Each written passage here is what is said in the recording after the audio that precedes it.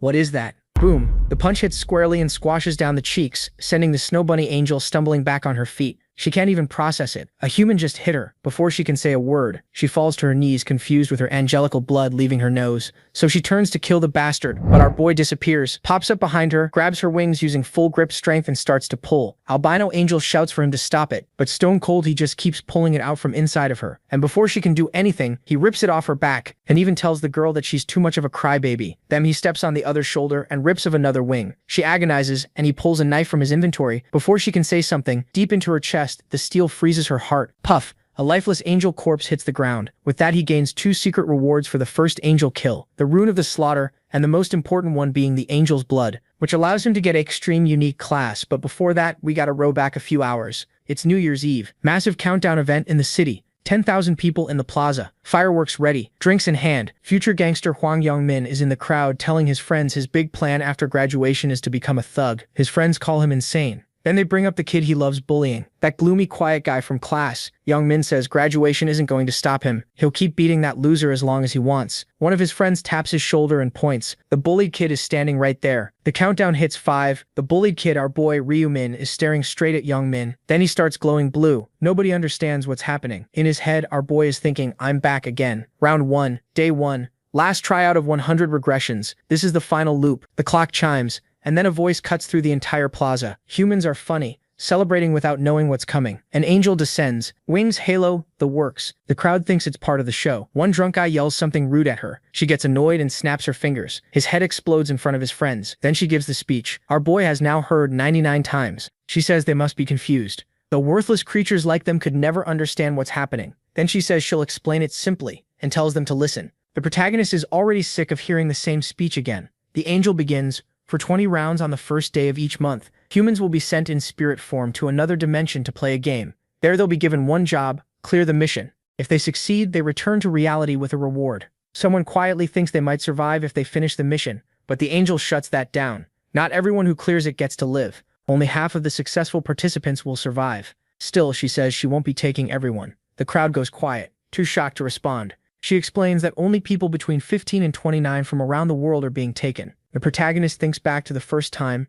He never imagined he'd have to relive this 100 times. A man over 29 sighs in relief, thinking he's safe. One of Yang Men's friends grabs him and snaps, asking how he can be happy when the rest of them might die. Worried, Yang Choi-wen tells him to wake up. Didn't he just see someone's head explode? The angel says there should be about 1.8 billion participants total. With the basic explanation done, she says it's time to begin. Their spirits are pulled into a void, and she keeps talking. Now they're in a place where they can't see each other. Before the game starts, they must create a spiritual body. She calls it a personal customization, so they should choose carefully. The protagonist decides to do what he always does, use the nickname Black Scythe. After that, he appears in the field and thinks this is already his 100th time. He's used this same form since his 12th attempt, and now it feels like his real body. One by one, the other players finish customizing and arrive. Looking around, he sees most people made themselves prettier or cooler than before. As usual, everyone wants to look attractive, but that's a bad move. This world is all about survival. Stand out too much and you become a target. Die here and you die in the real world too. He brushes it off. It's almost time. Then he notices Yang Choi-wen, who once again picked a muscular body. The angel returns and says everyone seems happy with their new avatars, though she prefers seeing them scared. She mentions the 1.8 billion total. The guy says it doesn't feel like that many people are here. The angel sighs, disgusted by how stupid humans are. She explains this isn't the only space. People are spread across many planes with other angels, so they should focus on their own. Then she says she'll explain the next part as simply as possible. First, she tells them to think of a status window, and the protagonist opens his Ryu-min nickname Black Scythe. Beginner, level 1. No class, no title. 3,333 stat points. No skills, no runes. He looks over his status and lets out a sigh. The angel says anyone who's played games should already understand how weak they are right now, but they can grow stronger. And if they survive through round 20, they won't just escape the game. They'll also get one wish. People around them can't believe it. A wish sounds impossible, but first they have to survive.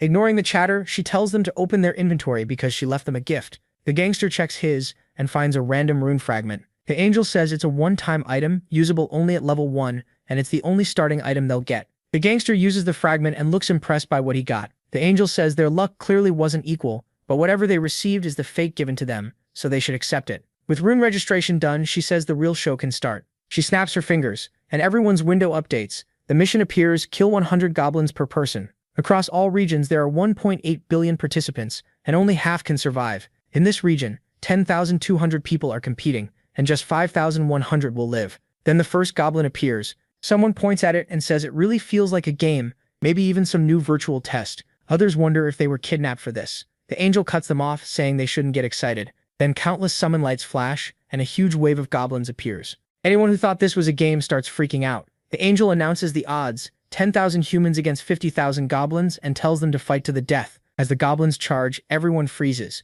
Panic spreads, people scream that they're coming and beg them not to get close. Then from the crowd, the protagonist steps forward. With no weapon at all, he walks straight at the goblins. The others can't believe it. He doesn't hesitate, just fires off a sharp kick straight into a goblin's forehead. This was part of his plan. In a crowd, first impressions matter, and he needs everyone to remember him. The goblin drops and its knife falls to the ground. The protagonist grabs it. Now they won't dare treat him lightly. He needs to show his strength and catch her eye. He looks up at the angel, who's laughing after watching that first strike. If he wants to impress her, he'll need to put on a real show. 2 more goblins rush him. Now he has a knife. He cuts both goblins down in an instant. The crowd is stunned. Who is this guy? Some even compare him to Special Forces, and his nickname, Black Scythe, starts spreading fast. Someone mutters that goblins are supposed to be the weakest monsters in games. Another says they should be beatable too, especially if everyone works together, even if they can't do it like Black Scythe. But before they can do anything, a goblin strikes, and the first person dies. That one death sets everything off. Some people break and run,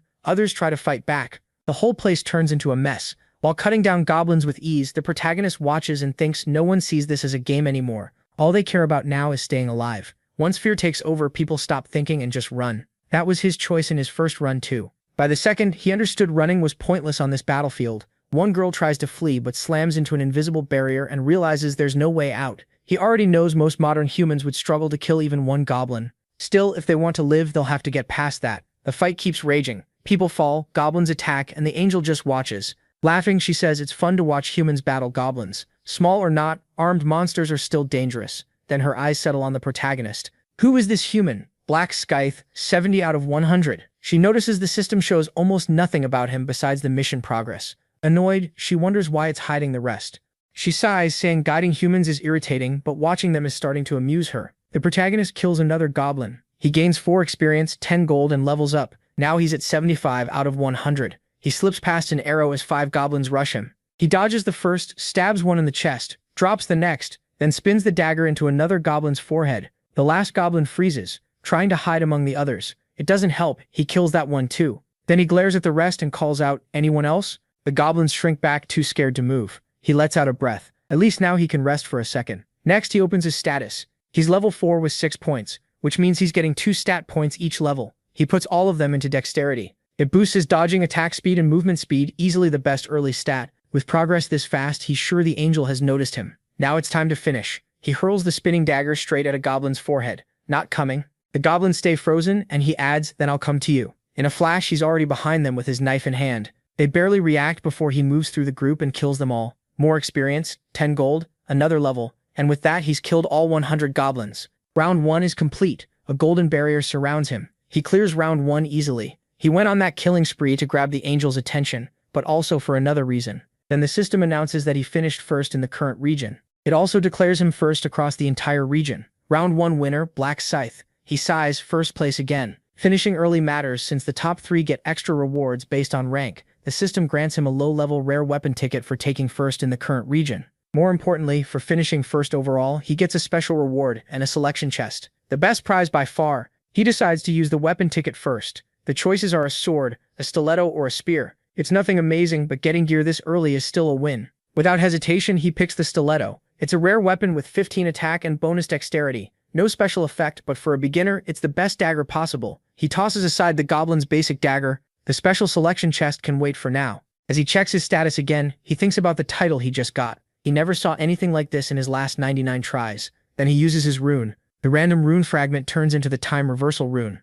The system says the rune should be engraved into the player's soul, but traces of the same rune are already there, so registration fails. To him, that makes sense. If it kept registering, he'd be able to loop back forever. The system speaks again. Because of those traces, he has been identified as a time traveler with 100 journeys, and has earned the title Last Traveler. He's thrown off. In this game, titles matter even more than runes. Last Traveler is unlocked after obtaining 100 time reversal runes. Its effect is huge. If he's killed, he stays as a spirit for 1 minute, then can revive at full health once. After that, the title vanishes. Titles are far rarer and stronger than runes. Even Priest Resurrection only restores about 30% health, but this one brings him back completely healed.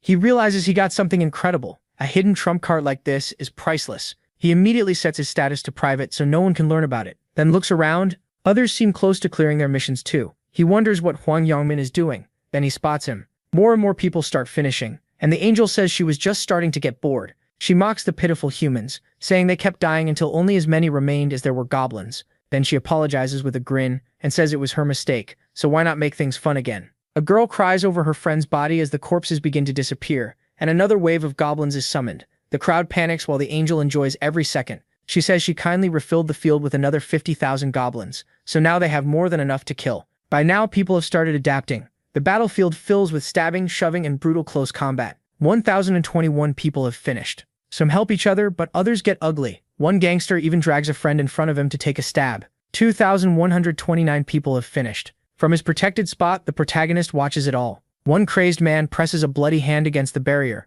likely after seeing his friend die. 3,533 people have finished. The angel keeps enjoying the slaughter, while the protagonist studies her. In the end, 5,143 people complete the mission. Those who failed ask where the goblins went. The angel reminds them she already warned them only half would clear the mission. Now that it's done, everyone else has to die. Those are the rules. The survivors panic and beg for more time, saying they only needed one more goblin. She just smiles and tells them not to look so sad, they should be happy they survived. Either way, they can return now. Then she congratulates them on passing round 1 and tells them to try harder next time. Before sending them back, she says they should look at the results. The round 1 ranking appears. The protagonist is first with a 10-minute clear. Stupid Idiots comes in second at 16 minutes, and Heavenly Demon is third at 17. He took first in both the region and overall, which earns him another 1,000 gold to spend in the game shop. Everyone stares at him, and he realizes they all know he's rank 1 now. The angel blurts out that she can't believe the overall number 1 came from her region. Then she calls him out. Black Scythe. Curious, she asks how he got so strong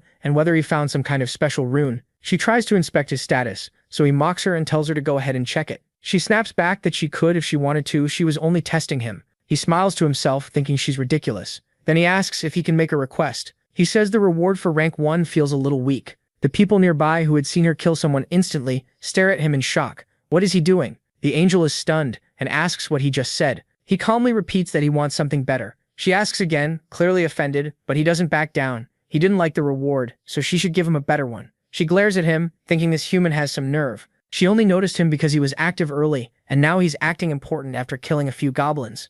For a moment, she wants to blow his head off. Then she remembers she can only use that instant kill power once, and she already spent it. Still, that doesn't mean she can't deal with him. An idea comes to her, and she turns back to him. So, you want a better reward? Normally, she'd reject a demand like this right away, but she says she'll consider it, and that they should talk in private. Everyone else has to wait. The others are stunned. They can't believe the angel actually listened to him, and some wonder if they should complain too, though they assume it's only because he's rank 1. Now they're dying to know what reward he's about to get. The protagonist glances at Huang Yongmin, but Huang Yongmin doesn't seem interested. Then the protagonist heads off with the angel into the forest. She tells him to walk closer so she doesn't have to keep turning her head to talk. He answers with a sarcastic, "All right." She calls him an insolent human and grumbles that his greedy race never listens. In her mind, she complains that she can't just change what the system already assigned him. As far as she's concerned, he should accept his reward and learn what happens to greedy insects. Once we get past that rock, I'll kill him. There is a risk, though. If I get rid of the first-place player for personal reasons without using my special power,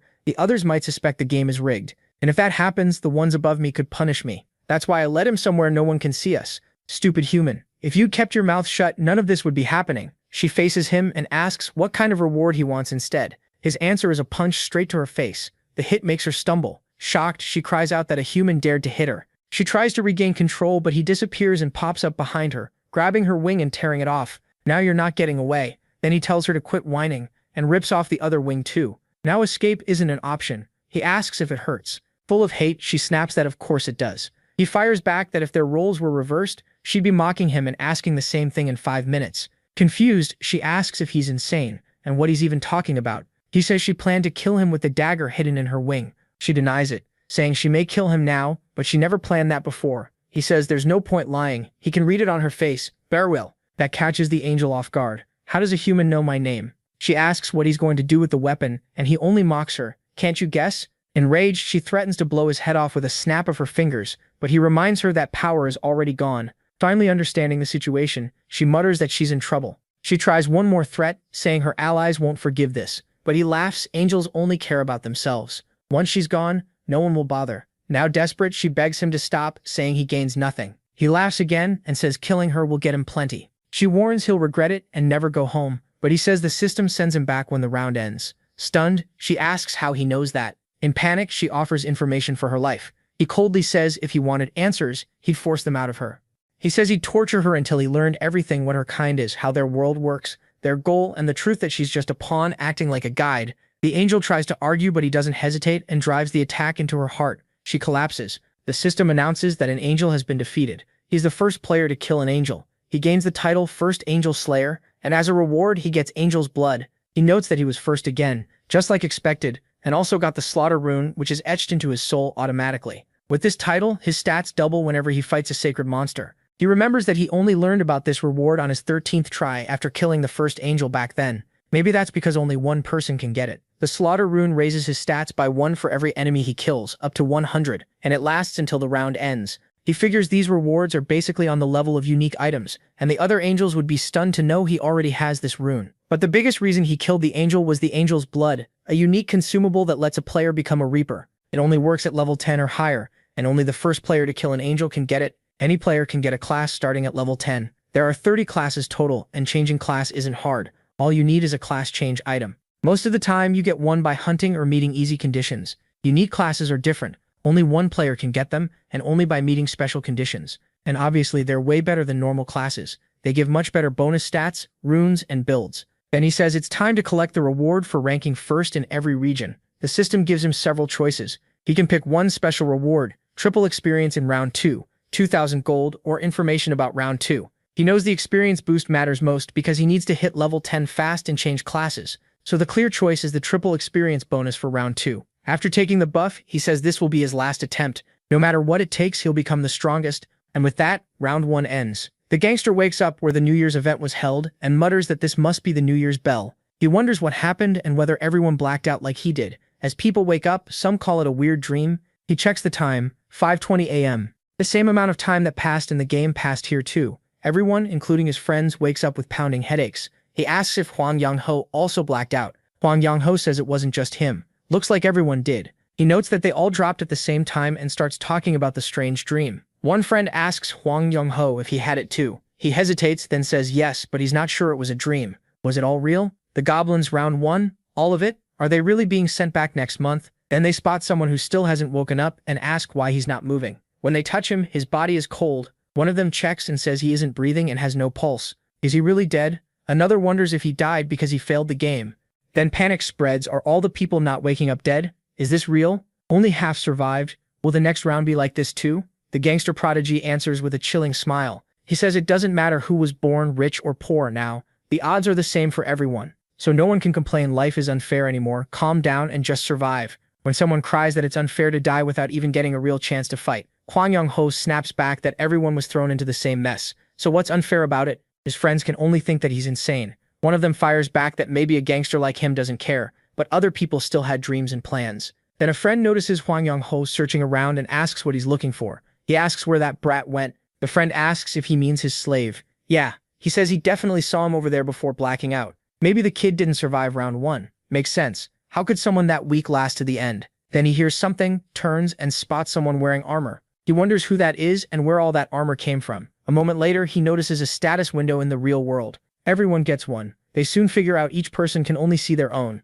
If the game system works in reality too, Huang Yang-ho wants proof, so he tests his strength and smashes a stone with his bare hand. Amazed, he shouts that it's incredible. The news quickly starts covering the shocking event at Joyong-ho, where the New Year's celebration was supposed to happen. Over 10,000 people collapsed at once. The report even shows footage of the angel and says one person died on the spot. Then the angel lifted her hands and all 10,000 people lost consciousness. Police say it only affected people between 15 and 29. Online though, hardly anyone believes it. Some call the reporters crazy, while others say it has to be fake CGI. Meanwhile, the protagonist says this is only the start. The news keeps talking about what happened, but while the reports focus on the deaths, he knows that's not the real problem. The real issue is that players can now use their abilities in the real world. The effect may be small for now, but as they level up, they'll become beings beyond normal humans. No weapon, not even a whole army, will be able to control them. They'll turn into living weapons. He thinks he can't just watch the world fall apart. If things keep going as they are, humanity won't even make it to round 20. There's only one answer. He has to rule over all the players with overwhelming power. He's sure this time he'll need a different approach from his past attempts. To open the final boss room, at least 5 players are needed. He already has a few talented people in mind and even knows how he'll bring them in. But not yet. Right now, something else matters more. He gets home, opens the door, and sees his younger brother ate instant noodles for dinner again. He checks the bedroom and finds him fast asleep, calm even though his older brother still wasn't home. Then he thinks back. His younger brother is about to start his last year of high school. Their family used to be normal until their parents died in a car crash. After that, everything changed. The biggest change was that he became the boy's only guardian. He fixes the band-aid on his brother's hand and wakes him up. Turning on the light, he says it's time to get up. It's morning. The boy groans that it's only 6 in the morning. We don't have time to sleep. He says, get dressed, we're leaving. The boy asks what's going on, and he says he'll explain later. His brother asks where they're even going, and jokes that if it's to watch the sunrise, he'd rather stay asleep. He tells him this is no time to rest. The world is in chaos. But the boy reminds him they were supposed to watch the New Year's event. What happened? He just tells him to get ready, and he'll explain on the way. The two head through the city. The younger brother keeps glancing at him, confused, thinking that if his brother looks this serious, something huge must have happened. The protagonist tells him, you have no idea what's happening to you right now. His brother fires back, why would you say that? You're freaking me out. Did something happen while I was sleeping? Just look at the top news. His younger brother checks his phone and goes pale. Wait, an angel showed up and took people to another world? The protagonist corrects him. Not their bodies, just their souls. You too. Yeah, I only made it back after killing 100 monsters called goblins. His brother is shaken.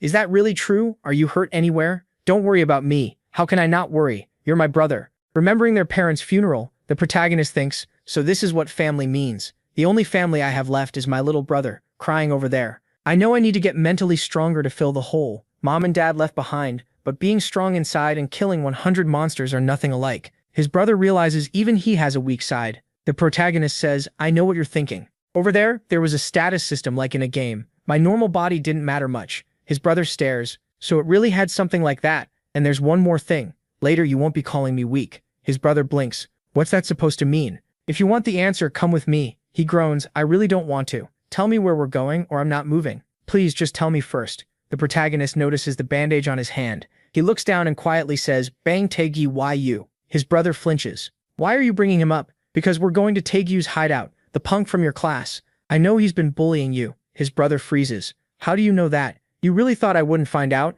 His brother thinks, I tried so hard to hide it. He's already dealing with so much. I'm sorry, brother. The protagonist admits he actually didn't know. He only learned the truth a few hours after returning from the first round. Later that day, while he was resting, his brother said he was going out. Looking back, the protagonist remembers that was when everything started. Then his phone rang. Hello, are you Ryu's guardian? You need to get to the hospital right away. He rushed there, but by then, his brother had gone blind. The thought crushed him. I was too weak and too stupid. Now he apologizes and swears no one will ever bully him again. The story cuts to a warehouse where a boy is getting beaten. A blonde thug sneers, you brats trying to get yourselves killed? Didn't I say bring me 200,000 won? The boys stay silent, covered in bruises. What? No answer? Ignoring me? He hits one of them again.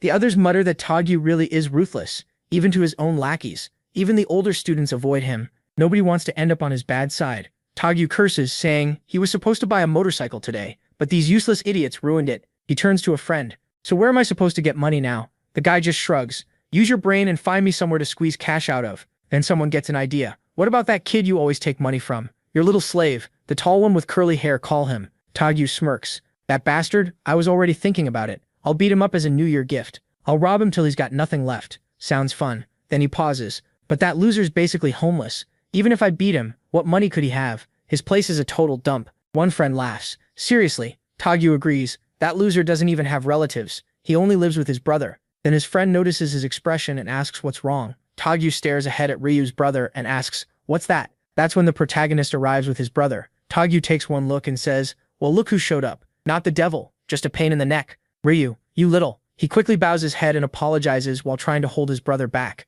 Taegyu points at the protagonist. Who's this punk? His face alone annoys me. Then he spots someone beside them. And who's this? You bring another slave because you were lonely? The protagonist is too scared to answer, so the protagonist speaks up. I'm MC's older brother. Taegyu laughs. Older brother? I told you to keep your mouth shut. Now you drag this loser into it too. You're both getting wrecked today. Then he orders his guys to grab them. The gang steps forward, laughing that the world's gone crazy if this guy thinks he can take on Tagyu. They tease Ryu, asking if his brother can even fight. One thug walks up to the protagonist and mocks him for looking small and soft. A second later, he gets punched in the face and drops. The guy behind him yells, "What just happened?" Another stares in shock. Did he just dodge that? Before he can react, he gets smashed in the mouth and flies back too. Now they realize this guy's for real. Another one rushes in, but the protagonist slips past him, then fires back with more punches. Soon they're all on the floor, shaking and unsure what to do. Tagyu glares at them. "Useless trash. So you learned a little boxing somewhere? You think that means something?"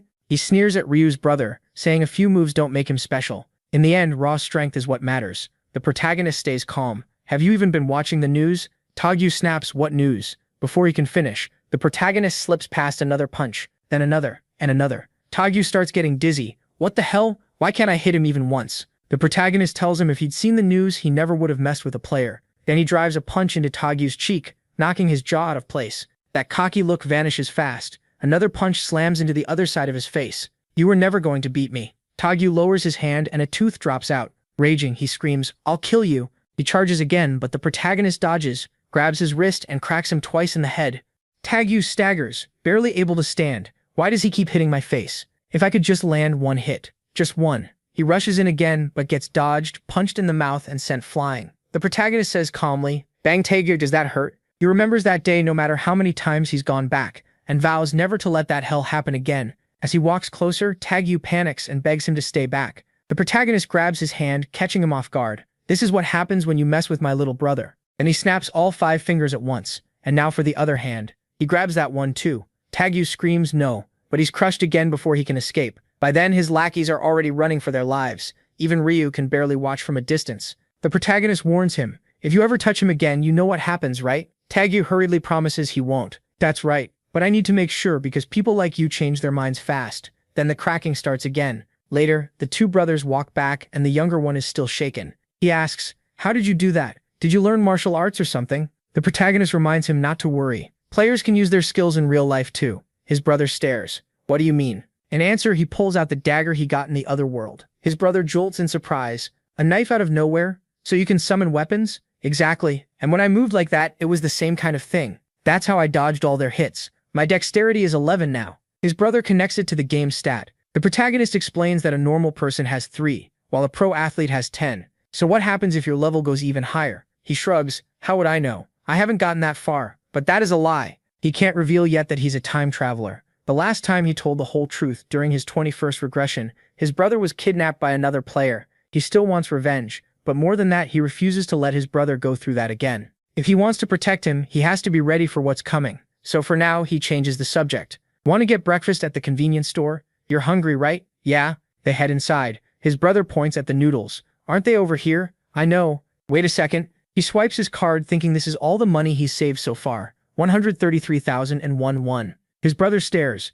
"You took all of it out? I need it." Then he asks, "What do you want to eat today?" His brother hesitates. "Everything here is expensive. Some of it is over 5,001. "It's fine. Pick whatever you want. You really want me to live on instant noodles forever? Then choose what you want. We'll be okay." "Okay, then I want the spicy pork belly. I've really been wanting to eat this." The protagonist smiles and says soon they'll go to a restaurant and eat steak. Really expensive meat. His brother protests that this is already more than enough for him. The protagonist looks at him and thinks, "Just wait a few days. I'll give you so much good food, you'll get tired of it." His little brother eats happily, and the protagonist watches with a quiet smile. Then he gets up. His brother thanks him, but asks where he's going. "Wait here a minute." He walks to the counter. His brother blurts out, "You withdrew all that money for this?" He buys a stack of lottery tickets, thinking this is the first smart thing he's done since coming back. "We're winning the lottery." His brother can't believe it. "You spent it on tickets? How many did you buy? 20? Wait, 100,001 on lottery tickets? What if we get nothing?" The protagonist just tells him to relax and watch. His brother stares. "What are you doing? You're picking the same numbers again?" "Why? Because these are the winning ones." The next chapter opens with the lottery draw. His brother nervously mutters that they're screwed. They just blew 100,001. He says they should have bought food instead, but the protagonist tells him to stop chewing his nails. The numbers start coming out: 3, then 18. Next are 9 and 38, and the last one matches 2. Every number is there. His brother keeps looking between the screen and the tickets. Then he blurts out that this is insane. They won the jackpot. He begs for a cheek pinch, and the protagonist tells him to do it himself. His brother can barely believe it. Is this a dream? Please don't let it be. The protagonist calms him down. It's real, not a dream. They really got first place, and his brother loses it with excitement. He quickly tells him to keep it down so the neighbors don't hear. Then he asks why he's freaking out so much. His brother fires back. How could he not be happy? Of course he's happy. He just remembers being the same way the first time. Back then, he was thrilled too. But after living through this over and over, it feels more like a yearly task. He has to build money fast after every reset because 900 million people are already gone.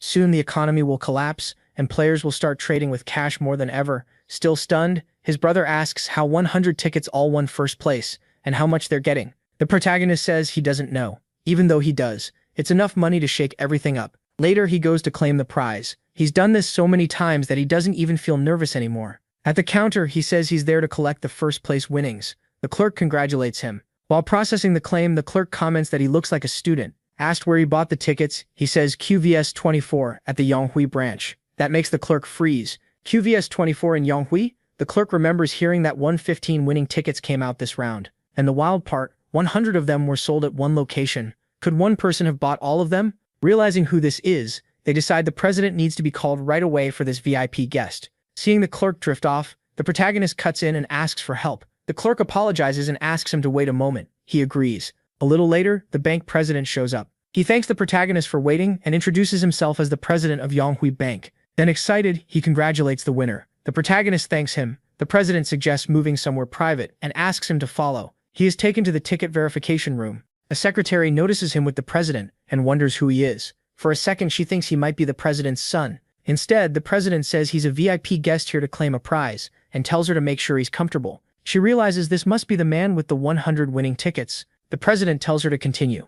After he leaves, the protagonist thanks her and she tries to steady herself. She offers him a drink, but he politely says no. Then she asks if he brought the tickets. He hands over 20 tickets, with 5 entries on each. As she checks them, she's stunned. They all use the exact same numbers, like he knew the future. After verifying everything, she confirms all 100 entries are first-place winners. The protagonist asks how much he'll get. She tells him the total prize is about 22 billion won. After taxes, it'll be around 15 billion. He notes how fast everything moved. The first thing he does after getting the money is find a new place for them to live. Then he opens an investment account and puts everything into Bitcoin, knowing it'll jump 500% next month. Later, he asks his brother what he thinks of the new home. His brother lights up saying it's amazing and huge. The protagonist says it was the best place they could move into right away. His brother asks why he rented instead of buying when they have so much money. He explains that besides the 1 billion he pulled out for the deposit, he has no cash left. Everything else is in Bitcoin. His brother is shocked and he keeps going. He says he knows what his brother wants to say, but this wasn't a careless move. Besides, he can still make more through the lottery, since he's seen 4 winning number sets in his dreams. His brother just stares, amazed that he's apparently one of those people who dreams numbers. Then he hesitates and asks if the numbers are really right and tells him not to forget them. He says not to worry, there's no way he'd forget after seeing them so many times. Then he tells his brother to get ready so they can go eat. His brother asks where. That's when he reveals they're moving today. Before this, he'd only shown photos, so his brother had no idea it was happening now. Elsewhere, the gangster slams a fist into the wall. Grinning, he says dumping all his stats into strength was the right call. He also got a room that doubles that strength, so he feels crazy lucky. He brags that even Mike Tyson would envy a punch like this. Satisfied with the test, he decides it's time to try it on a real person. So he starts pounding on the protagonist's door, calling for Raymond. He knows that bastard isn't dead, but he's not answering calls either. Angry, he says Raymond must think he can get away after staring him down like that. He swears he'll crush him. Still banging on the door, he says that even if they're both players, trash is still trash, and now it's time for a lesson. He's sure Raymond is hiding inside, so when no one comes out, he gets even madder. Leaning on the door, he listens closely. If he hears breathing, he'll break the whole place down. Then someone asks what a student is doing in front of another person's door. He snaps back, asking why that matters. Are they the owner? The man says yes, he is, and that throws the gangster off. The owner asks if he's here to see a friend. He quickly plays along and says yes, asking him to open the door. He claims he lost contact with his friend and just needs help getting in. But the owner tells him it looks like that friend ditched him. The room is empty. The student who lived there moved out today. Hearing that, he realizes the bastard ran without a word. The story shifts to the new apartment building. The younger brother is blown away by how tall it is. He points out the revolving door at the entrance and the keycard access.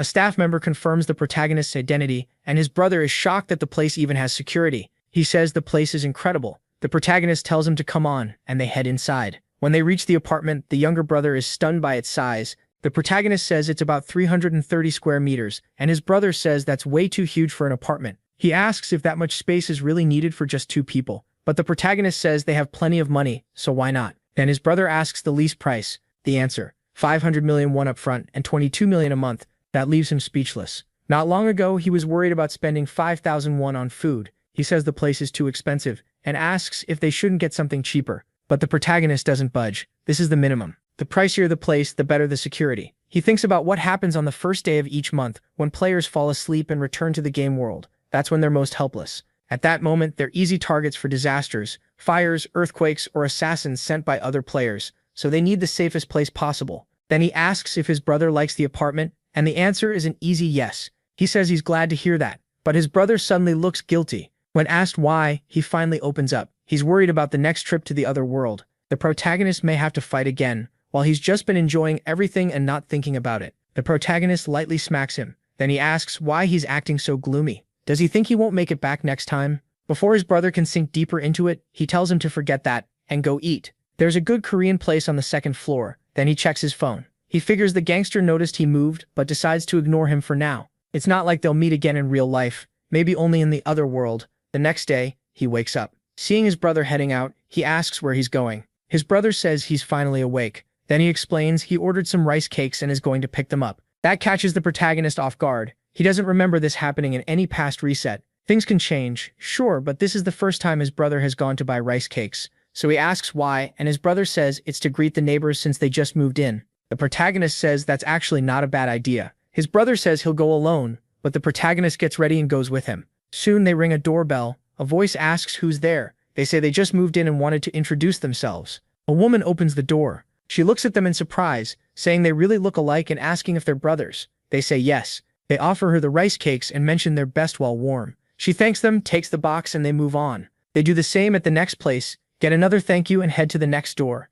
A kid opens the door, and they hand over another box of rice cakes. His brother says they only have one home left. Ryu tells him to wrap it up so they can go back and rest. At the final stop, his brother points out that it's the penthouse, covering both the 44th and 45th floors, and says the people living there must be loaded. He says he doesn't know for sure, but it's probably either some super rich family or a celebrity. His brother presses the bell, but nobody answers. He tries again, starting to get nervous. Looks like no one's home. Then the door opens, and Ryu recognizes her right away. It's the actress Seo Erin, with a bodyguard standing behind her. His brother can't help blurting out that she's beautiful, like an angel. The bodyguard steps in and asks who they are. He even assumes they might be fans. With his arms folded, Ryu says they live downstairs. So yes, they're neighbors from below. His brother holds out the rice cakes and offers them some. The bodyguard turns them down, saying he's fine and that she doesn't eat stuff like that. Then he steps aside and opens the elevator. He tells her to get in, and she does. Before leaving, she glances back at the brothers. Ryu thinks he has no idea who that guy is, but he was rude. He decides not to bother with him.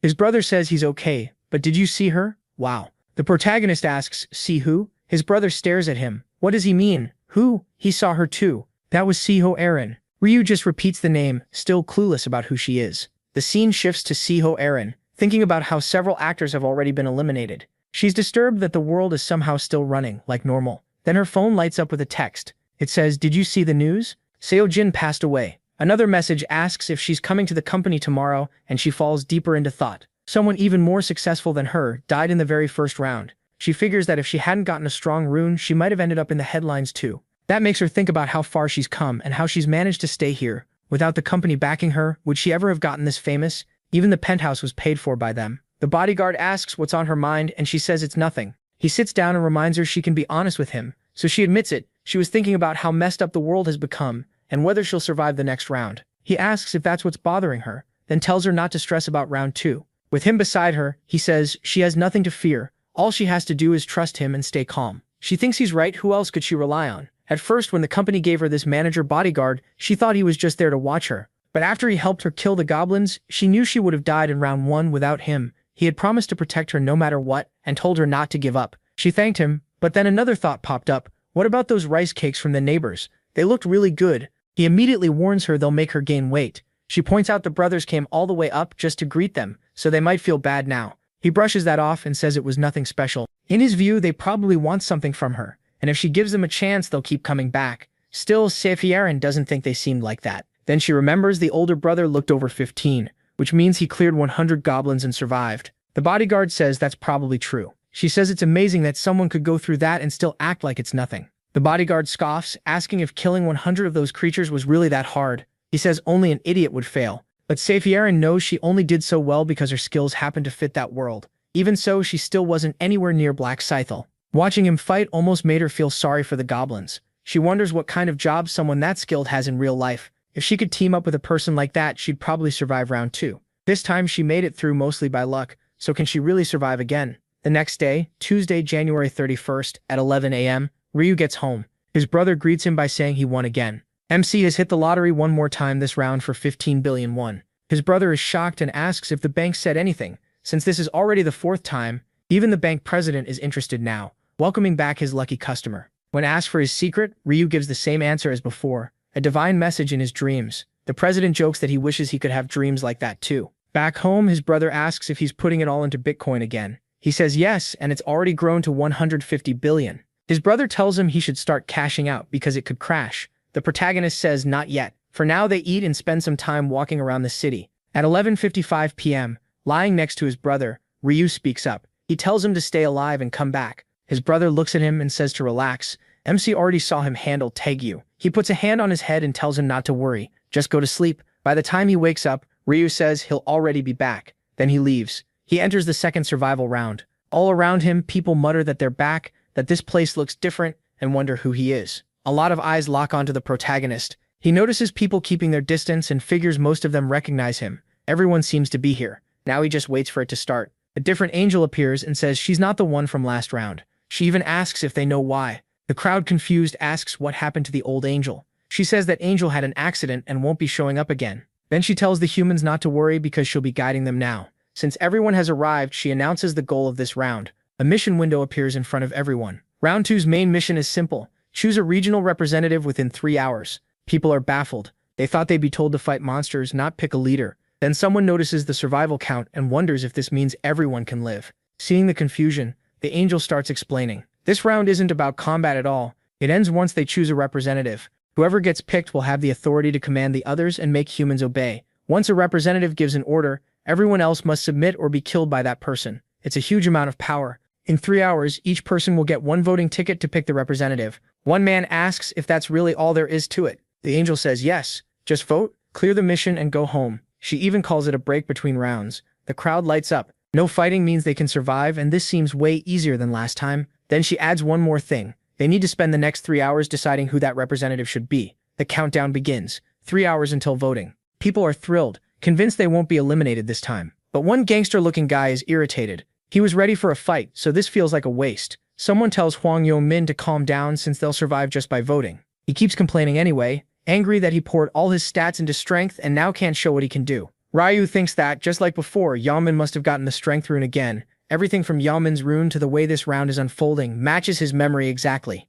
He knows the others will waste the next 3 hours arguing over votes. But the representative isn't what matters most. If there's a main mission, then there's a hidden one too. In round 2, that secret mission is getting a class, and to do that he needs to hit level 10 as fast as possible. Spotting a goblin hidden in the forest, he moves in. The creature charges him, but with one swift move to but one clean strike to the neck ends it. Kill count 1 out of 100. With the triple buff active, he gets 9 experience points, and the angel killing rune boosts all his stats too. Heading deeper into the forest to start hunting was the right choice. Goblins move in packs, so one means more are nearby. A group spots him and gets ready to attack. He thinks they'd be smarter not to. One gets stabbed through the chest, another is cut down, and before long he's reached 50 kills. Just one more level. Only 30 minutes have passed. He checks his status. Black Scythe, level 9. Once he hits level 10, he can change classes. If he had a strength rune, pumping strength would be more efficient. Still, going all in on strength is dangerous. No matter how hard you hit, one fatal blow and you're done. Players have 4 stats: strength, intelligence, dexterity, and luck.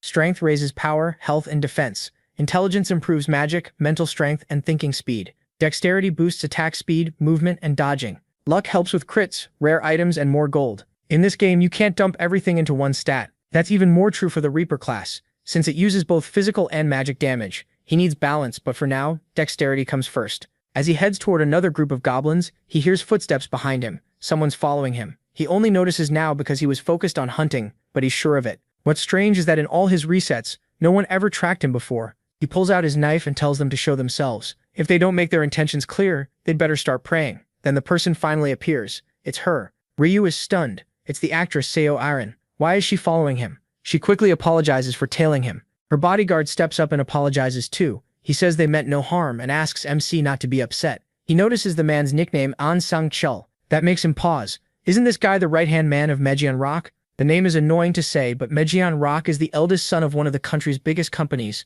and a player known as the Heavenly Demon. He's also one of Ryu's targets. Bringing the Heavenly Demon onto his side would make his growth much easier, but the person he really needs is the healer who'll end up with him. I never thought I'd run into his right-hand man this soon. But why is An Sang Chul with Sue Aaron? Hold on, isn't he the one who was outside her apartment? Now I remember. The Celestial Demon was backing a celebrity for business reasons. What matters is this: when did you start tailing me? He doesn't like it. The future is changing again. Sue Aaron says they followed him from the start after seeing him head into the forest, then apologizes for upsetting him. He asks why. She says she means no harm. She just wants to make him an offer. Since you got first place in round 1, I thought maybe we could work together. Work together. To him, that only matters if both sides gain something. She agrees, but he shuts it down right away. He doesn't need her. He's doing fine alone, and he tells her to stop wasting his time and leave. No mercy at all. She asks to stay with him anyway, but he refuses. He has no plan to team up with her. He turns and leaves. Her bodyguard gets annoyed, wondering who this guy thinks he is. Then she suddenly drops, and he cries out, "Ms. Aaron!"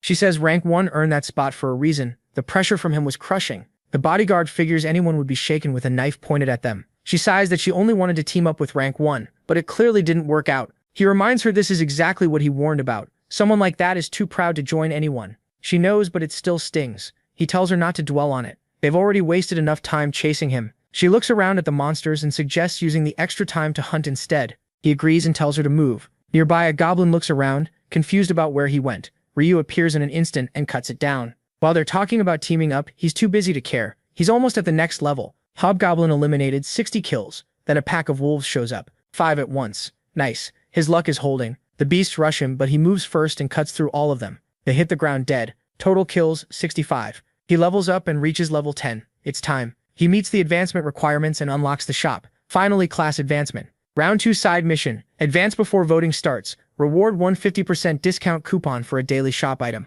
Most players panic the first time they see this. Mission item? Where do you get it? How does class change even work? Anyone can tell getting a class is huge. The problem is, nobody knows how to get class change items yet. You only earn them by meeting hidden conditions. A warrior, for example, needs at least 10 strength and 30 kills at once. A berserker has to keep fighting while bleeding. An assassin needs to stab several monsters from behind. So to unlock a class, players have to act like that class first. At first he kept hunting, hiding, and running through the forest over and over. That's how he got the hunter class. But once he learned about Reaper, that became his only choice. And now he has the item. Class advancement item used. This choice is permanent. Do you want to become a Reaper? He doesn't need time to think.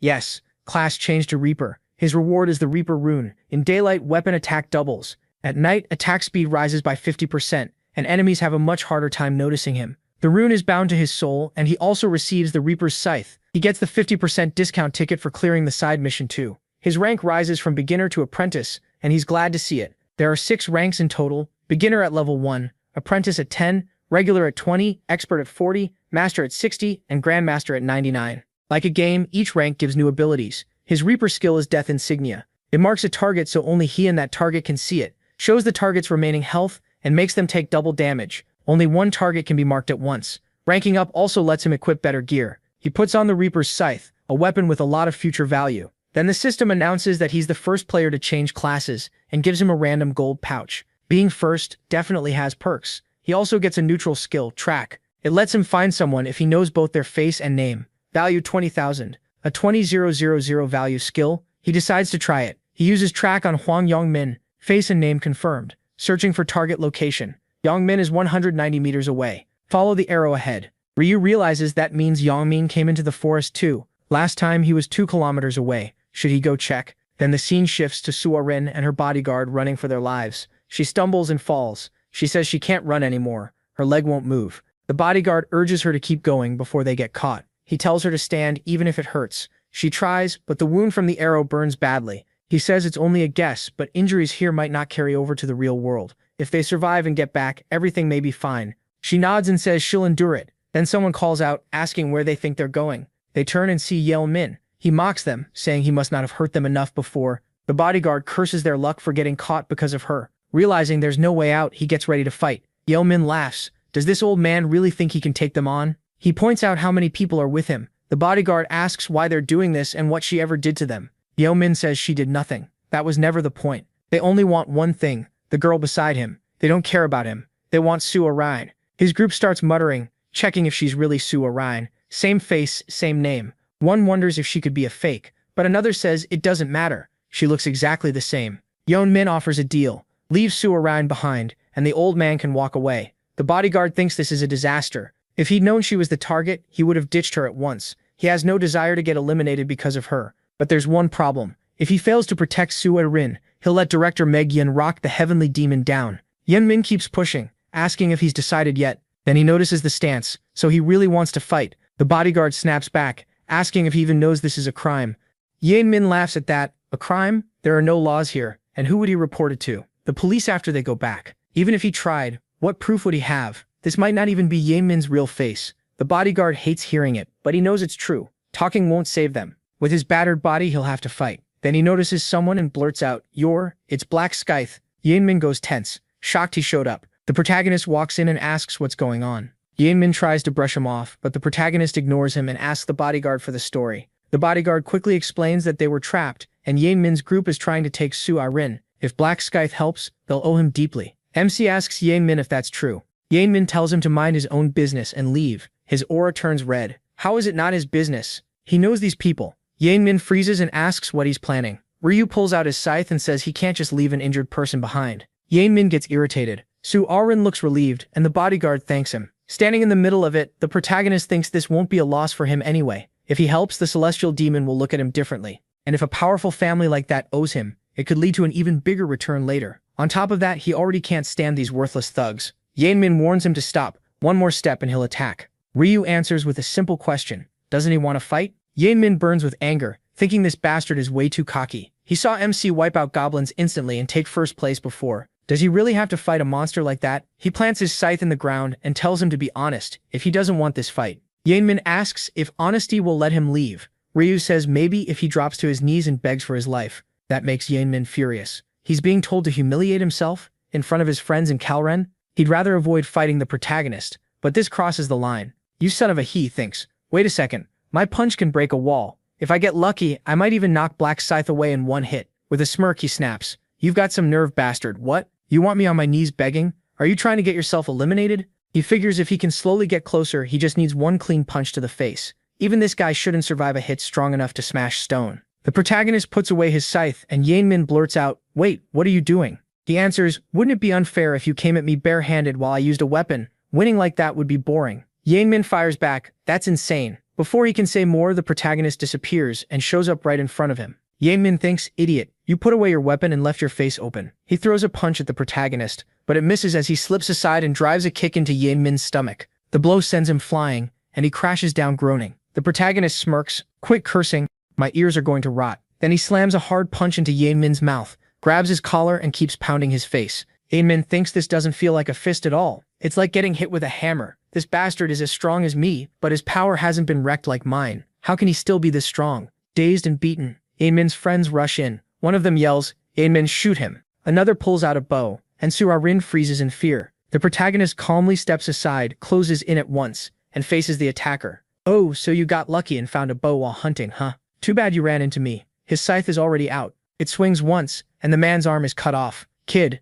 the guy drops to the ground, writhing in pain, while the other two panic. You think you can get away with this? You're dead. Die, bastard. The protagonist only stares back. Death emblem. He pulls out the scythe, swings, and brutally slices the warrior across the shins. The blade cuts through like nothing, and the man drops stiffly while his friend stares at his leg. The protagonist tells him, you came at me with a weapon, right? Then you pay the price. Then he keeps going. The protagonist really does like cutting people apart, and now everyone's losing limbs. They're all on the ground, maimed. That death emblem really is terrifying. Double damage lets him cut through even armor in one strike. He just stands there like it was nothing. Too easy. But he thinks it can't end here. He has to scare them so badly they never come near him again. As they lie there, the protagonist keeps making more cuts, and they all start begging. It feels like you're killing us. Please forgive us. He replies, stop whining. This won't kill you. While those guys are already finished, the next one is caught trying to hide. The protagonist glances over and says, you know hiding is pointless, right? no exceptions. Here he goes again, moving in to cut down one more.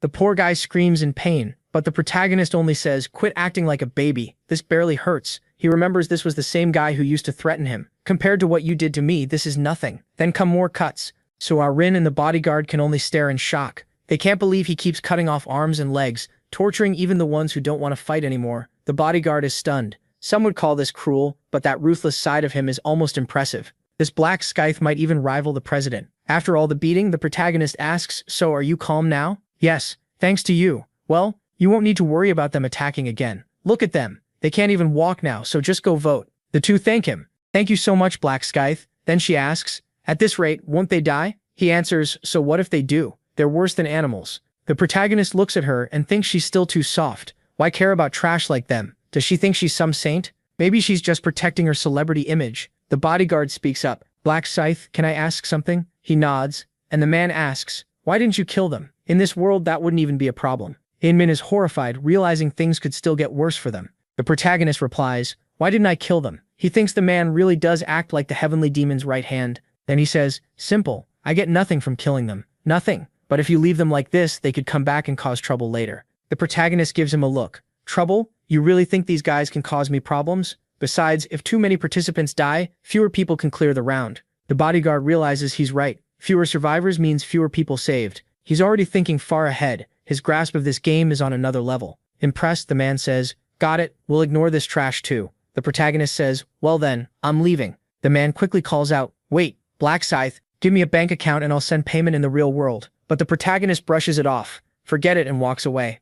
The man is amazed. He saved them and still refused a reward. He decides to report this to the president as soon as he gets back. He also thinks that as much as he'd like to get rid of this guy now, he has to hold back. Just like Black Scythe said, there's no benefit in killing him. Then he spits in the guy's face. "What the film?" Humiliated, the man curses, and they decide to leave. "Come on, let's move." At the voting area, everyone's already shouting, "Vote for me, I'll do what's right." It sounds like a real election. Others push back, saying they do better than that guy. The crowd starts arguing, and people begin grabbing each other. Others try to calm things down. "Don't fight, watch it." Then someone calls out, "You're all too worked up. It should be someone calm, like me." Another cuts in, "Hold on, my dad's a congressman." "What about me?" The arguing keeps going until a loud voice cuts through it all. "You only have 2 hours left before voting ends. Stop wasting time and decide already." The speaker is Mint Chocolate Boy. Someone asks, "All right, bro, how do we pick? Got an idea?" He grins and says, "Yeah, I've got a great one." "Really, what is it?" Everyone goes quiet to hear him. Then he thinks they're following his words exactly. Just as expected, they've all fallen for his persuasion rune again. When he first got that rune as his fragment, he was disappointed. What kind of useless power was this? Persuasion rune raises the chance of convincing a target, as long as that target can hold a conversation. He had thought it was worthless. Monsters can't even talk, so how was it supposed to work? But later he figured out how to use it right. He spots some guys about to finish off goblins. "Come on, one more stab. I've got one too." Then he shouts, "Guys, there's a woman over there in serious danger. Forget the goblins and go help her now." The men instantly change course. "What? Let's go help her first." That trick alone helped him get through the first 100 goblins. If things keep going his way, becoming this region's representative will be easy. He tells the crowd, "First we need to choose candidates. Let's narrow it down to 5 at most, then vote from there." Still under his influence, the group agrees. "That's not bad, makes sense. Way more organized." He continues, "All right, let's start cutting the list down. If you want to recommend someone, raise your hand and say their name." A chubby guy is about to name himself, but Mint Chocolate Boy stops him. "Obviously you can't recommend yourself. If we allow that, we're back where we started." The guy gets frustrated. Damn it, he's right, we're stuck again. Inside, Mint Chocolate Boy thinks persuading these losers is way too easy. But the group still hesitates. "I don't know who to choose. I don't know anyone here. I don't want any of them representing me." He notices the silence and thinks this is perfect. At this rate, only the people who stood out will get named. A guy in back raises his hand. "I recommend Mint Chocolate Boy." He thinks, bingo. "Me?" he asks, and the guy answers, "Yeah. You make a great representative, you're logical, and you've shown leadership. You're handling this really well, aren't you?" The others nod. "Yeah, he is." He thinks, another one caught. Then he says, "Thanks for recommending me. If there's any other name." Another man stands up. "I'd like to recommend Black Scythe." He thinks that makes sense. Of course someone would name the guy who ranked first last round. Another raises a hand. "Then I recommend the guy who placed second. Life is a documentary." Someone else adds, "I'll recommend the third, right hand of the Black Dragon." "All right, that gives us 4 candidates already. We just need one more. Anyone else?" When no one answers, he says, "Fine, then we'll go with 4. Before we vote, does anyone want to say anything?" He thinks winning over this bunch will be ridiculously easy. When I become this region's representative, A nearby voice cuts him off. Stop saying that stupid crap. He turns with a laugh and sees life as a documentary. The guy ranked number 2. I'm sick of listening to your garbage, the man says. Mint Chocolate Boy frowns. What do you mean? What are you talking about? Then the other guy replies, Mint Chocolate Kid, you really think this world is easy, don't you? Like people will just do whatever you say if you talk enough. He wonders what that meant. Did the guy figure out his skill? No, probably not. The second-ranked guy steps forward and curses him out, asking who he is to decide the region's representative. He answers calmly, saying he's getting rude, and that the way people talk shows who they are. Did he really have to come in so hostile? Mint Chocolate thinks this is perfect. It might actually help him. But the other guy explodes, asking if he's really trying to lecture him and if he wants to get eliminated. That catches him off guard. Why isn't his ability working? That shouldn't be possible. He turns to the crowd and starts threatening everyone. Don't vote for anyone else. Vote for him or he'll crush them all. Mint Chocolate can only think one thing. This guy is a total mess. Then someone calls him out. No one will listen if he talks like that, so he should stop embarrassing himself and leave. He goes quiet for a moment, then suddenly grabs the man by the neck and tells him he has one more thing to say. As the victim collapses, he reminds him that he warned him not to mess around unless he wanted to die. The man dies on the spot, and he uses the body as a warning. Anyone who refuses to vote for him will end up the same way. The crowd is horrified. They're all thinking the same thing. This guy is insane. He's a killer. He doesn't care, and dares anyone with a problem to fight him. This guy has completely snapped. He laughs, says they're all talk, and starts killing people without hesitation. To him, this is perfect. No cops, no reporters, no cameras. He can kill as much as he wants. If they don't vote for him now, he'll hunt them down in the next round. Everyone panics. Vote and live, or refuse and die. He figures fear will lock in his win as representative. He also plans to crush Black Scythe once he gets authority and take the top spot. Meanwhile, the protagonist is out hunting and has already killed 265 monsters. He's making the most of his rune bonus and the extra experience. At this rate, he's almost level 16. Still, leveling is getting slower. Even after 200 kills in 2 hours, he only gained about 2 levels. The good part is that hunting has been easy thanks to the Reaper's rune and the Assassin's rune. Then the voting time runs out. The voting period is over. All players in the starting region are summoned back. The protagonist and the others from the forest are teleported in and find many people lying on the ground. Someone asks what happened. Aaron fears that guy killed them all, and the protagonist notes that Cho Jong-sik seems to be in control again. He knows Cho Jong-sik well, the leader of a gang and the second strongest fighter in the district, with a terrible personality. Normally it's smart to get rid of a ticking time bomb before it goes off, but this isn't the moment. Then Cho Jong-sik walks over to him, saying he's been waiting a long time for Black Scythe. What does he want? Just a proposal. He gets right to it. Serve him. Serve him. Serve him. That's right. If Black Scythe does, he'll let him live. The protagonist laughs and asks if he's really trying to start a fight. Cho Jong-sik tells him to kneel and beg, or he won't walk away in one piece. The second-ranked brute keeps ranting, saying Black Scythe still doesn't get how bad things are for him, but the protagonist cuts him off, asking if he's too dumb to understand plain words, or if he'll only get it after being killed here. Then he pulls out his scythe. The guy freezes, shocked by the weapon, and realizes he picked the wrong target. The protagonist stares him down and asks what happened. Did he run out of words? Cho Jong-sik tries to act tough, reminding him who he is, the head of the Jong-sik gang, and says he'll never kneel. He tells him to come at him with that weapon if he dares, you son of a... The protagonist thinks he's still as hot-headed as ever. Enough playing around. If he shows too much power here, things could get messy, and people might vote for him. So he needs Cho Jong-sik to become representative and stay useful for round 3. And besides, the angel should be arriving soon. Right then, she appears and orders all humans to gather. The protagonist tells him he's lucky and warns him to think twice before picking fights if he wants to survive longer. Cho Jong-sik goes pale, thinking he almost died, but tells himself he'll let it slide for now. Once he becomes the region's representative, he'll pay back this humiliation 10 times over. The angel asks if they've chosen their representatives. She sees they've done more than talk during the last 3 hours, though she doesn't care if some worthless humans died. Then she asks if they're ready to begin the vote. The vote for representative starts. Each person gets 1 vote, and whoever gets the most becomes the leader. To vote, just look at the target and think vote. Anyone who doesn't vote within 5 minutes is disqualified and killed. Voting begins. Now everyone is thinking the same thing. Which person should they choose? The gangster assumes they must all be looking at him, but then he notices one girl isn't. He lashes out, demanding to know why she isn't looking at him. Startled, she screams. He warns that anyone who doesn't look at him will die. Meanwhile, the protagonist stays quiet and avoids attention. The gangster keeps threatening people, saying anyone who refuses to vote will be killed by him personally. He even calls out someone for turning their head. He's trying way too hard. The vote ends. The angel says voting is finished, and notes that at least no one tried to dodge it. Now it's time for the results. She claps and the count appears. The gangster wins after all. Life is a Documentary gets 2,400 votes, while Black Scythe comes second with 2,000. He's thrilled at first, then confused. How did he only get 2,400, while Black Scythe got that many too? He fumes, realizing people he threatened still voted for Black Scythe. The angel confirms it. Life as a documentary is the representative of this region. Because of that, she'll give him authority power to command others. The system announces that he is now the region's representative and has gained command authority. He grins, thinking Black Scythe will regret not killing him. He'll order everyone to take Black Scythe out.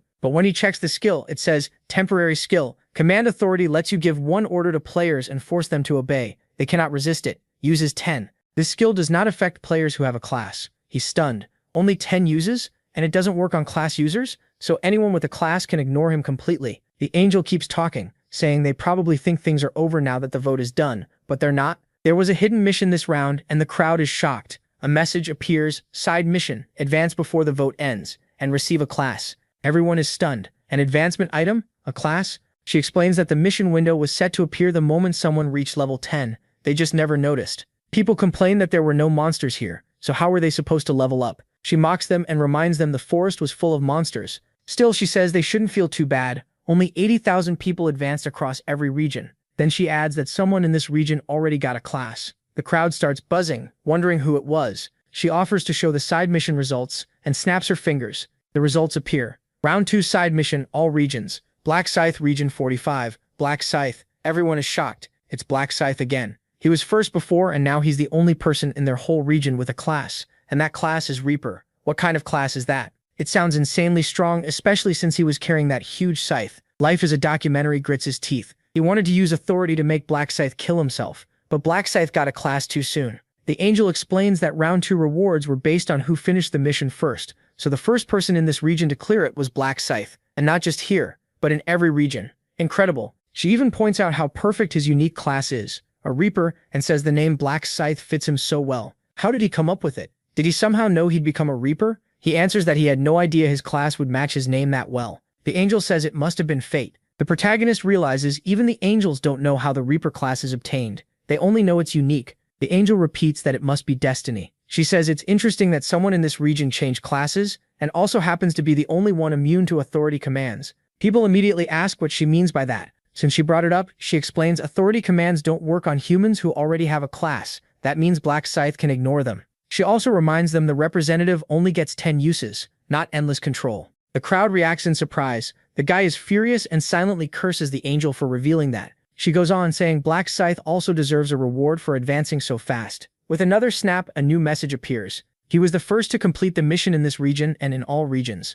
As a reward, he gets low-rank armor and a special chest. Now he needs to choose one of the rare armor sets. The options are metal armor, hunter armor, or mage armor. There's really no reason to hesitate. The first is too heavy and the third barely protects him, so he picks the hunter gear. The special chest, like before, lets him choose between a triple buff, 3,000 gold, or information. Since round 3 has lots of monsters, the experience buff is clearly the best pick again. The angel says that now all the rewards have been handed out. Please head home. Round 3 is going to be exciting. I promise. A system message says the mission is over and everyone will return on March 1st. Then his soul goes back into his body. The gangster wakes up and checks his arm. Thank goodness it's still there. As long as you're not eliminated, your body is restored. He bows his head and swears never to cross Black Scythe again. What a nightmare. Why did he mess with someone that ruthless? Somewhere else, the bodyguard who planned to leave the girl changes his mind, so things work out. He tells Seal Aaron she did well, but she says he was the one who did everything. She thanks him for helping her and keeping her safe. Straightening his tie, he says that's only natural.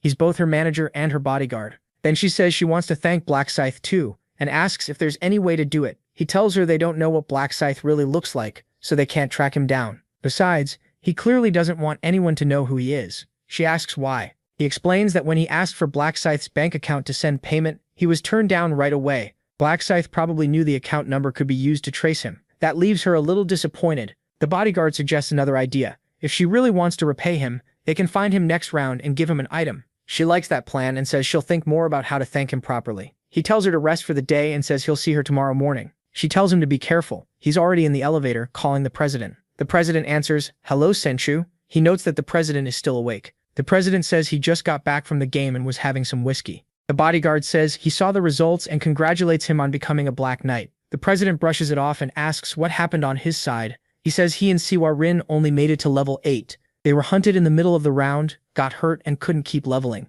Hunted? He says he was going to explain after returning and asks if he can come over now. The president asks if this is about Black Scythe, then tells him to come to the hotel right away. He wants the full story in person. He says he'll be there in 20 minutes. The man gets into his car while the protagonist watches from nearby. Just as expected, he's going to meet the president. 10 minutes earlier, the protagonist woke up and used his tracking skill in real life. He pictured the man's face, and once the face and name matched, the system gave him a location, 9 meters. So he's close, probably upstairs. Then the number changes to minus 23 meters, then 56 meters. The distance is changing fast, so he must have taken the elevator. Where is he going this late? Could he already be on his way to the president? He needs to make sure. Good thing he turned on tracking the moment he got back. The moonlight is blocked by shadows, making this the perfect time to follow someone. Since the president is there, he'll stay quiet for now. First, he needs information. Who wouldn't be curious about Black Scythe? The player ranked first in both round 1 and round 2. Hearing that this man has info on rank 1 gives the president a bad feeling. Did Black Scythe mess with his subordinate? If so, he can't ignore it. Going after his right-hand man is the same as coming after him. Whoever it is, if they stand in his way, he won't forgive it. Not even if it's rank 1. Meanwhile, the protagonist is considering teaming up with this man, but his cruel nature makes that risky. Soon, the bodyguard reaches the president's office. After a quick greeting and some small talk, he suddenly says that just being around the president inspires him, and he thanks him. It's so over the top that even the president tells him he's good at flattery and should just sit down. He insists it's not flattery, then adds a late congratulations for surviving. The president says surviving round 2 was easy. Sang-kyul also congratulates him on changing classes. The president calls it nothing more than luck. Sang-kyul says luck is a skill too. After all, placing second and third across all regions is no small achievement. He says there's no greater honor than serving him, and the president tells him to calm down. Then the president points out that with this much praise, he must want something. So he tells him to go ahead and ask. Sang-kyul asks what kind of advancement item he got. The president plays it down, saying it was nothing special, just something that dropped while hunting monsters. In truth, the fragment came from the rune he received. The angel had told him to check his inventory. Inside was the rune of the Black Knight. Its effect boosts all stats and covers the weapon in a black aura that damages enemies. It also automatically changes his class to Black Knight once he reaches level 10. He realizes right away what that means. He thinks about how lucky he was to get such an amazing item at level 1. Still, he decides he can't share that secret, not even with a trusted subordinate. People can change at any time. Then the president drops the side talk and asks who tried to hurt him. Was it Black Scythe? He quickly says no. Black Scythe actually saved his life. That makes the president ask for the full story. After hearing everything, the president sums it up. Some thugs targeted Orin, and without Black Scythe, both of them might have been eliminated. Maybe Orin would have lived, but the shock alone could have destroyed her entertainment career. He realizes he almost lost both a valuable subordinate and an important business asset. Then he asks what happened to the attackers. Were they eliminated? Sang-kyul says no. Black Scythe tortured them badly, but didn't kill them. When the president asks why, Sang-kyul says Black Scythe thought eliminating them had no benefit. Fewer people would only mean fewer survivors overall. The president admits that logic isn't wrong, but worries about what those men might try later. Even so, thanks to Black Scythe, both his subordinate and his asset are still safe. He says Black Scythe needs to be repaid, but Sang-kyul explains he offered compensation, and Black Scythe refused before leaving. The president is surprised. Did he reject payment to keep his identity hidden? He calls Black Scythe very careful, then says if they meet again next round, Sang-kyul should pass along his thanks for saving them both. He also tells him to watch for any chance to repay the favor. He hates owing people. Sang-kyul agrees, then remembers one more important thing. He asks for the thugs' nicknames, and it's obvious the president plans to hunt them down. Outside, the protagonist sits in a tree, thinking this guy really is a loyal dog. He rushed straight to the president in the middle of the night. Now that he knows where they stand, it's better to leave. Hanging around here any longer will only make him look suspicious. With a celebrity and a heavenly demon living in the same apartment building as him, he figures he should thank his little brother. If those rice cakes hadn't been delivered, he never would have met Seo Erin or learned she was connected to that man. If he carefully builds trust with the neighbors, he might win that man's trust too. Even so, he still has to decide whether taking the heavenly demon to the final round is really worth it. That Black Knight rune is absurdly strong, almost like cheating. The problem is its drawback. Once you get it, you're locked into becoming a Black Knight. Worse, after gaining Black Aura, the Black Knight has to recharge a special power called Dark Energy, and you can't get it the normal way. It clearly comes from eliminating others. In other words, it's a perfect fit for a psychopath like him, which makes him dangerous as an ally. For now, he'll keep him as a possible option, and only use him if needed. There are plenty of other talented people anyway, including that woman who seems to be the priestess tied to him. So once the sun comes up, he'll start moving on that. Meanwhile, at Chaos 24, where he bought the lottery tickets, a man sits there thinking, what am I supposed to do? At this rate, his monthly income is going to be cut in half. Then a girl opens the door and calls out, Dad. He greets Julie and asks why she looks so gloomy. She says lottery ticket sales were suddenly stopped. The government's reason does make some sense. Players have unknown powers now, so it's dangerous. Then she brings up the news about someone getting first place 4 times in a row, and the secret she saw in her dream. She wonders who it could have been. Her father says rent and business costs were already crushing him, and now he doesn't know what to do. Julie tells him not to worry. She'll graduate soon and help him. She even asks if she should get a part-time job to help pay the bills, but her father refuses and tells her to focus on school. He reminds her that her grades are good and asks if she isn't going to keep studying. Her dream was to become a doctor. Julie says she gave up on that dream. In times like this, school doesn't feel important anymore. He says she's right. Money hardly matters now either. If things go badly, she could be eliminated in the next round. He admits he's been feeling lost lately and apologizes to Julie. She tells him he doesn't need to say sorry. None of this is his fault. Then she tries to comfort him. She made it through round 2 and even got a class. That shocks him. A class? She tells him to wait, then casts a healing type skill on him. He asks what this is. She explains it's a buff skill from her class. It raises all stats a little and seems to refresh normal people too. He calls it amazing, saying his whole body feels energized. Smiling, she says she can use it on him anytime. So she tells him to cheer up. He says he already feels better. Just then a customer walks into the store, and the moment he sees who it is, he freezes. Julie asks, "Who is that? Do you know him, Dad?" Her father stares. "That's the lottery psycho, the guy who hit first place with the same number 100 times. Ryu walks in and greets him. "Hey sir, remember me? I bought 100,000 won worth of lottery tickets." "I remember," the shopkeeper says. "But why are you here?" MC answers, "I came to apologize." "Apologize? For what?" "I saw the news. After I kept winning first place, lottery sales got shut down. So I wanted to say sorry for causing trouble for your store." The shopkeeper shakes his head. "Don't worry, it's not your fault. We're not going to starve just because we can't sell tickets." Even then, Ryu still feels bad for dragging them into it, so he offers compensation, even if it's just a small gesture. The shopkeeper looks down in shock. "What is this? 10 million won?" Father and daughter both panic, telling him to take it back, but he insists. "Please keep it.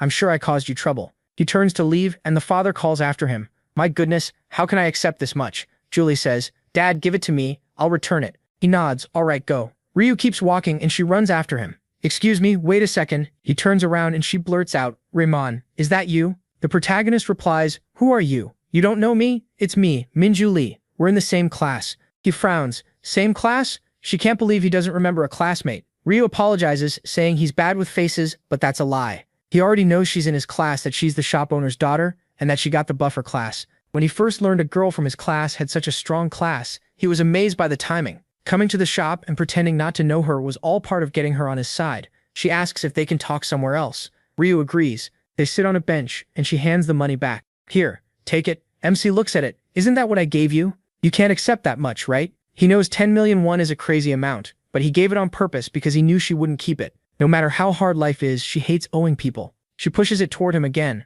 "Just take it. My arm hurts." Ryu refuses. "I'm not taking it back. I gave it because I felt bad. It's the least I can do." She says it's too much, but he tells her he really wants them to keep it. Otherwise, he'll feel guilty every time he thinks about it. Still, she says it's too big a burden to accept. That's exactly why he's doing it. He tells her to tell her dad the same thing. It's not a lot for him, so they shouldn't feel pressured. She snaps back. "Why are you so annoying?" Before she can keep going, Ryu cuts in. "We're done here, right? I'm leaving." She quickly stops him. "Wait, 10 million is too much. I'll take 1 million instead, okay?" The protagonist asks, "Are you the one deciding that? Ask your dad." She sighs and says her dad would never be comfortable taking that much. "Your dad? The shop owner is your dad?" "Yeah." MC acts surprised. "Wow, I go there all the time." She says it's just as surprising to learn the lottery winner is her classmate. He thinks classmate? She reminds him they're in the same class and says she recognized him the second he walked in. He apologizes again, saying he really is bad with faces. Then he adds that this is the first time they've ever really talked. She admits that's true. "So this is the first time you've even heard my name, right?" "Yeah, sorry." She gets a little embarrassed, and Ryu thinks, even if he feels bad pretending not to know her, he has to keep her curious about him. She stands and says, "I already told you, but I'll say it again. My name is Minju Lee. I'm in the same class as you, and this is my face. Will you remember me now?" Ryu answers, "I will." She sits back down, feeling weirdly defeated. Graduation is close, and here she is introducing herself to a classmate. The protagonist says, "At least we know each other now. It's not like we can't talk after graduation." Then he brings up something else. "So why don't you give me your number?" "My number? Yeah, that's not weird for classmates, is it?" She admits he's right. So she gives it to him. Ryu says it must be fate that they met like this, so they should talk again. She agrees. Then he says he has something urgent to do and heads out. After he leaves, she suddenly remembers the envelope. I forgot to give it to him. Then another thought hits her. Him suddenly asking for her number threw her off, and now her heart won't calm down. She tries to sort out her feelings. She likes Ryu, but now everything feels upside down like she hit the jackpot out of nowhere. She remembers the first time she noticed him. Some guys were kicking him and cursing him for not bringing money. Back then, all she could think was, oh my god, and she called the police. Maybe she pitied him, or maybe she just wanted to see what happened after making the report. She followed MC to make sure he got home, but instead she saw him calmly working his part-time job like nothing had happened. That's when she realized he was much tougher than he looked. From then on, she started paying attention to him, but never found the courage to talk to him. Her feelings kept growing, and she stayed too scared to act. She never expected they'd meet like this. Now she tells herself this is her chance. After taking 10 million from him, there's no way she can pretend she doesn't know him. So she wonders if she should ask him out for a meal. That has to be the move. Just do it. She calls Ryu while he's lying in bed, scrolling through his phone. He thinks she called already.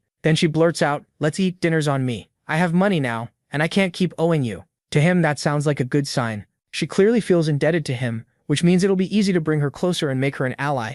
If things go right, he can keep her alive and bring her to round 20. He gets ready to go, already carrying a Prada bag. His brother asks where he's going, and Ryu says he's meeting a friend. A friend, not a girl, right? The protagonist shoots back, and what if it is? Then he leaves, telling him not to forget lunch. His brother just stands there, stunned. No way, was MC really going on a date? When they meet up, Ryu asks, so how's the meat? She blinks. What? The meat? Do you like it? She says yes, but the whole thing feels awkward. Meanwhile, she can't stop thinking how amazing it is to be alone with him. The two fall into silence. She panics inside. The mood is getting strange, so she tells herself to say something, anything. Then she asks how he won the lottery, 4 times in a row. Ryu answers, I saw the numbers in my dreams. She's amazed and asks how much he won. Enough, he thinks, to never worry about money again, though now he has to worry about staying alive. She asks about his first round and whether killing goblins was hard. He says it was really tough and took a long time. Then she asks his region. He says he doesn't remember all of it, just that it ends in 5. Hers ends in 7.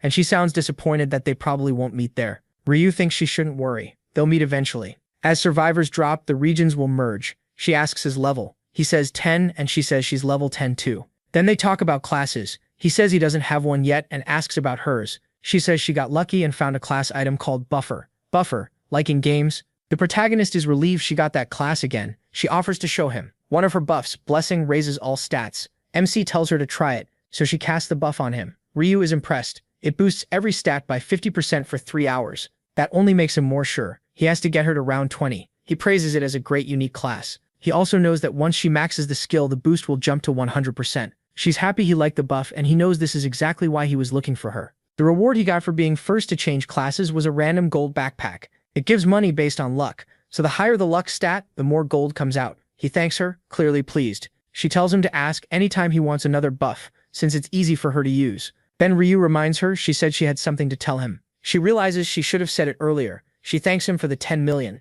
and says her dad wanted to thank him too. She also promises they'll pay him back. The protagonist asks if that was all, then says again not to worry about the money. She says if he won't take the money back, maybe she can give him something else. Then she remembers what to do. She pulls something from her inventory and Ryu wonders what it is. She says she got it while hunting. If he won't take the money, then he has to take this instead. She really means it, so he'd better not refuse. Next, they say goodbye. She tells him she had a great time, and he agrees, warning her to stay safe in the next round before they part ways. After that, the protagonist goes to the square. There, he opens his inventory to check the gift she gave him. It's a low-grade purple magic crystal. He's stunned that she gave him something this valuable. Sadly, he still can't use it yet. He'll understand its full use at level 20. When the Combine feature opens, that system lets him fuse the crystal with a weapon and add special effects. There are 7 types: red boosts damage, orange raises strength, and yellow increases luck. Green is for dexterity, and blue boosts intelligence. Dark blue lowers the damage you take. Then there's purple, the rarest one with a tiny chance to raise every stat. Getting this for free is a huge win. Maybe his real-life luck stat is high too. For now, he'll save the crystal until level 20. But first, should he open the golden pouch now? Before that, he wants to raise his stats with the assassin rune, without using those annoying worms. The rune gives him 1 stat point every time he kills something, and bugs count since they're alive. In the other world, there aren't any insects, so he has to depend on monsters. Here on Earth, though, he has a much easier option. After a quick apology, he starts crushing bugs. That fills his rune to 100 out of 100 and gives him 100 extra stats. His luck stat rises to 45. The 15 points he put into luck have become 45. This time, he expects a great result. So he opens his inventory and takes out the golden pouch. It can give anywhere from 1 to 9,999 gold. Now it's time to see what he gets. Even with the same luck stat, the amount can still change. In the past, his usual result was around 3,000 to 6,000 gold. He checks the reward, and wait, it's 9,999, the highest possible amount. That blessing was absolutely worth it. Now he has 16,000 gold, enough to buy even an epic item. The item he's been waiting for shows up in 2 weeks, so for now he just waits. When he gets home, his brother asks with a grin how the date went. The protagonist shuts that down right away. What date? His brother keeps teasing, but he changes the subject and asks what he had for lunch. He says he ate black ramen. His brother can't believe he picked that, but he argues there's nothing wrong with it. He's wanted to try it for a long time. The protagonist gets it. Just a month ago, they didn't even have enough money to live on. Then he remembers his Bitcoin should be close to 150 million now. Just like before, it'll crash in 2 weeks, so he plans to sell everything. Before that, he decides to get his driver's license as fast as possible, so he goes to take the test. He's done this so many times that he figures he can take it easy and still pass. He gets up and heads out, leaving the examiner wondering what this guy's deal is. Then the examiner checks the score and sees a 95. He passed insanely fast. At that point, all he can do is accept it. Not long after, the protagonist gets his license. That sends him into a weird moment of self-reflection after living so many years. What even is his real age now? Right after that, he gets behind the wheel of a Lamborghini Aventador. So yes, he's definitely showing off a little. Still, buying it goes smoothly since he already knows exactly where to go and what to say. 2 weeks later, it's finally time to dump the Bitcoin, and he does it with a nasty little smile. His brother asks what happened, and he calmly says he sold it all. When asked how much he made, the answer is simple: 300 million. His brother is completely stunned. 300 million? He can't believe the 60 million lottery money turned into that much so fast, and the protagonist tells him he's serious.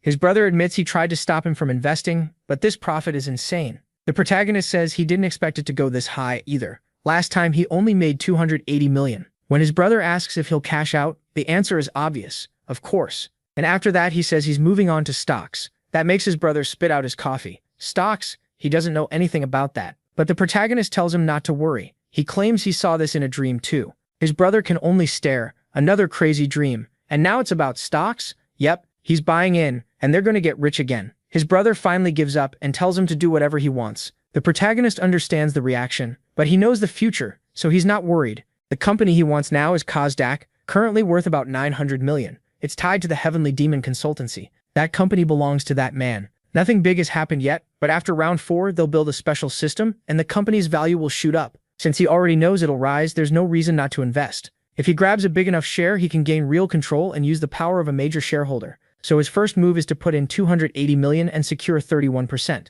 Then he glances over at his brother. Please let the dream be right again. He makes the purchase. Good, it's done. Now all that's left is buying his items. That same night at midnight, he opens the game's item shop. He's been saving for this moment. He heads to the equipment tab. If you have enough money, you can buy common gear and skills right away. Most of it is normal rank, though rare and epic items can appear too. There's also a daily item slot that changes every day with one random item. Usually that makes hunting for a specific item hard, but for him it doesn't matter. He already knows what's coming. And today is the day the epic item he needs finally appears. There it is, the skeletal necklace. It gives extra stats, and its best effect boosts attack speed by 1% for every enemy killed, up to 25. Perfect. It raises intelligence and attack speed, and for what it does, it's pretty cheap. Now that it's here, he can finally use his plan. He opens his inventory and uses the 50% discount ticket he got from changing classes. Even with his terrible math, he quickly realizes he only paid half and still has almost 14,000 gold left. That's a lot of money, and he's thrilled. Honestly, if he'd done the math sooner, he would have known.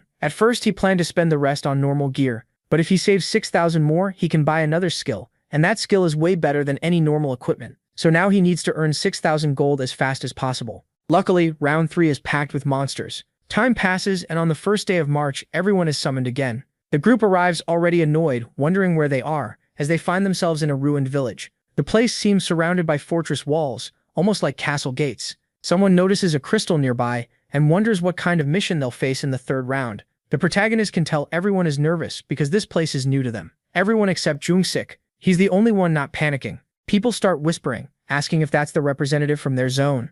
Others complain that he's just a gang leader who waved a sword around and scared people, saying Black Scythe should have been in charge instead. Someone warns them to be careful since he has authority, but another person brushes it off. He can only use it 10 times anyway, so why be scared? Jung-sik hears them and instantly orders everyone to shut up. That only makes the others mutter more. They're not impressed by his shouting. He yells again, demanding to know who said that. Inside, he's furious, thinking that cursed angel must have exposed all his weaknesses.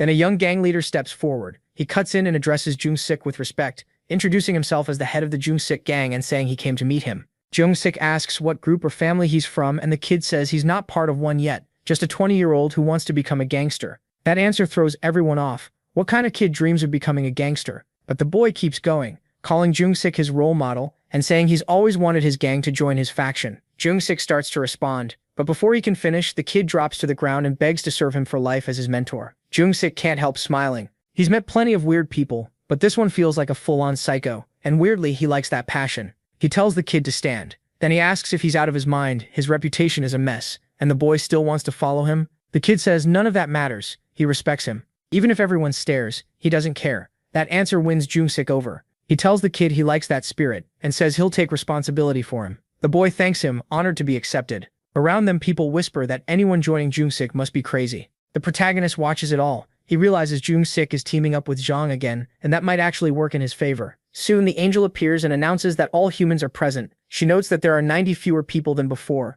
That makes everyone panic, wondering what she means. She shuts them down and starts the explanation. Round 3's main mission is to protect the relic for 3 hours. Out of 856 million players in the whole game, only 214 million can survive, and in this zone, only 1/4 will make it. The crowd is shocked. There are already fewer people, so how did it get this bad? The angel coldly says it's not like young humans would die of old age. If they were eliminated, then they must have been fighting each other in the real world, and that's none of her concern. Then someone notices something strange. The players check the survival limit for this round and see only 1,200 survivors allowed. They immediately protest, saying that's just a quarter of everyone and asking if the angel made a mistake. She only laughs. A mistake? Too bad. There's no mistake. The number is low, so I get why you're scared, but the rules haven't changed. Half the players are supposed to survive each round, but all of you made it through the last one, so this time only a quarter can live to even things out. Someone starts to protest, but she cuts in. Don't act cheated. Just fight hard enough to make the top 25%. That's enough talk. Here's how this round works. Every 30 minutes, monsters will pour out of 4 gates.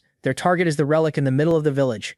There will be 5 waves, and everyone has to work together to defend it for 3 hours. Hold the relic the whole time, and you get bonus rewards. Fail, and the penalty will be brutal. No matter who lives or dies, rankings will be decided by how many monsters each player kills. Since this is a defense round, way more monsters will appear. They're only a third as strong though, so they should be easier to handle. The trade-off is less XP and gold. Life as a Documentary thinks it's simple. Just wipe out monsters. With his authority still active, this should be easy. Then the angel adds one more thing. The zone representative is Life as a Documentary, right? He can still use position authority in this round, but there's something you're all probably wondering. What if the representative gets taken out? If monsters kill him or he dies normally, the seat just becomes empty. But if another player assassinates him, that killer becomes the new representative and gets 10 uses of position authority. That's all. The monsters arrive in 10 minutes. Try to work together and survive the next 3 hours. But I doubt you'll actually cooperate. She disappears, and Life as a Documentary is left fuming. What the hell? That's completely unfair. Then he turns and sees players already pulling weapons on him.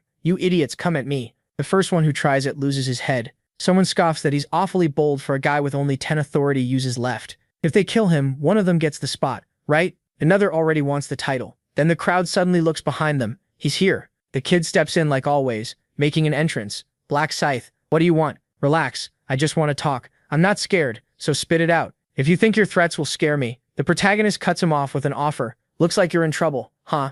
I'll protect you. What? I'll stay with you and keep other players off your back. The crowd erupts. Black Scythe is protecting Life as a Documentary? So if they go after him, they'll have to fight Black Scythe too? A lot of them immediately back off. This is a bad idea. Life as a Documentary studies the reactions. If he accepts, he'll probably live. But deals like this always cost something. So what's the price? The protagonist says it's simple. Follow every order I give. That makes him bristle. Call it whatever you want. It really means become my underling. Why make this offer? He won't say. What kind of orders? He won't explain that either. Just obey. To him that sounds pathetic. No way he wants to bow to this guy. But if he says no, will that scythe turn on him too? The protagonist tells him to choose. Everyone's waiting. After a pause, he refuses. Just as expected. There was no way he'd drop his pride. The crowd is stunned. He really turned it down. With Black Scythe guarding him, he could have hunted safely, but following someone else's orders was too much for him. To them, it looks like he'd rather protect his pride than his life. Maybe he thinks nobody will dare move. The protagonist thinks this is playing out just like his past life. Time to make it clear. Fine. If that's your choice, then I'm done helping. Whatever happens now isn't my problem. Live or die, I don't care. The crowd catches on fast. If Black Scythe is out, then Life as a Documentary is fair game. They start to move and he curses to himself. wondering if he should have taken the deal. And an announcement sounds, the first wave is starting now. Get ready for the monster attack and protect the relic. In 30 minutes, the second wave will begin. No matter what happens to the first, everyone rushes into place, shouting to defend the relic. Time remaining, 2 hours 59 minutes. Life as a documentary grits his teeth. He can't fight side by side with people trying to kill him, so he'll treat it like a solo mission and worry only about himself. Then he notices something. Where's that bastard going? The protagonist is heading straight for the entrance. Is he really planning to take them on alone? At the gate, the system announces the first wave, 4,900 players against 9,800 weakened goblins. Because of this round's rule, the goblins are only at 1/3 strength. Good luck. Life as a documentary decides to hide first and watch how things go. But Black Scythe keeps moving. Is he seriously going to fight the goblins alone at the gate? Even with the narrow entrance, at least 10 can come through at once. Does he really think he can handle 10 at the same time? He watches the protagonist wait for them and thinks he's insane. Just because he's one level higher doesn't mean much. They'll probably kill a few, then run when it gets rough.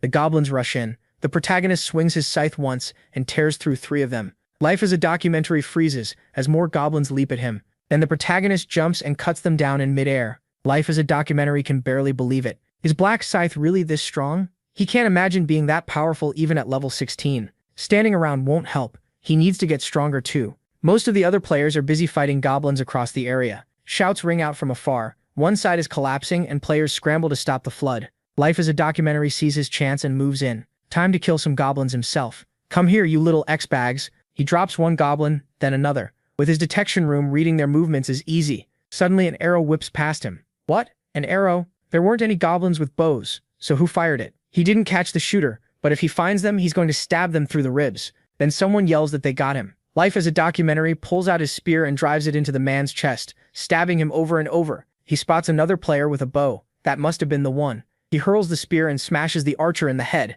Now he's more worried about players than monsters. If being representative is this cursed, he'd rather hand it off. Though even now he refuses to bow to Black Scythe. Still, there has to be a way to hunt without getting jumped by other players. Then he notices the zone's rank 3 player. Black Dragon Flame in my right hand. That's the one. He calls out and orders Black Dragon Flame in my right hand to protect him. Meanwhile, the protagonist keeps farming with the skeletal pendant boosting his attack speed by 25%. He keeps stacking kills already over 500. His X buff is active too and the assassin rune raises all his stats by 100%. Gold keeps pouring in with bonus gains on top. The protagonist opens his status window. So far, he's earned around 2,000 gold. At this pace, he can hit 20,000 by the second wave, but he wants even more, enough to buy 2 general abilities, maybe even get the Inner Thoughts rune early. Another goblin charges in.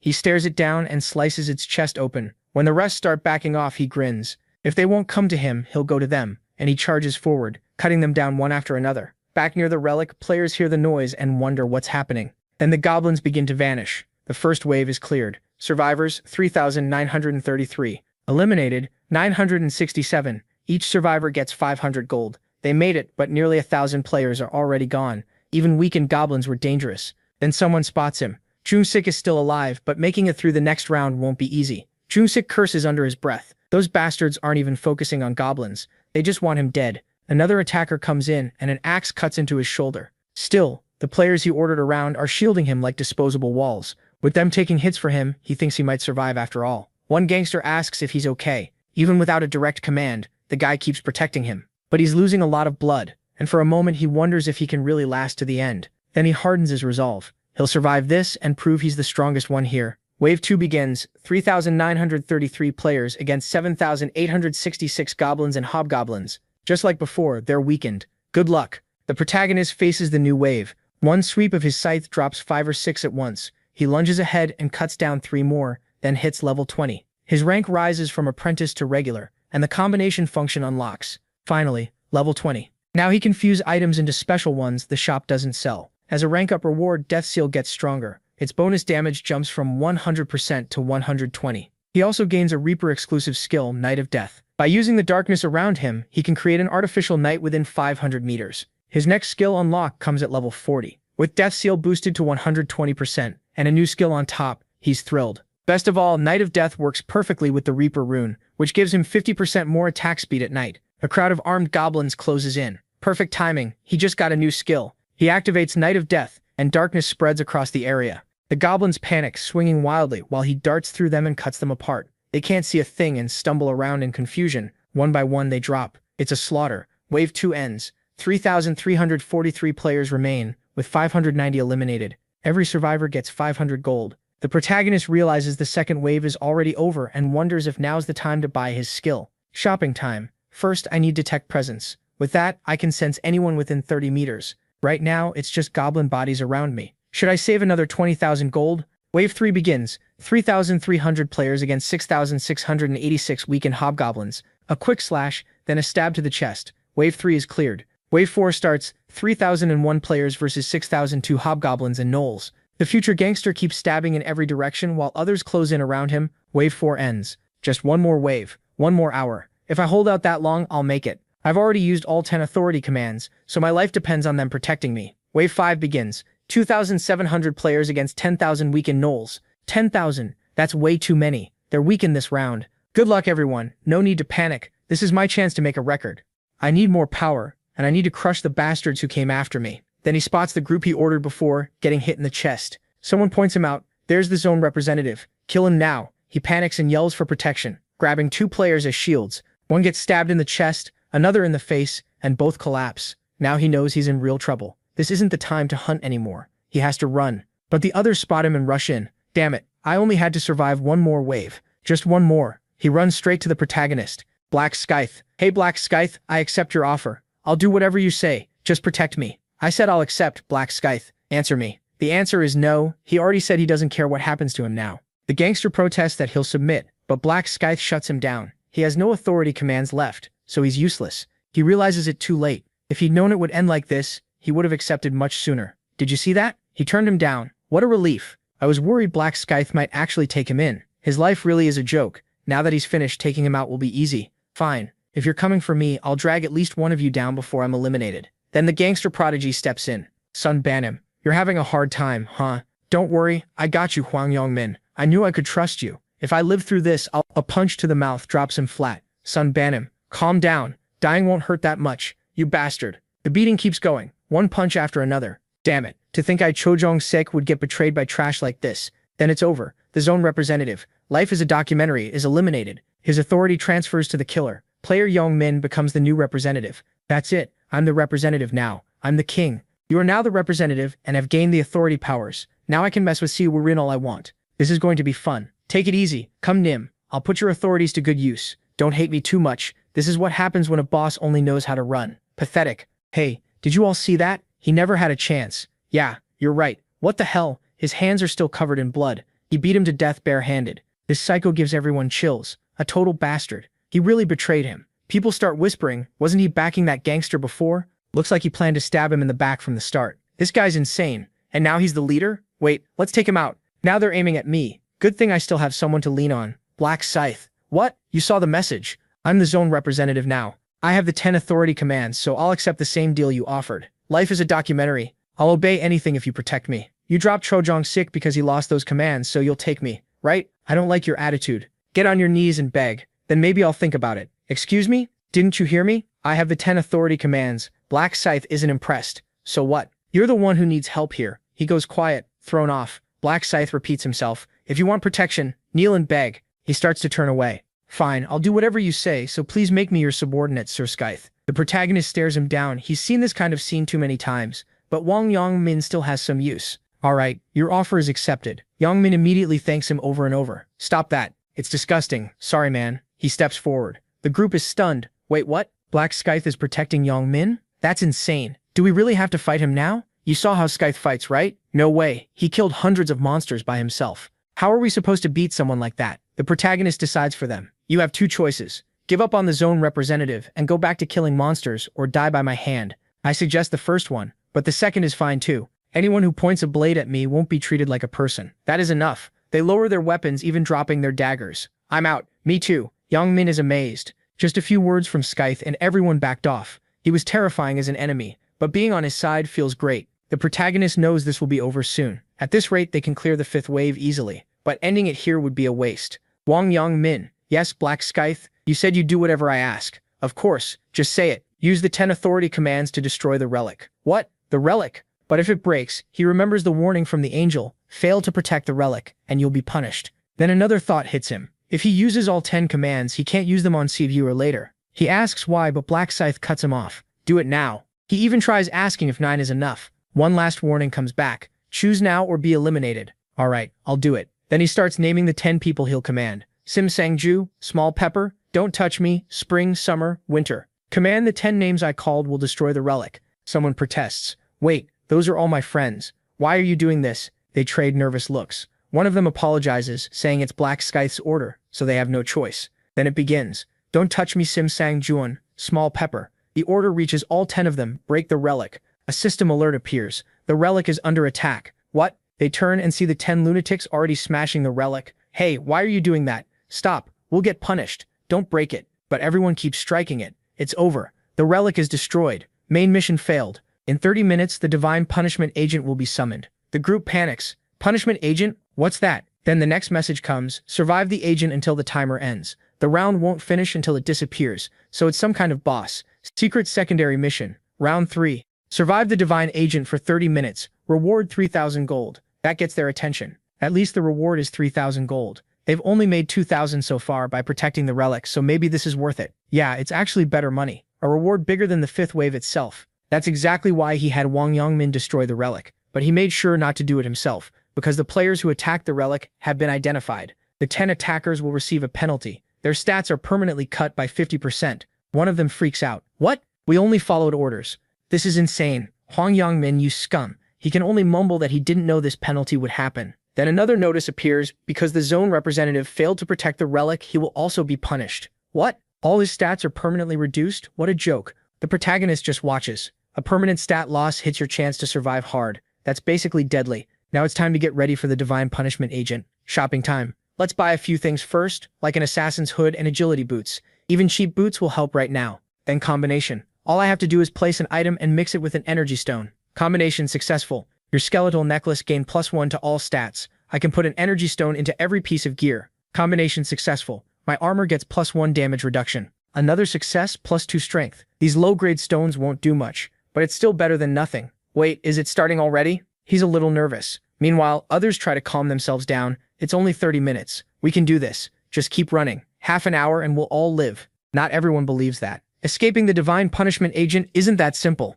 In his last life, only 500 out of 2,700 survived. Just staying alive here is already a huge task. Normally, it takes 5 level 40 players to beat the Divine Punishment Agent. But this time, he plans to kill it himself and get a huge reward. That's because of the title he got from Burial, the first assassin of angels. Against divine-type enemies, all his stats double, and the Divine Punishment Agent is exactly that type. Then a giant angel drops from above. Is that the agent? So we just run, right? Dodge a few attacks and we're fine? They start thinking they worry for nothing. Then the creature lifts its staff, steps forward, and slams it into the ground, creating a barrier around everyone. The Divine Agent has cast Restriction Field. It sealed the area. No one can leave unless the caster removes it. Wait, we can't get out? We're trapped? Then another effect hits. Everyone's stats inside the field drop by 50%. People start screaming, hitting the barrier, begging to be let out. The protagonist counts around 300 trapped inside. It's unfortunate, but he knows he can't save them. The angel slams its staff down again. It started. The protagonist even looks away. A storm of swords pours down, stabbing people all across the field. This is insane. How is anyone supposed to dodge that? It's hard to even follow. Once you're trapped in the restriction field, avoiding all those arrows is nearly impossible. But there is another way to see it. If you can dodge them, you're fine. And right now, everyone's distracted. Same as always, when it's busy killing humans, it ignores its back. The second that barrier drops, I'll strike. People keep getting wiped out inside the field. Now the barrier is coming down. Good. This thing doesn't even have ears, so I don't need to worry about it hearing me. Once I'm within 5 meters, I just need to place the death seal. This first hit has to be perfect. The Divine Agent starts to turn, but that doesn't matter anymore. It's already too late. Direct hit right in the eye. He pulls back right away and runs. Because of Death Seal, it's down to 60% health. One blow took 40%. Not bad. It'll probably cast Restriction Field again to find me. The Divine Agent activates Restriction Field, but the moment it notices I'm gone, it'll cancel it. The field drops again, and since one eye is gone, I need to take the other two. So I go straight for the second eye. The Divine Agent twists in pain and uses Restriction Field again. Your stats have been cut by 50%. Doesn't matter now. Without its eyes, it's just a helpless angel. Looks like it's firing arrows everywhere since it can't find me. But Death Knight has already covered it, and the creature has no clue what's happening. It's completely lost. Light can't break through this darkness. That's how the system works. Time to finish it. One wing gets sliced off and it drops. He really does enjoy tearing off angel wings. He's already jumping clear of the attack and cuts off the second wing too. Yeah, he really loves ripping wings off. The divine agent is wrecked. Only 10% health left, and I'm still not done. Now I need to make some distance. Condition met, the agent of divine punishment activates its passive skill. Final radiant glow is now active. The divine agent has become invincible. I knew this phase was coming once it dropped to 10%. Now it's thrashing around and blasting power everywhere. Go ahead, suffer a little longer. Final radiant glow, 50 seconds. 30 seconds, 10 seconds, 5, 1. The invincible state is gone. He's already behind it. This is the end. One dash and he takes its head off. You leveled up 3 times, gained 8,200 extra gold,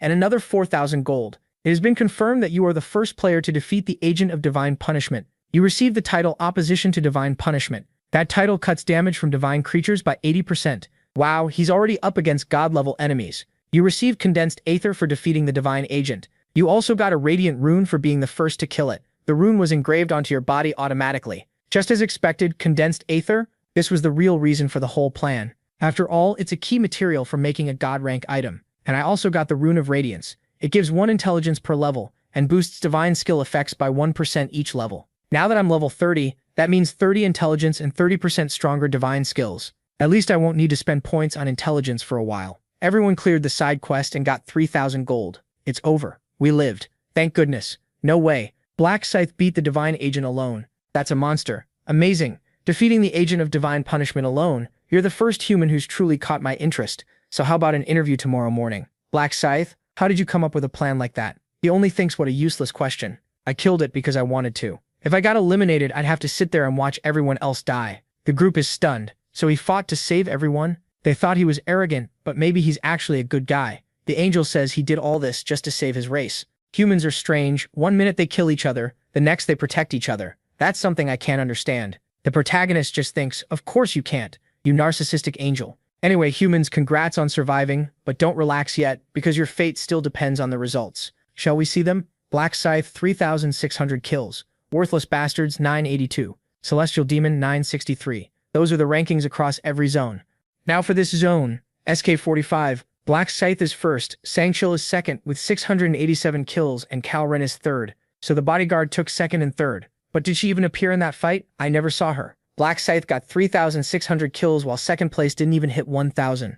And he's level 30. This guy is absurd. Does he have some kind of bonus? I do have an experience bonus, but I think you only get it by placing first in your zone. Congratulations, you finished rank 1 across all zones. Congratulations, you also ranked first in your zone. As your zone's top player, you've received a coupon for 1 intermediate ring. A ring. Please select 1 intermediate item. There they are, Wind Ring, Magic Ring, or Resistance Ring. It looks like the worst pick, but this is the one I need most. I'll take the Resistance Ring. Effect plus 4 luck and plus 35% resistance to abnormal effects. Raw strength means nothing if you get locked down. And since status resistance can grow with stats, getting this early is the smart move. Next up, you may choose 1 special reward. 50% bonus stats for round 4, 4,000 gold, or information about round 4. Just as I thought, there's no more experience bonus. Starting in round 4, this isn't just about monsters anymore. So I'll take number 2, the gold. Meanwhile, the angel points out that while the humans are celebrating, they should check the rankings. Rank 1225 belongs to the Kutov line. The guy complains that the system must have made a mistake, and begs it to check again. He insists there's no way his rank should be that low after killing so many monsters. The angel snaps back, why are these bugs talking? If you couldn't keep your rank, then you deserve to be wiped out. She snaps her fingers and they disappear. And that brings round 3 to an end. Su Xiao Aaron wakes up in bed. I'm back. Thank goodness I survived round 3. More than that, I even got the summoner class, fairy summoning. Look at this, an amazing fairy. Those fairies work like shields, and my bodyguard kept everyone busy. Thanks to them, I cleared round 3 safely. I can't believe I placed 3rd. Wow, and this energy stone is my reward. I wonder if Black Scythe would like it. He'd definitely want this. If there's one thing he goes for fast, it's an energy stone. Then Yaman storms in and smashes a lamp in rage. Damn that Black Scythe. Penalty applied. Your stats have been permanently reduced by 50%. Damn it. If I knew this would happen, I never would have volunteered. Bastard. Then he notices his phone ringing. Great. Now I'm really screwed. Incoming call from Kim Sung-han. He picks up. Hey Kim Sung-han. But the other side explodes, asking if he's lost his mind and if he knows the mess he caused. He tries to play dumb, but Kim Sung-han doesn't buy it. Everyone got ruined because of him. How could a leader use his authority to betray his own people and still call himself human? He argues that he had no choice. Black Scythe would have eliminated him otherwise. Kim Sung-han fires back that he should have just been eliminated. That would have been better than betraying his friends. He protests that things weren't fair for him either, since he lost stats as the representative. Kim Sung-han doesn't care. He used his friends for his own gain, and none of this would have happened if he weren't greedy. To him, he's just a traitor. Then comes the final warning. Never call again. In real life or that other world, they're done. If they meet again, he'll beat him senseless. The call ends. What did I even do that was so wrong? I'm a victim too. He decides to call the others and deal with Kim Sung-han later, but nobody answers. They've all blocked him.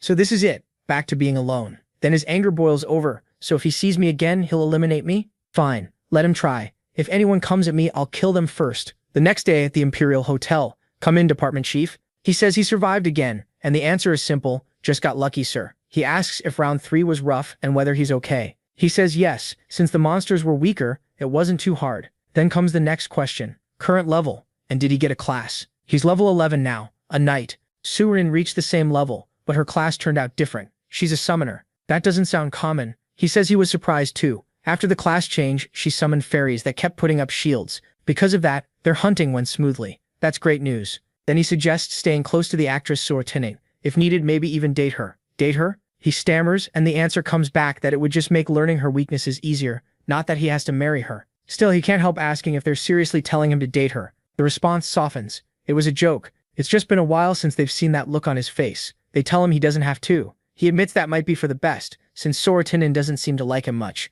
He starts putting himself down, calling himself useless, cowardly, and awkward. They cut him off and remind him he's responsible. He says she's still formal with him. She even calls him Mr. Bodyguard. Then he changes the subject and asks what the urgent message was. First comes an apology. He asks why. Because he failed the mission he was given. He couldn't help Black Scythe, and he couldn't even deliver the message. Still, he must have had a reason. So he starts explaining everything that happened. That agent of divine punishment sounds like a serious enemy. Did Black Scythe really kill it? Yes, sir. He handled it alone with crushing power. It was like he already knew exactly how to beat it. Black Scythe clearly doesn't need backup. He's way beyond what we imagined. Honestly, having the Black Knight's rune made me think I was strong, and now I feel embarrassed. If I ever get the chance, I want to meet Black Scythe. Since you had your reasons, I won't blame you. I'm sorry, sir. Forget that for now. What did the tracking team find on those bandits? The main suspect goes by Hwang Young-min. If that's even his real name, there are dozens of people with that name in Korea. But if he's in his 20s and lives in Seoul, it drops to 5. Where are they? The detective said it'll take at least a month to find all their addresses.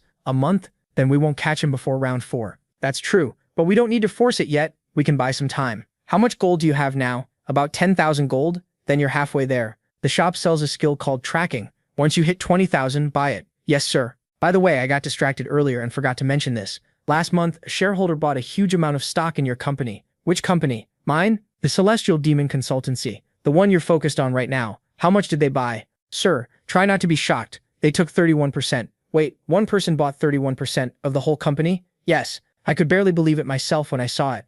Hold on. Celestial Demon Consultancy is worth 900 billion won. If they bought 31%, that's about 280 billion won. One person has that kind of money? Could it be some rich investor? I have no idea. Or maybe my siblings are involved somehow. Either way, if they bought 31%, they want to say in management, department head, give me this major shareholder's contact info. At the same time, the protagonist checks his phone. He'll call soon. Since I'm a major shareholder now, I need to sound important. Brother, what level are you? His brother suddenly runs in. Why are you asking that out of nowhere? Some guy in my class won't shut up about how strong his brother is. He keeps bragging that his brother is high level and that he's already level 11. Level 11? Relax. I'm higher than that. Really? What level are you? What should I tell him? If I say the real number, it could cause trouble. 12? Really? Wow. Then you must have a class. Of course. So what class is it? What do you have? That's a secret. Come on. We're brothers. There shouldn't be secrets. Just get out already. Fine. Then the phone rings. Here it is. Hello. Is this Mr. Ryu Min? Yes. Who's this?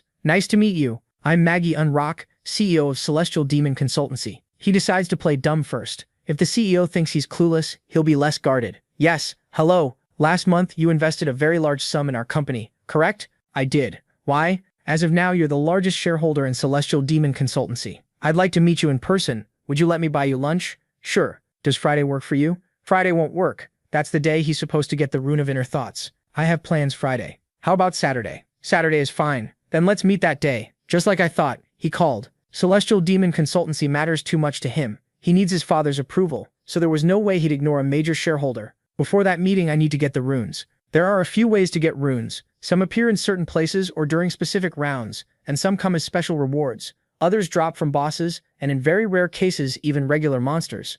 But what most people don't know is that runes can appear in real life too. The conditions are complicated though. Soon Jan will come here. His real name is Jangjang Sokyeon. I could never forget that name. He's the man who kidnapped my brother, and I still remember his voice. You want to save him? Then pay the price. Tell me what nobody else knows. What are you talking about? How would I know? Stop acting dumb. I know you went back in time. How does he know that? You're wondering how I know, right? I have the rune of inner thoughts. I used it on your brother, and I know what's in your head too. Since that day, I've chased revenge against him through 11 regressions. Now it's not even personal anymore. I'm just here to take the rune of inner thoughts before he does. Then the man enters, dragging someone with him. Today, right here, he throws the girl to the floor. I'll take it out on you, so don't scream. Got it? She begs him to spare her. He sneers, asking if that's all she can say after he let her go. He tells her to try something else. Say she has a kid, offer money, anything but this pathetic crying. She keeps apologizing and he snaps, asking why. Why apologize so much? Is it because of the look she gave him that day? Shaking. She says she's truly sorry. He says that's the problem. She acted like that before and now she's begging. He remembers feeling like trash that day. 2 nights earlier, he had gone out looking for a girl to take his anger out on. He picked her, followed her, and something happened that hurt his eye. When he couldn't see, he shouted, asking who was there. Whatever happened, he still came out with her unconscious. To him, doing insane things is exciting. His old life was so dull he wouldn't have cared if he died. Now he has the rune of luminescence, which makes his body glow and blinds anyone facing him. To him, it's the perfect rune for his sick games. Then he heads into the shop. He stares at the clerk and says she's pretty. Then he orders an iced Americano. She tells him it'll be 5,001. 1 Moan. He notices she's not the usual worker and asks if she's part-timing there. He says he comes here often. She says she didn't know he was a regular. All the other part-timers quit, and with how much the world is changing, that isn't surprising. He agrees when people can be eliminated any day, who wants a part-time job. Then he asks if she owns the place. She says yes. He says she looks young, she's 32. He asks if she's a player. Thankfully she says no. Then he asks for her number, calling her pretty and saying he likes her. She freezes and he notices right away. He demands to know why she's making that face. Does she hate how he looks? Is she disgusted because of the marks on his face? He says it feels awful, calls the coffee disgusting, and demands his money back. She hands it over. He yanks the money from her hand. Then he calls her out for looking down on him, just because he's not handsome, and she's a little pretty. He says she'll pay for that look, then attacks her, and the story returns to the present. She's crying and apologizing, saying she knows she shouldn't judge people by appearance, but he says that's not enough. She doesn't sound sincere. Then he throws her down. He says he knows she's only pretending so she can escape. She begs him to let her go. He mocks her. If she wants to apologize so badly, she should pay him another way. Trembling, she says it was all her fault. He tells her not to move. Then he notices someone else is there. For a second, he wonders if it's a detective. Who is this guy? The newcomer tells him to stop cursing, but soon he'll be doing a lot more of it. The man is confused. What's with this guy? The huge scythe and the white mask. He calls him a lunatic and asks if he really came here playing dress-up with toys. The reply is cold. Does that look like a toy? Smoke rises, and the criminal finally realizes it's real. Are you a player? The masked man calls him an idiot and asks what else he could be. Then the protagonist turns to the girl and tells her to run now. This is her only chance. The man shouts that nobody said she could leave. The protagonist rushes him and lands several hits. The man drops hard, stunned by how much it hurts. Groaning on the floor, he hears the protagonist remind him that he'd be cursing soon enough.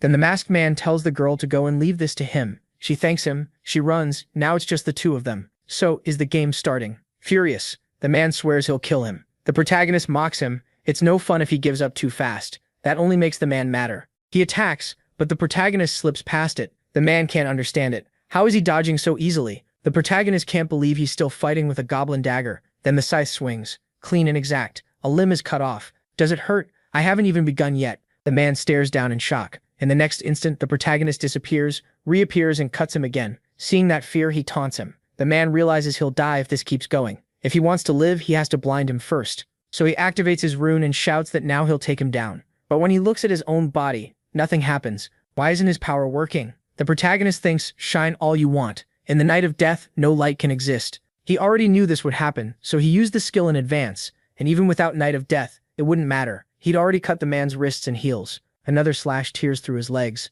The scythe is absurdly sharp, cutting with almost no resistance. Mutilated and panicking, the man calls him a demon and asks why he's doing this. Another strike comes down. Why? Because if you leave vermin alive, they only spread chaos. The man calls him insane, and the protagonist coldly asks how long he can keep acting tough. Blood keeps pouring. The man can't understand this fury. To him, it all feels horribly unfair. The pain becomes too much, and he decides he'd rather die on his own. He starts biting his tongue. The protagonist stops him. Hold it. You were really about to bite your tongue before I finish you? You think I'd let you get off that easy? You don't die until you're on your knees begging. Damn, this guy's insane. He wants me to kneel and ask for death. Please make this stop. Just kill me. What was that? You want me to kill you? Are you sure? Then beg. You're probably wondering why I'm doing this. We're strangers, right? But not really. I know you. We've met before. He knows me? Wait, does that mean you know that woman? No, I'm not connected to her. Then how do you know me? In the future, you kidnap my brother and threaten me for information. If I refuse, you kill him.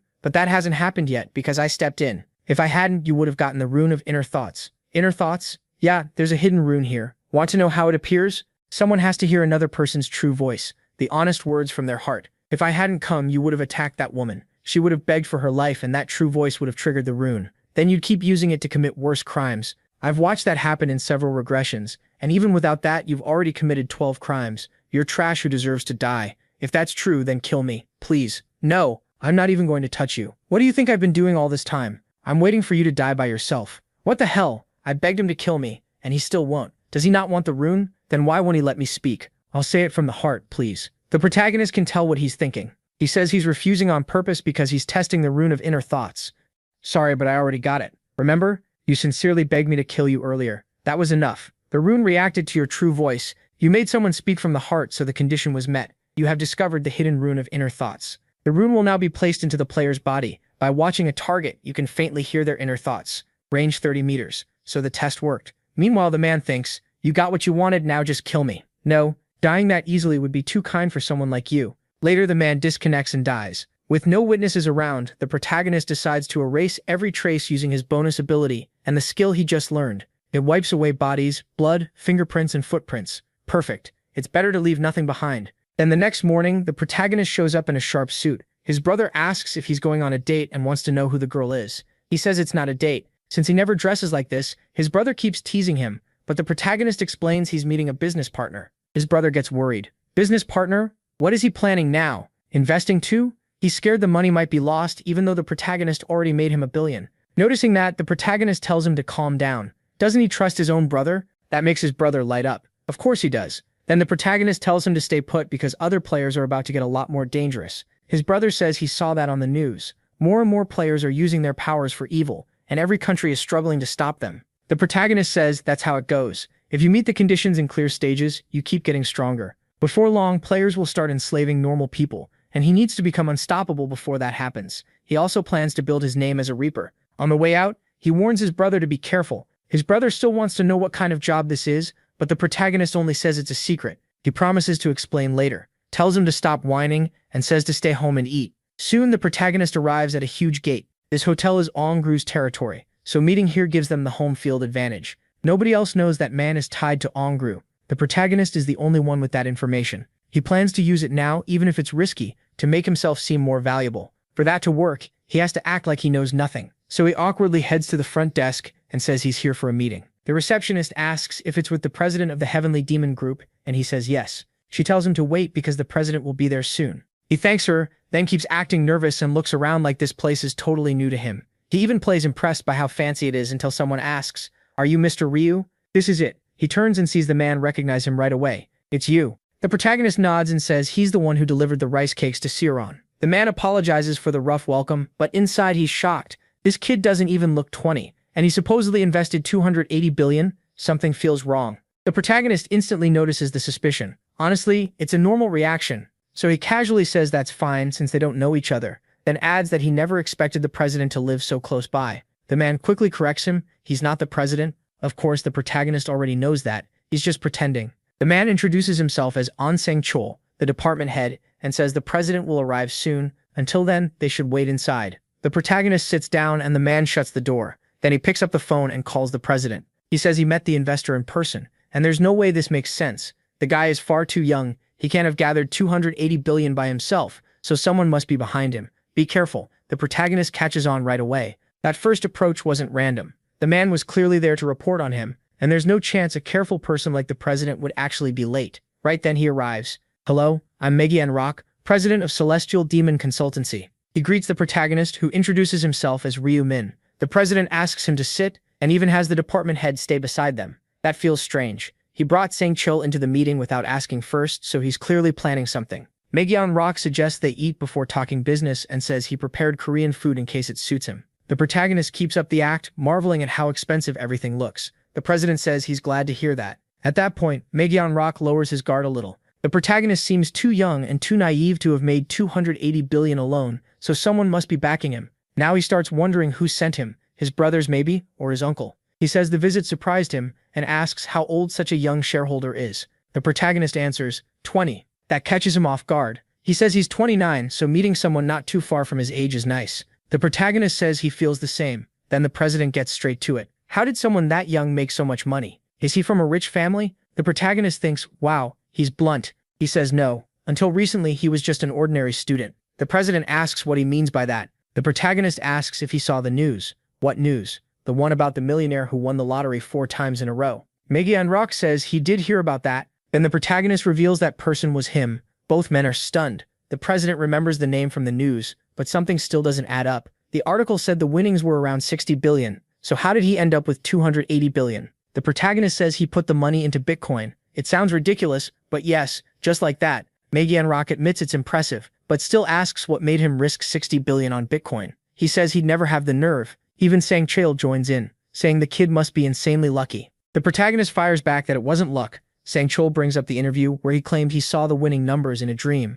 but the protagonist cuts him off. It wasn't a dream either. Both men freeze. The protagonist stares at them, knowing this is the only way to earn Megyeon Rock's trust and pull him to his side. Then he says, this is the first time he's told anyone. He has the rune of future sight.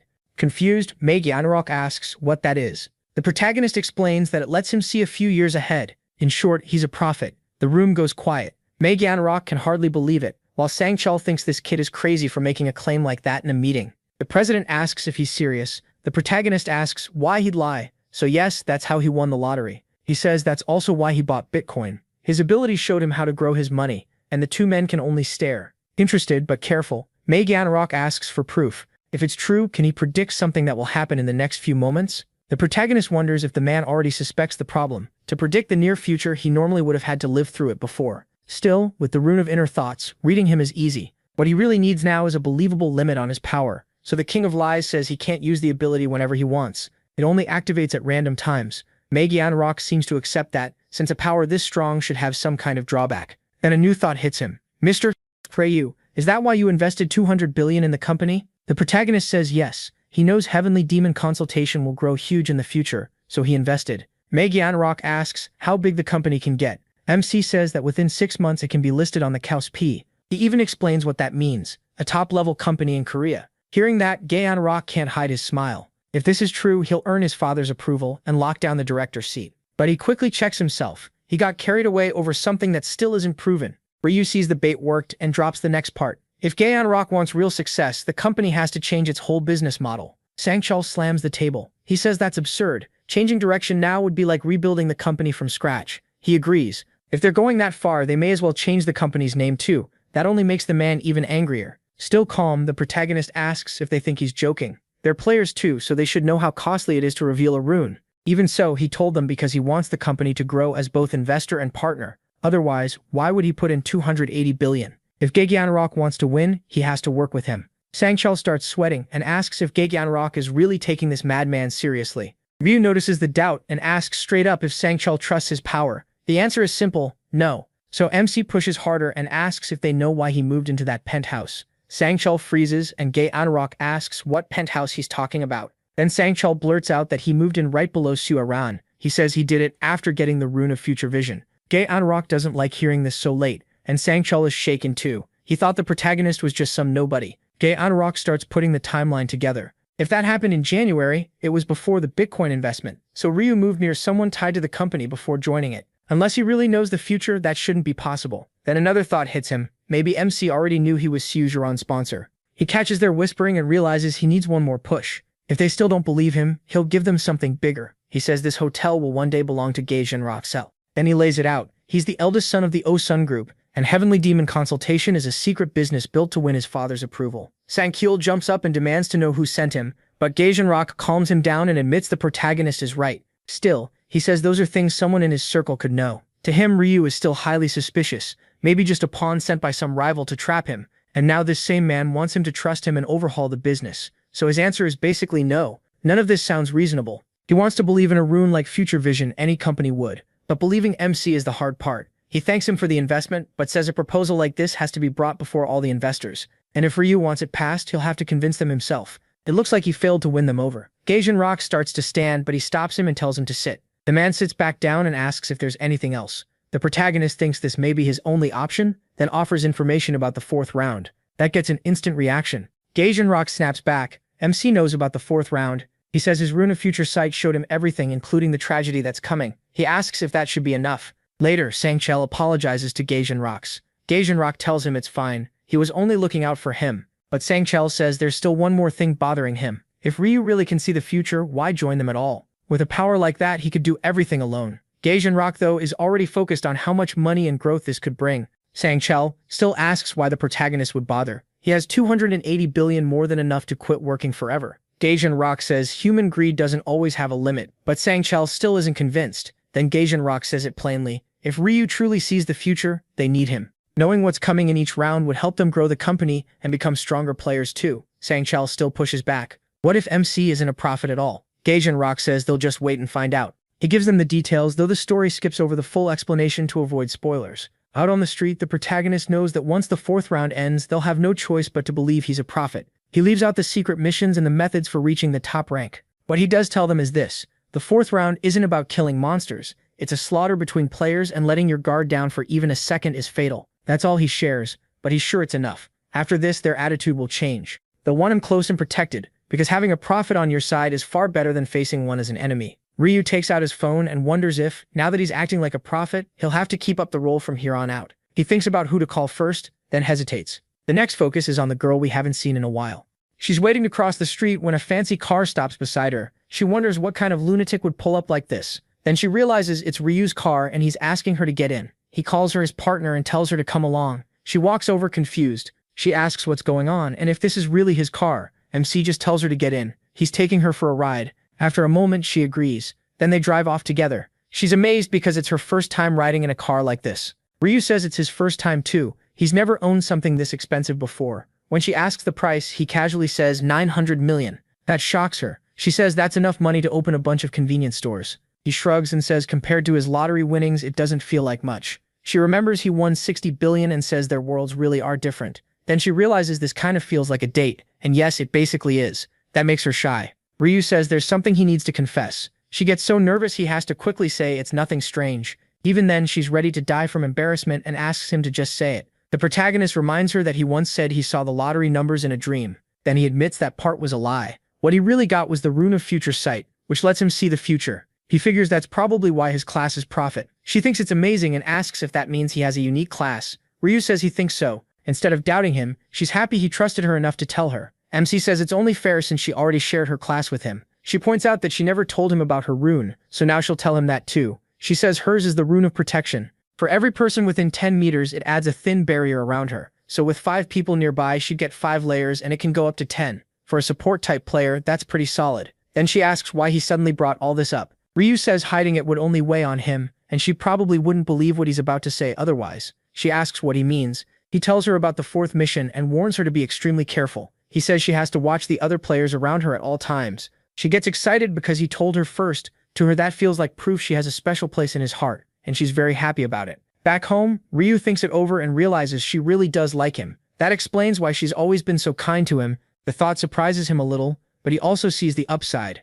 This makes her easier to bring onto his side, and because of that, she'll trust his prophecies more easily too. As always, Ryu is planning ahead. After that, he rests and time quickly passes. Soon, it's April 31st, 11:55. Before entering the other world, he buys another epic item for the day. It's the shadow gloves. At night, the gloves blend into darkness, and even the weapons he holds turn faint and hard to see. With his Knight of Death skill, that means his weapon can become nearly invisible. He's getting even stronger. Then his brother shows up and says it's time.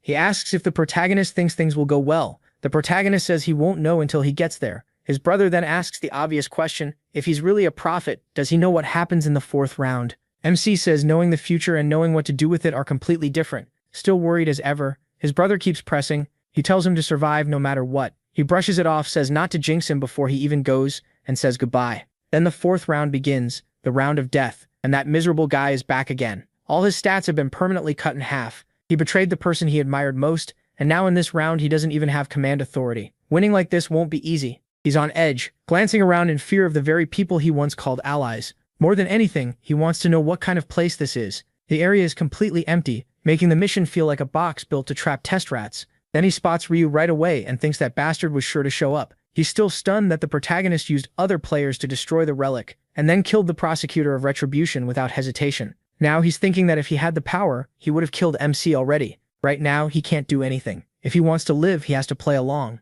Then he shows up. "Hey Mr. Black Reaper, how's it going?" With a smile, he asks if their last deal still counts, the one where he becomes his subordinate and gets protection in return. The protagonist just goes, "What deal, you lunatic?" Then he shuts him down right away. He doesn't need a subordinate like him anymore. That leaves the guy stunned. Why? Simple. He lost command authority, so being a representative means almost nothing now. Most players have already moved up anyway, which makes him close to useless. At this point, he's just an easy target. A target? He freezes and quickly looks around to see who might be watching. The protagonist tells him not to panic. Everyone here is a target, and there probably aren't that many people dying to hunt him down. That gives him a little hope. Maybe people really won't chase him, but the protagonist points out that by now most players know being the regional representative isn't some amazing prize. With all the danger and attention it brings, it's hardly worth having. The guy thinks it over and admits that's true. Now he wants to ditch that title as fast as possible. Then she walks over. He clearly doesn't like that, flustered and annoyed at the same time. She greets the protagonist politely. "Hello, Mr. Black Reaper." Then she asks if he remembers them, and he says of course he does. She reminds him that he saved them from this bully, and says they wanted to thank him again, shooting the guy beside her a sharp look. That instantly gets under his skin. "Me? A bully? Come on, relax." The protagonist thanks them, but says there's no reason for them to keep meeting like this. She adds that their association's president also wanted to thank him. He cuts that off too. He doesn't care about the president. But Surayan steps up with a gift, saying she still wants to repay him. "Please take this." That catches him off guard. She says words alone don't feel like enough, and hopes he'll accept it. So being who he is, he takes it without much hesitation. Why turn down a good item? She blushes a little. Aaron worries he might dislike it or think she handed him some useless rock. But the moment he sees it, he knows she has no idea how valuable this crystal really is. If she did, she never would have given it away. Then the guy next to her thinks he owns something similar. That makes the protagonist pause. Does he have an energy crystal too? The guy recalls his was a black and gold strength stone. That shocks the protagonist. It's absurdly rare, even harder to get than a magic crystal, and basically impossible to target on purpose right now. Now he's curious. Finding out that guy has an item like that feels either very lucky or very dangerous. Aaron timidly speaks up, asking if he means a barrier. He turns to her, confused, and asks what she's talking about. She explains that she got a summoner class and can place a fairy barrier on him if he wants, clearly trying to help. He refuses at once. "Thanks, but I don't need it." She can only answer, "Oh, I see." After that, she says goodbye and wishes him well before leaving with the others. The other guy is already walking off when the protagonist stops him. Wait, he warns that if he keeps going like this, he'll regret it. Confused, the guy asks what he means. They already talked about him being a target. The protagonist reminds him that he said not many would come after him, not no one. As long as he's still a representative, there are benefits people would kill for. Even if lots of players already hit level 10 and got classes, plenty still haven't. And those people would absolutely want his command authority. Out of thousands of players, there's no way nobody would try to kill him. So the guy asks what he's supposed to do. The protagonist says he can help him stop being easy prey. That makes him light up, really. But help won't be free. In exchange, he wants the stone Aaron gave him, and if he has anything similar, he'll take that too. Without much thought, he opens his inventory.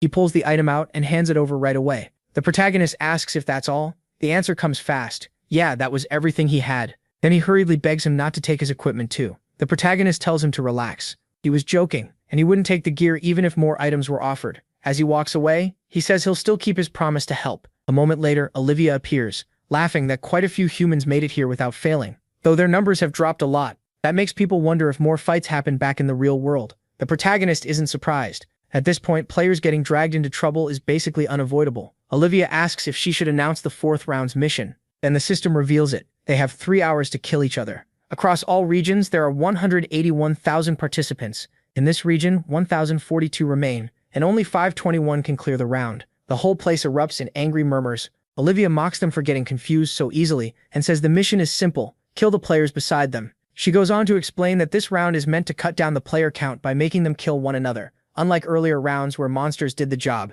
that makes people uneasy. No monsters means no leveling. One man asks if they only need to kill one person each, since only half are supposed to survive. Olivia tells everyone to be quiet. The rest is a secret, and spoiling everything would ruin the fun. Watching her, the protagonist finds it kind of funny. To him, it's obvious the angels are just messengers. Someone above them is the real one in charge, and if Olivia is hiding the rules, it's because that person told her to. She adds that killing one player alone won't guarantee survival. Only 521 can live, but how they'll be ranked is still secret. At most, she gives them one hint. Not everyone who gets a kill first will place first. Then she tells them that's all the explanation they're getting. They can start killing now, and the 3-hour round begins. The players are left shaken. They know they have to kill, but still can't process how twisted this round is. One guy, though, is thrilled. Since the mission is to kill other players, he's already thinking about taking out the people he hates. Ryu watches from afar, not surprised at all. He knew that guy would start by wanting to kill his own allies. He stays calm, sure most players are still hesitating. Then someone suddenly comes up behind him. He jumps and turns, only to find the Black Reaper standing right there. He hadn't sensed him at all, so he asks if something's wrong. The protagonist reminds him of what he said earlier. He'd help make sure he didn't stay an easy target. He's here to keep that promise. Then he summons his scythe and swings at him. One clean strike to the head ends it instantly. Right after that, a notice pops up, secret mission unlocked. The mission was to kill the region's representative within the time limit, and the reward was a low-rank magic crystal ticket. He cleared it on the spot and got the reward. The ticket gives 1 to 5 low-rank magic crystals at random, and it can be used until the next round. He's satisfied. This was the reward he wanted, and killing that guy secured it, though that wasn't his only reason. The others panic as word spreads that someone just died, and the Black Reaper did it. He looks at them and almost laughs. Until last round, they wanted the representative dead too, and now they're pretending to care. People start condemning him, saying he can't kill whoever he wants, and calling him a murderer. Honestly, he doesn't hate the sound of that. He already killed Seo-kyun, and before round 20 ends, he'll kill plenty more. Still, he knows one thing for sure. He never kills without a reason, especially not in a round built around killing each other. Even so, they keep blaming him. Some players start thinking this might be their chance, either to kill the Black Reaper or at least ruin his reputation. Reading the mood, he just smiles. To him, it's all ridiculous. That only makes them angrier, and they demand to know if he thinks this is funny. Then another notice appears. The Black Reaper is now the new regional representative. That scares most of them. He was already the strongest, and now he also has the representative's power. He finds their fear amusing, and wonders what exactly they're so scared of. Then he asks if they still haven't leveled up and are worried about command authority. Suddenly someone yells for everyone to look at his head. They notice the color of the name Black Reaper has changed. That leaves everyone confused, especially since it only happened to him. Ryu figures they're seeing his name in bright red. In rounds like this, a name turns red once you kill someone. And the more kills you rack up, the darker that color becomes. He already knows the point of it. It marks who has killed and who hasn't. That pushes players to go after killers instead of those who seem innocent, because it feels easier on their conscience. But there's one problem. A person who kills a murderer is still a murderer too. So in the end, it only gives everyone another excuse to start killing. He figures people may still be holding back now, but this rule will spark a lot of deaths soon enough. With that in mind, he mocks the crowd and asks if they plan to keep wasting time. They shout back, telling him not to move because he's a murderer. He fires back that they're acting like he was the only one hunting the regional representative, then asks where all the people who went after Jung-sik last round have gone. In a cold voice, he says the rule here is simple, kill or be killed. He tells them to quit acting fake and face the truth. If a knife were at their throat, they'd fight back too. He warns them not to keep standing around. If they hate it that much, they can hold another little debate like last time. Still, he knows they won't stay frozen forever. But by then, it'll already be too late. He figures that if he says nothing, they'll just keep wasting time. And if that happens, maybe not even 521 people will clear the round. Even if they have to fight each other, they need to start doing the mission. One player says they should act. Just standing around is pointless, like the Black Reaper said. A guy snaps back, asking what she means. Does she think talking will fix everything? She gets annoyed by his sarcasm, since she was only trying to talk it through. Then he throws out the idea of a duel. But another player cuts in, asking what kind of justice that is, killing each other in a one-on-one. Like this is some game. The scarred guy gets mad at that, and the argument heats up. From afar, Erin watches it all. She asks her bodyguard what they should do, and whether they really have to kill people like the Black Reaper said. He says sadly that they do. If they don't kill, they'll be killed, and she shouldn't worry about strangers. He adds that the MC was right, and tells her the choice is hers, knowing wiping out players isn't easy. She says he talks like he's done this before, but he brushes it off, saying he's only guessing based on the situation. As for who to kill, he jokes that they should leave it to luck. Meanwhile, the crowd keeps arguing over targets and says they should go after the executioners first. Just look for the red names. Then one guy asks if that means they're planning to kill the Black Reaper. Another calls that insane and asks how they're supposed to kill someone already at level 30. Alfred says that even if they all rushed him together, they still couldn't do anything. A frightened player tells them to shut up before the Black Reaper hears. But the MC is already bored, because his thought-reading rune lets him hear everything. Seong-han curses and says life matters, so they shouldn't kill anyone, not even murderers. Someone agrees, pointing out that if they kill, they become murderers too. Fed up, another guy asks what they expect to do. In this round, one person lives only if another dies, so they should stop arguing and just kill the criminals. Then a woman walks up and asks how they're even supposed to tell who the criminals are. Are they going to check everyone's history? A man blows up and demands to know who she is, saying nobody asked for her opinion. She fires back furious and says she'll kill him. He sneers and tells her to do it then. Someone watching yells for them to stop talking and fight already. That sets them both off, since people who push others into fighting are the worst. Done with each other, they both draw their swords. Watching from a distance, Redman thinks this is all boring. They keep talking, but none of them can act. Still, he knows he doesn't need to worry. They'll start killing soon enough. Just then a man tells everyone to calm down and be realistic, but suddenly he flinches. Hwang Yongmin, who had been lying dead on the ground, suddenly sits up and yawns. The MC realizes this must be the round's hidden rule. Dead players come back after 10 minutes. Hwang Yongmin wonders why everyone is staring at him like they've seen a zombie. As he gets up, he says it feels weird. 1 second he was talking to the Black Reaper, and after that he remembers nothing. A man screams, shocked that someone just came back to life. The system can really do that. Now everyone starts wondering if all deaths in this round are temporary. If so, then wiping each other out won't be a problem. The players begin getting ready, thinking everything will be fine if that's true. Right then, a girl steps in and tells them to calm down. She says they still can't be sure everyone really revives after dying. Before she can finish, she gets attacked from behind. The man who struck her tells her to die fast so they can test it. The others are stunned. They stare at her body on the ground. When she doesn't come back right away, they start to worry and wonder if they need to wait longer. One man says they should wait, since Hwang Yongmin revived after 10 minutes, and everyone goes along with it. After 10 minutes, light rises from her body, and her wounds slowly close. Then she starts getting up and stretches. A second later, she realizes what happened and screams, demanding to know which bastard hit her from behind. She barely gets the words out before the same guy comes at her again, telling her to die. This time another player attacks him before he can finish her. That player says there's no reason not to start a massacre now. Everyone just comes back 10 minutes later. The whole crowd is horrified. From a distance, the MC watches, and thinks that even with resurrection, people still see killing as something awful. He also notices the mood pulling everyone in, and exposing who they really are. Soon everyone starts slaughtering each other. No one cares about penalties anymore, because killing is the whole point of this round. Two men start to talk, but it quickly turns into a fight, with one telling the other to stop resisting and just die, and just like that the massacre begins. Ryu-men watches from afar as hundreds of players tear into each other like animals. The place is turned into a war zone. Then he summons his scythe and wonders if he should join in. He walks toward a small group of players and drops several of them with one clean swing. At that moment, two men notice the Black Reaper's back is turned and call over a third to help kill him. The three rush in, thinking this is their best chance. They die before they can do anything. There's no sneaking up on the MC with his presence detection. Then he spots a man who's clearly enjoying the slaughter. It's almost unfair how perfect round 4 is for him. With the absorption rune, this chaos is basically a feast for him, and from how dark his name is, the MC guesses he's already killed around 10 players. The man bursts out laughing, shocked by how fast his stats are rising just from killing players. Now that he sees how the rune works, he realizes stats go up from killing people too, not just monsters. So he throws himself back into the fight. Excited, he yells for everyone to die already. As time passes, his absorption rune keeps growing, and that only fires him up more. He's gained a lot of stacks fast, probably because of the players' levels. For a moment, he even thinks about killing the Black Reaper, wondering how many stacks he'd get from someone that high level. But he quickly drops the idea. Charging someone that strong without a plan would be suicide. So instead, he settles for the weaker ones around him, and buries his axe in a player's back. The victim drops and he thinks killing players really is a great way to blow off steam. He also grumbles that he couldn't hunt properly because of those young men.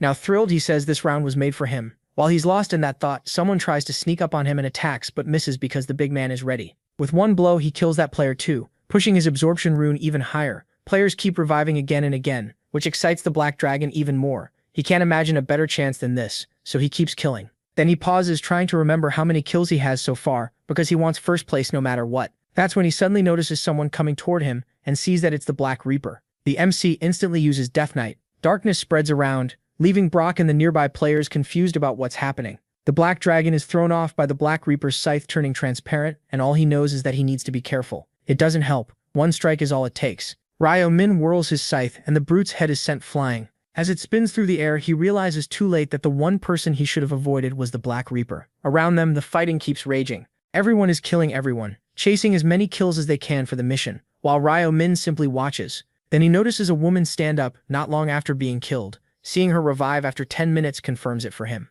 That excites him because now he has the perfect chance to stab the traitors in the back. With that in mind, he moves through the crowd, looking for his friend until he finally spots him. It's Seung-han. Bao already aimed at someone else. To avoid suspicion, he walks up casually and suddenly drives a hard punch into him, telling him to die. The hit sends his friend flying and leaves him shaking on the ground in pain. Young Min walks over, grabs his shirt and asks if he didn't say on the phone that he'd kill him. With a terrifying look, he tells him to try it now. Then he brutally beats his former friend until he finally knocks him out. After that, he lets go and asks where his other targets are. Aaron watches the slaughter and thinks this must be what hell looks like. People keep killing each other without stopping. The whole place is filled with pure bloodlust. She's so shaken that her bodyguard asks if she's tired. Aaron says her body is fine but mentally she's falling apart. Sang-chul gets why she's struggling, but if she can't keep going, he won't be able to answer to the president. He hardly gets time to think before something catches him off guard. Someone sneaks up on them. The attacker grabs Aaron by the hair. Without hesitating, the player tries to finish her. Her bodyguard reacts first and jumps in. One hit is enough to knock the weapon away. Then he lifts his sword and stabs the player through the chest. The man drops to his knees, shaking, and Sang-chul asks if she's alright. But Aaron can only stare, trembling at her dagger covered in blood, unable to handle any more of this. She starts to collapse and sinks to her knees. Sang-chul sees she's holding on better than expected, since she's still doing what she's told. She stands again and asks how much longer this has to go on. He tells her there's probably about an hour left. That makes Aaron even more anxious. Just watching the massacre is awful, and she can't understand why anyone enjoys it. Her bodyguard grows worried seeing her act so fragile in the middle of a war. He asks if she wants to rest, since if he counted right, she's already finished around 50 times. He turns away, thinking that should be enough to get her the rank she needs. She thanks him. Inwardly, Sang-chul thanks her too. If she stays quiet, he won't have to babysit anyone else, so he heads back into the killing, ready to focus on his own score. After that, only 10 minutes remain in the round, and Ryu Min keeps adding to his kill count. He notices time is almost up and thinks this round is always draining. Right then, a man lunges at him from behind.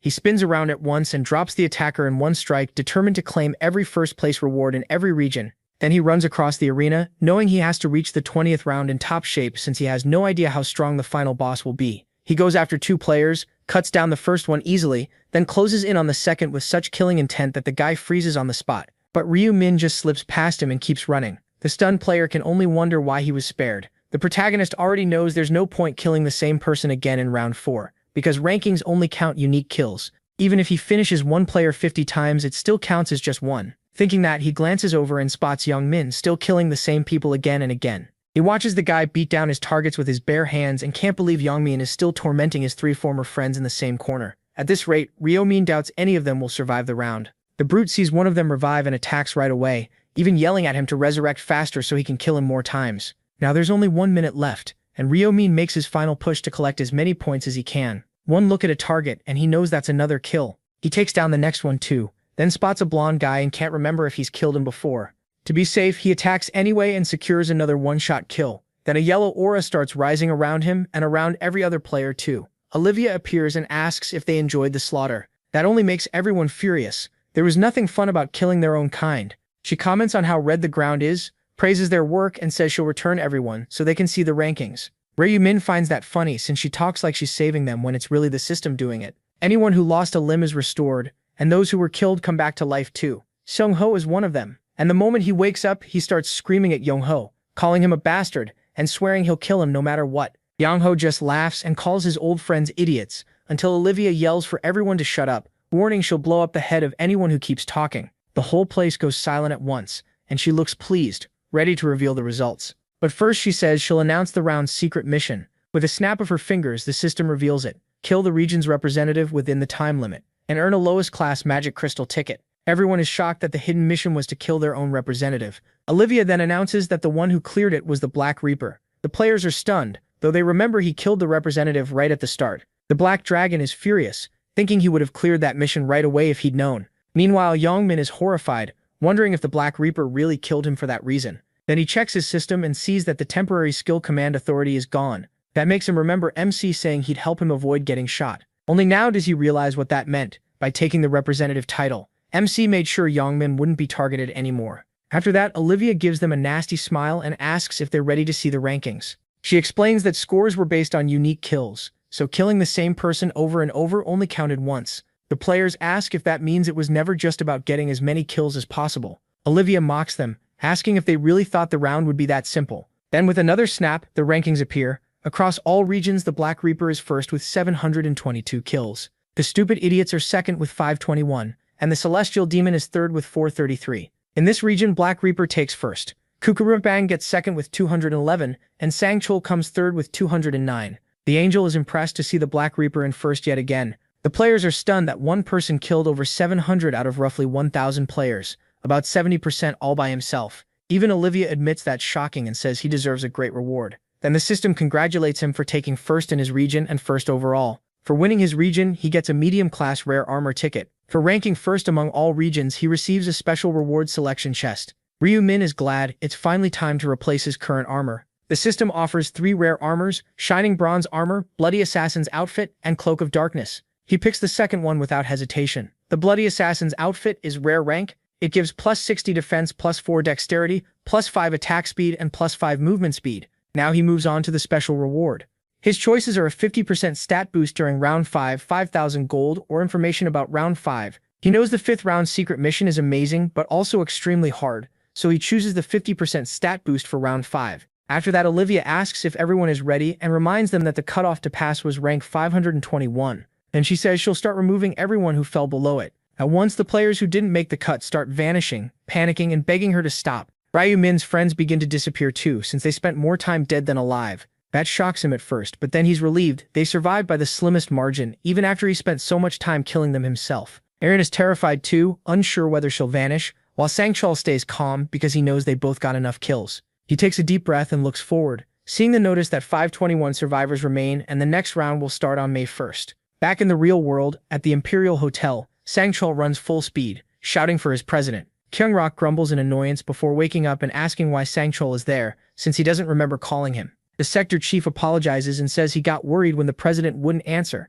thinking something might have happened. Kyungrok laughs and asks what could have happened when he placed third in the round. Embarrassed, Sangchul admits that's true, and says round 4 was brutal. The president says that's exactly why he went straight to sleep. He was worn out. His final count was 433 kills, but he knows the real number was much higher, since repeat kills didn't count. Then he wonders what kind of monster the Black Reaper is, and whether he's even human. Sang-Chu says he can't tell, but guesses the man might have a special forces background because of his insane skill and confidence, and because he lives in South Korea. Kyungrok is fascinated. He can't hide how impressed he is by the Reaper, and he knows he needs that man's help no matter what. He also figures he may need to ask the Prophet about the Black Reaper someday, if that name shows up in any future vision. And Sang-Chu says he was amazed that round 4 played out exactly the way the Prophet said. He admits he doubted it at first, but seeing it himself changed that. At the meeting, Ryu said the next round wouldn't be about hunting monsters, it would turn into players slaughtering each other. That shocked Gyeonglak so much that he asked if it was really true. The protagonist said yes, round 4 would be brutal, with players killing players, so he warned them not to relax. After hearing all that, the sector chief asks what they should do now, and whether they'll join hands with the Prophet, especially after round 4 proved his power. Gyeonglak grabs his clothes and says of course they will. Ryu already bought 31% of the company, so a big part of it is in the boy's hands. His subordinate asks if he really means it, if he's truly going to change the whole operation the way the boy suggested. Gyeonglak says he has no choice, since the Prophet already told him how the company can grow. He was also warned they need someone with that kind of gift on their side, so they can't look down on the boy just because he's young. That's why he tells the sector chief to keep working with MC, even if the boy does something he doesn't like. With the Prophet's visions, they can profit both in the game and in the real world, and Sangchul bows and says he'll be more careful with how he treats him from now on. The president tells him to start right away and call Ryu. He wants to throw a party for surviving, and he also says to invite actress Seo Erin, which leaves the sector chief confused. Gangshul just says having a celebrity there could be useful. Somewhere else, the MC waits by the store, then he lifts a hand to show he's there. Juri greets him and asks if everything's okay. Surprised he called her out early for a meal, he tells her not to worry, it's just a small celebration for making it through. After that, they keep driving together. On the way, she thanks him, saying she only survived round 4 because he warned her ahead of time. Ryu asks if she thought he might have been lying. Juri says no way. He had no reason to make something like that up. She admits that if she hadn't known she needed to kill at least 30 different people, she probably wouldn't have made it. But he disagrees in his head. Even without his warning, he believes Juri still would have survived because of the protection rune, and because her will to live is stronger than she thinks. They arrive at a fancy restaurant. Food is brought out quickly, and she gives thanks for the meal. The MC starts eating too. Before long, he notices she seems uneasy. Juri wonders if she really has the right to sit there after killing so many people, and admits she only came because Ryu invited her. He asks why she isn't eating, knowing guilt will swallow her if she keeps thinking like this. Then he asks if she feels this way because she killed someone. He tells her not to blame herself. She only did what she had to do to stay alive, and anyone in her place would understand that. Still, she can't accept it that easily. So he asks what's wrong with surviving, and reminds her this won't be the last time. Then he asks what her family would do if one night she never woke up. After all, everyone has people waiting for them at home. That hits Juri hard. She panics, thinking about how crushed her father would be if she didn't wake up. She admits he's right. She hadn't really thought about her family, or what pushed her this far. Then she thanks him for supporting her. Ryu brushes it off and tells her to just enjoy the food. As they keep eating, more time passes and he's surprised when she calls him by his first name for the first time. Guessing she's relaxed now, he gets to the point and says he called her out for one reason, to tell her about round 5. Juri immediately tenses up and asks if he really knows something about the 5th round. He says he does. Round 5 will be the hardest one yet, and the regions will merge. When she doesn't get it, he explains that all the separated regions will become one. She asks if that means they'll be able to meet in the game. He says yes, but tells her to focus on how dangerous round 5 will be. Ryu knows he has to find a way to meet her there without revealing who he is. So he explains that round 5 will be so hard that even they might not make it out, but there is one way to survive. Juri quickly asks what it is. He says she needs to find the Black Reaper and ask for his help. A chill runs through her. She never expected him to say that. She asks if he means the Black Reaper who ranked first across every region in every round so far. And if he does, how is she supposed to approach someone that strong for help? The MC explains it's less about begging and more about teaming up, forming a temporary alliance so they can survive the round. Juri gets the idea but wonders why a level 30 player would ever work with someone who isn't even halfway there. Ryu says her buff skill is special enough that even the Black Reaper would want it. She's still unsure, saying a small buff doesn't seem like enough to earn his attention. He finds that amusing, because her ability is far more valuable than she thinks. Still, he tells her not to worry. He knows for certain the Black Reaper will agree to work with her, not just in round 5, but later on too. That makes her brighten up, and she asks if he really means it. Then she thanks him for telling her something so important. Next, he asks her to hold out her hand, and he uses his power, thinking it's the least he can do for her. He's glad to see he'll receive the buff, and he thanks her for it, which leaves Juri red with embarrassment. Thanks to the blessing skill, all his stats go up by 50. He uses his insects to secure another kill, and when his count reaches 100, the rune boosts all his attributes by another 100. Ryu sits down, satisfied that he's pushed his stats as far as he can for now. Then he opens his status window, and even he's shocked by the numbers. His luck has climbed to 84, higher than he expected. With that, he claims his first place reward, knowing it could give him something very useful. It's a minor rank magic crystal ticket, which can randomly give 1 to 5 minor magic crystals. Ryu thinks that if he were an ordinary person he'd be praying right now, but with luck this high he knows he doesn't need to. He remembers how it all began, when Barrow warned that the games would start on the first day of each month for 20 rounds. He isn't completely sure, but he believes some god must be behind it all. Only a divine being could drag 1.8 billion people into a deadly game, like a god toying with humans. And if he clears all 20 rounds and earns a wish at the end, he swears he'll destroy that cruel god. Thinking that, he uses the random selection ticket. A message pops up congratulating him for getting 5 minor magic crystals. The reward is 2 red crystals, 1 yellow, 1 green,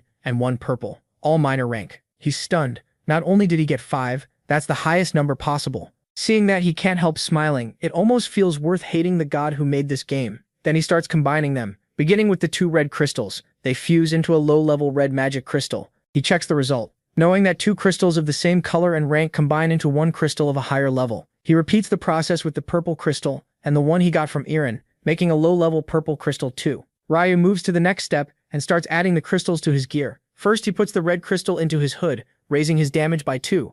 He does the same with his gloves for 2 more attribute points, then puts the yellow crystal into the resistance ring and gains 2 luck. The green crystal goes into his boots, giving him 2 dexterity. Last, he puts the dark blue crystal into his armor and gets 1% damage reduction. He's happy with the outcome and feels trading information for that buff was absolutely worth it. With that done, he says it's time to get ready for his meeting with Gyeonglak. Back at the apartment, Won is confused. He asks if his brother really invested that much money in the company, run by the Asun Group's successor. Ryu says yes, and adds that he was even invited to a party since they'll be working together from now on. One gets nervous, saying those are all rich, high-class people, and asks if it's really okay for them to go somewhere like that. The MC tells him not to worry. Not everyone in the family can come anyway. Then he urges him to hurry since they're already waiting. They head to the door and One is startled when he sees Anna's bodyguard there to greet them. The MC explains that the person beside him is his brother, and Sang-chul quickly apologizes for not introducing himself sooner, saying he's the department head and sorry again for being rude. He tells them tonight's party is also meant as an apology, then asks them to head to the hotel since the limousine is waiting.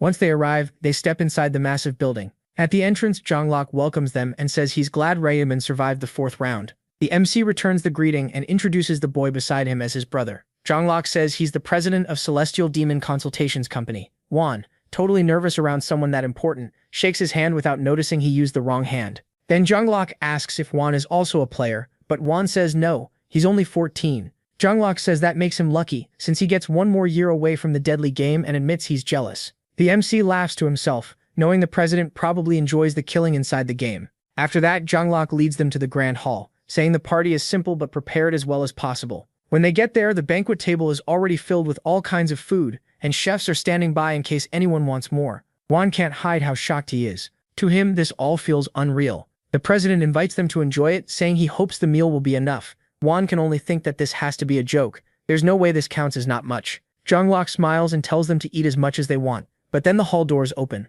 The MC turns and is shocked by who walked in. It's Erin. The president gets up and says he's glad she finally made it. She apologizes for being late because she had to attend another actor's funeral. He says it's fine and adds that the company's biggest investor is here. She turns and starts introducing herself as Erin, an actress, but then recognizes them and asks if they're the boys who handed out rice cakes after moving in. They say yes. That makes her happy, since the biggest investors being her neighbors sounds nice, but deep down she doesn't buy it. They look way too young to have that kind of money, so she wonders if the president is messing with her. Wan, meanwhile, can barely contain himself. He's a huge fan, and asks if she really is Erin.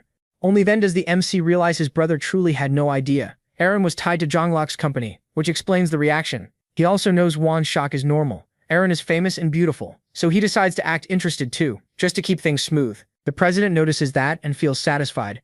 Also, there's a private VIP room nearby where they can order any drinks they want. They head into the room, and soon Wan asks if drinks means alcohol, since he's still a student. Junglok tells him not to worry, there are plenty of non-alcoholic options too. He then tells the department head to take special care of them and bring Wan a non-alcoholic drink. Once the door shuts, the MC says he can't drink alcohol either. Then he asks Erin if she can step outside and take pictures with his brother. She says that's no problem. The two of them leave the room, and Ryu Min uses the chance to face the president alone. With a cold stare, he asks if he really thought things would go that easily. The president gets so shaken that he asks what he means. The protagonist Min reminds him that he's a prophet class. If he can see the future, then of course he knows about the talk with Erin. That's why he asks how they're supposed to keep working like this, and warns him never to hide anything again. The CEO feels trapped. He never expected Ryu Min to know about that conversation too, or to see that far ahead. The MC says he knows Erin was brought in to win him over. The president apologizes and claims he only wanted the players to get along, but the MC cuts him off. He crossed the line when he tried to use his brother.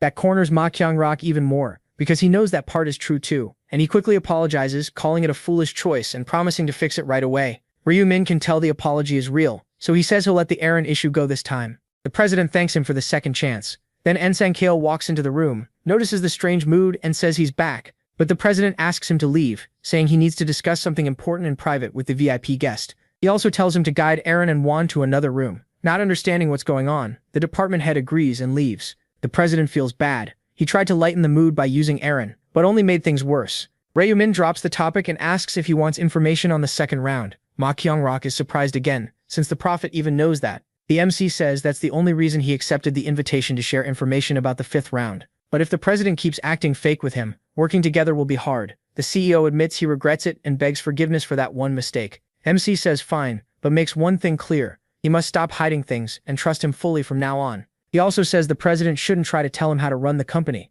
aside from persuading the other shareholders at the meeting. Macau Jonglok says he'll keep them in line. With that settled, the MC says he'll help the company grow, and will now give him the information he wanted. The president is happy at first, but his face changes when he hears that the fifth round will be the hardest one so far. Ryu Min tells him not to panic. It shouldn't be too hard for the president. Then he reveals the mission: kill 300 orcs. Still, it won't be as simple as it sounds. He explains that the regions will be merged. Ma Kyung-rok is pleased, thinking that means he might finally meet the Black Reaper. But Ryu Min shakes his head and says the Black Reaper won't be placed in his region. The CEO is disappointed and asks if he knows who the Reaper really is. He says he doesn't, but he has seen that they'll meet soon. Then he adds one more thing and asks if the president is searching for someone named Hwang Yong-min. Ma Kyung-rok is stunned once more that the prophet even knows that. He admits future sight is even more amazing than he thought and asks if the protagonist Min knows who that person is. The MC tells him to stop investigating immediately. Confused, he apologizes but asks why. Ryu Min says touching that person will cost him dearly,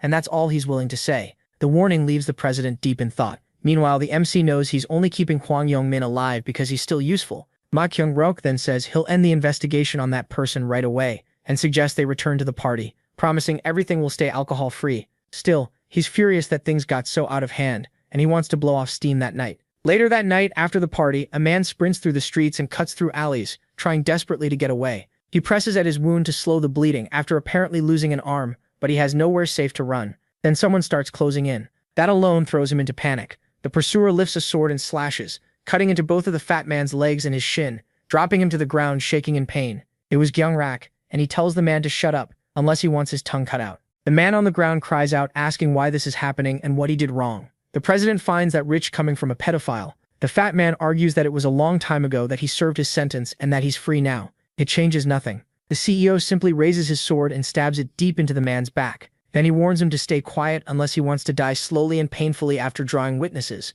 The man starts sobbing and tries to hold back his screams. Gyung-rak says it's nice that he's not bleeding from the ears, then wonders how trash like him is still alive. A black aura starts pouring from his body. It flows into the sword like a snake. A black flame spreads through the area, and the man panics, asking what's happening. But it's already too late. The dark fire wraps around his body, starting at his head, then his legs, and finally his arms, until it completely consumes him, leaving only painful groans. Watching it happen, Gyung-rak thinks that if his black maya weren't on cooldown, he could have erased this trash instantly. But he can't do much without black maya since that power is needed to control the black aura, and he knows the only way to refill it is by taking lives. So with one final strike, he says the man can die now.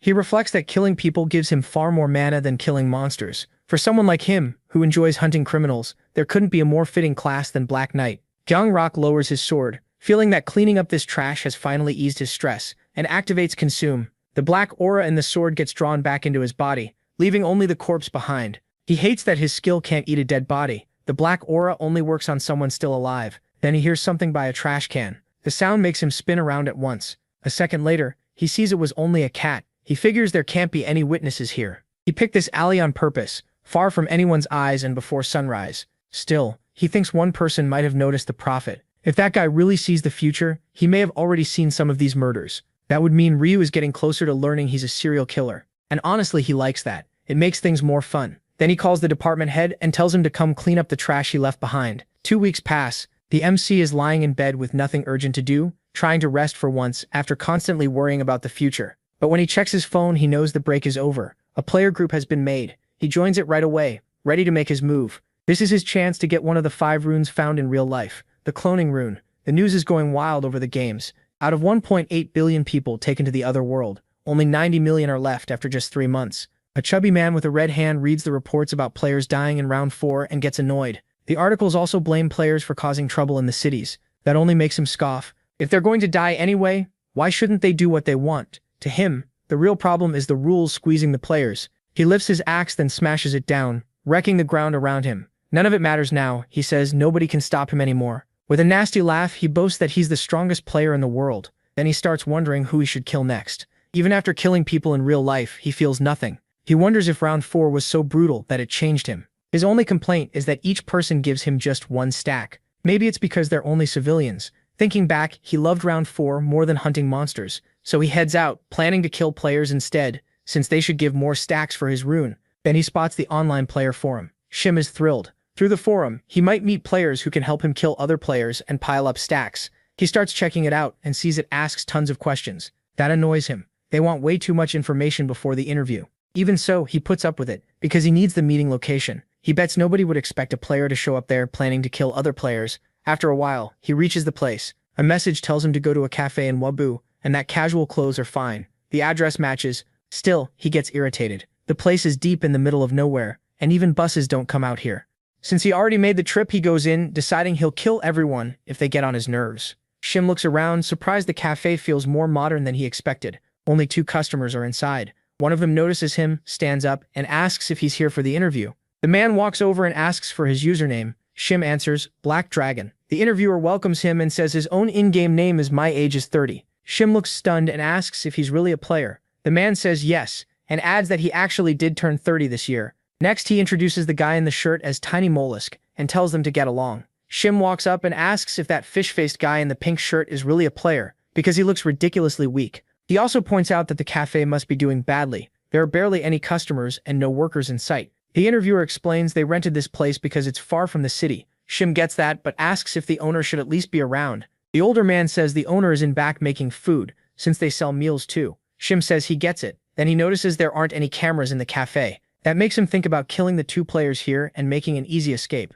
But he drops the idea. Wasting this chance on only 2 people would be stupid. Instead, he asks when the interview starts. The 30-year-old says they're waiting for one more person. Shim asks if that means there will be 3 interviewees. The answer is yes, and even though the person is late, the man says they're arriving now. The last player walks into the cafe. Right away, the man in his 30s stands up, asks if he's here for the interview, and asks for his in-game nickname. The newcomer says Black Reaper, and the interviewer is stunned. The most famous player of all just showed up. A few days earlier, they held a meeting. A man opens it by saying everyone is present except Honey, so they can start the 3rd week of April meeting. Then he asks Yark how many people joined the forum that week. Yark says around 2,000 joined. Even though the total number of players keeps dropping each month, forum signups are still rising every week. The president asks who brought in the journalist, since all this attention is clearly coming from the articles about them. Jamie says it was her, explaining she pulled it off through some new connections. He praises her, saying he expected no less from an old member, then asks Yark how many of those 2,000 are actually skilled. Yark says that after removing players with no class and anyone under level 10, about 1,200 remain. The president likes the sound of that and asks how many are truly useful. Yark gets ready to explain. He starts with a well-known player from Zone S45-5 named Black Dragon, an ordinary level 10 warrior who's ranked 3rd in his region. The president says that's interesting and guesses the player may have a strong rune. Yark adds that he seems good enough for an executive spot. Then he brings up Little Cockle from region S122-7, who usually places between 4th and 10th. On top of those 2, he says there are 50 more players who keep ranking near the top in their own regions. The president is pleased. Sounds like they'll be busy interviewing all of them. Then he turns to the man in his 30s. He asks if he'd been nodding off and what he was doing last night to fall asleep during the meeting. As punishment, he puts him in charge of all 50 interviews, otherwise another strong candidate might take his place. The man apologizes for slipping up and says he'll take care of it. The president moves on and asks if the Black Reaper has contacted them. Yark says no. If that had happened, he would have reported it right away. The 4-eyed man sighs and says if someone that important showed up, he'd hand over an executive position on the spot. Then he tells Jamie to get more articles written. They need stronger marketing if they want to pull the Black Reaper into the group. She says that's fine, as long as he pays well. He tells her not to worry, anyone working hard will be rewarded. Then he says to move on. But Yark suddenly stops him, saying someone just asked to join the forum. The president doesn't see why that's a big deal and asks who it is. Yark says it's the Black Reaper. Everyone is instantly shocked. Back in the present, the man in his 30s warmly says it's great to meet him and asks if the trip was difficult. Black Reaper says it was. The man awkwardly apologizes, explaining they needed a private place to talk. He invites him to sit, then compliments his clothes and jokes that he's probably popular with women. Black Reaper takes a seat, and the 30-year-old explains that the other 2 people here are also interviewees. The fat guy is terrified now that he knows this really is the powerful Black Reaper from his own region. The player beside him offers a greeting too. The man repeats the warning, this is the Black Reaper. Then the MC introduces himself as Maris Quinjo, while thinking this idiot has a lot of nerve using his in-game nickname like that. Shim stays scared. The person in front of him says he's Black Reaper, the same guy who killed him 5 times in round 4. Shim thinks maybe he should ask if they know each other in real life, hoping that might stop him from being targeted so hard. The 30-year-old then calls on Black Dragon, asking if something's wrong since he still hasn't introduced himself. So the fat guy finally does. But Black Reaper shows no reaction at all. That stings. Shim thought the strongest player would remember his username, and now he wonders if he's so pathetic that even after being killed 5 times, Black Reaper still doesn't know who he is. Meanwhile, the MC keeps eating his ice cream, impressed that the guy in front of him is bold enough to use that nickname out in the open. He already knows this man is Kukuru Bang, a pro scammer who makes money any way he can. Right now, he's still a nobody. But later, he'll get the cloning rune and become famous for all the wrong reasons, since he plans to use it for crime. The MC hates that criminals are getting power from another world and using it to cause trouble here. Still, he's glad this meeting happened because he plans to take the cloning rune for himself. The man in his 30s begins the interview by checking everyone's personal details, starting with Maraschino. The MC gives a fake profile. Lee Sang-hyun, 20 years old, high school graduate, currently unemployed. Next, the interviewer asks if he's a level 13 assassin ranked 4th in the region. He says yes. Of course, all of that is false, except the username. He's pretending to be someone else because that's the only way to meet the condition for the cloning rune. To get that rune, a player has to kill someone where it's hidden while using a fake identity. He knows the scammer here did that before. He murdered someone while pretending to be the Black Reaper and got the rune. Then the interviewer turns to Black Dragon. The fat boy says he's Shim Hyung-taek, 16 years old and still in high school. The interviewer is shocked by his age, but inwardly just thinks it's ridiculous and calls him worthless. Ryu finds that funny. The kid may be 16, but he wiped out all his classmates, so he's not someone you can brush off. The man in his 30s asks if he's really a level 10 warrior ranked 3rd in the region. The fat boy snaps back, asking if he's calling him a liar. Then the old man turns to the last candidate. Asked for his name, he says he's In Hong, 28 years old, works as a fund manager. has never ranked below first, is level 30, and since everyone already knows his class is Reaper, he asks what else needs checking. That answer scares the interviewer, so he quickly thanks him and moves on. The MC gets annoyed because this guy is just a fraud planning to use that name to borrow money from players. With the identities checked, the interviewer asks the final question. Why do they want to join the group? He starts with Maraschino. The MC says the world has gotten dangerous and going out alone feels risky, so teaming up with other players seems smart. Then it's the fat boy's turn and he freezes up because he obviously can't admit he wants to hunt other players, so he copies the MC's answer, saying he can't even go to school without worrying about the next rounds. Finally, the interviewer asks the fake Black Reaper. He says he joined because he saw the forum and got curious. The man in his 30s laughs and says that's interesting. Then he says their answers were good, but there's one last thing before the interview ends. His face turns cold as he explains they need to kill someone to pass. Acting confused, the MC asks why they have to murder anyone. The interviewer doesn't buy that act for a second. He asks if they read the news, saying the government is starting to turn against players because it's afraid of their power. Clenching his fist, he says players will soon rule the world, and that can only happen if they stand together. Still fired up, he says they shouldn't be bound by government laws. Players need to show that they're the new law. The MC says he gets it and asks if that's why someone has to die. The man says yes, it's to show the governments what players want. The other two stay quiet, clearly not expecting this. The man in his 30s then asks if the little guy understands. He says anyone who doesn't want to finish the interview can leave now, but if they do, they shouldn't expect help later, even if they change their mind. Ryu thinks that's funny. The old man is basically saying anyone who refuses goes on a blacklist, just pressure to make them commit a crime. The other two still say nothing, stunned by the sudden turn. Taking their silence as agreement, the interviewer says they'll move on to the final stage. Shim Hyung-taek asks what he means, since there's nobody there to kill. With a creepy smile, the man tells them not to worry, he already prepared everything. After some time, it starts raining. The man in his 30s gets up and tells them to come with him. An employee shows up and asks if they're leaving already, saying they can stay longer if they want. He says he's in a hurry and asks where the bathroom is. She says it's at the end of the hall. Then he asks a favor and hands her his car key. He tells her to bring his car around from the parking lot, since he's running late and the bathroom will slow him down even more. Smiling, she says not to worry and leaves right away. She hurries over to the car and opens the door. As she starts putting away the umbrella, a hand suddenly reaches from behind and grabs her neck, choking her out at once. It was the man in his 30s. To him, knocking someone out with his bare hands is easy. The fat boy is shocked and asks why it had to be her. The man tells them to stop talking. They need to move fast. Then he loads the unconscious woman into the car. After that, they all get in and drive off. They arrive at a warehouse and head inside for the final stage. Once inside, he throws the woman onto the floor and asks who wants to kill her. He offers the chance to the fake Black Reaper first. The man says he doesn't mind, but then someone tells them to wait. It's the MC. He asks if he can do it instead. The man in his 30s is surprised. He didn't expect that from someone who seems so timid. Still, he says that's fine and asks the fake Black Reaper to give the boy his turn. He agrees, then he starts walking away. As he passes the MC, he warns him to do it right since he's doing him a favor. Ryu thanks him, saying he'll make very good use of the cloning rune. The man looks confused, not getting what he means. Before he can react, the MC grabs his head and twists it in one motion, snapping his neck. The man drops stiffly, his face turned all the way backward. The man in his 30s panics when he sees it and starts screaming, asking what the hell he just did. He killed the Black Reaper. Ryu answers with a cold stare and tells him to shut up because he's too loud. That look terrifies him. It feels like facing a wild beast, and he realizes the boy's whole presence has changed. A message appears for the MC, saying he made a kill while using a false identity and has met a hidden condition. It announces the discovery of the clone rune, a secret rune hidden in a set location. The rune is automatically engraved onto the player's body. As he starts to glow, he thinks it was definitely worth pretending to be someone else. The interviewer, still in shock, demands an explanation because he just watched the Black Reaper die and has no idea why. The MC puts on his mask and says the answer is simple. An idiot was stealing his identity, so he killed him. The old man still can't process it, and angrily says the woman was supposed to die, not the Black Reaper. Ryu repeats that he only killed a loser, and adds that the old man is one too. Then he covers the girl's face again and stands up. The old man summons his sword and dares him to say that again. Ryu instantly calls out his huge scythe and answers that yes, he called him an idiot. So is he wrong? The man is shaken, staring at the weapon. He's never seen a player use such a massive scythe before, until he realizes only one player is known for fighting with a scythe.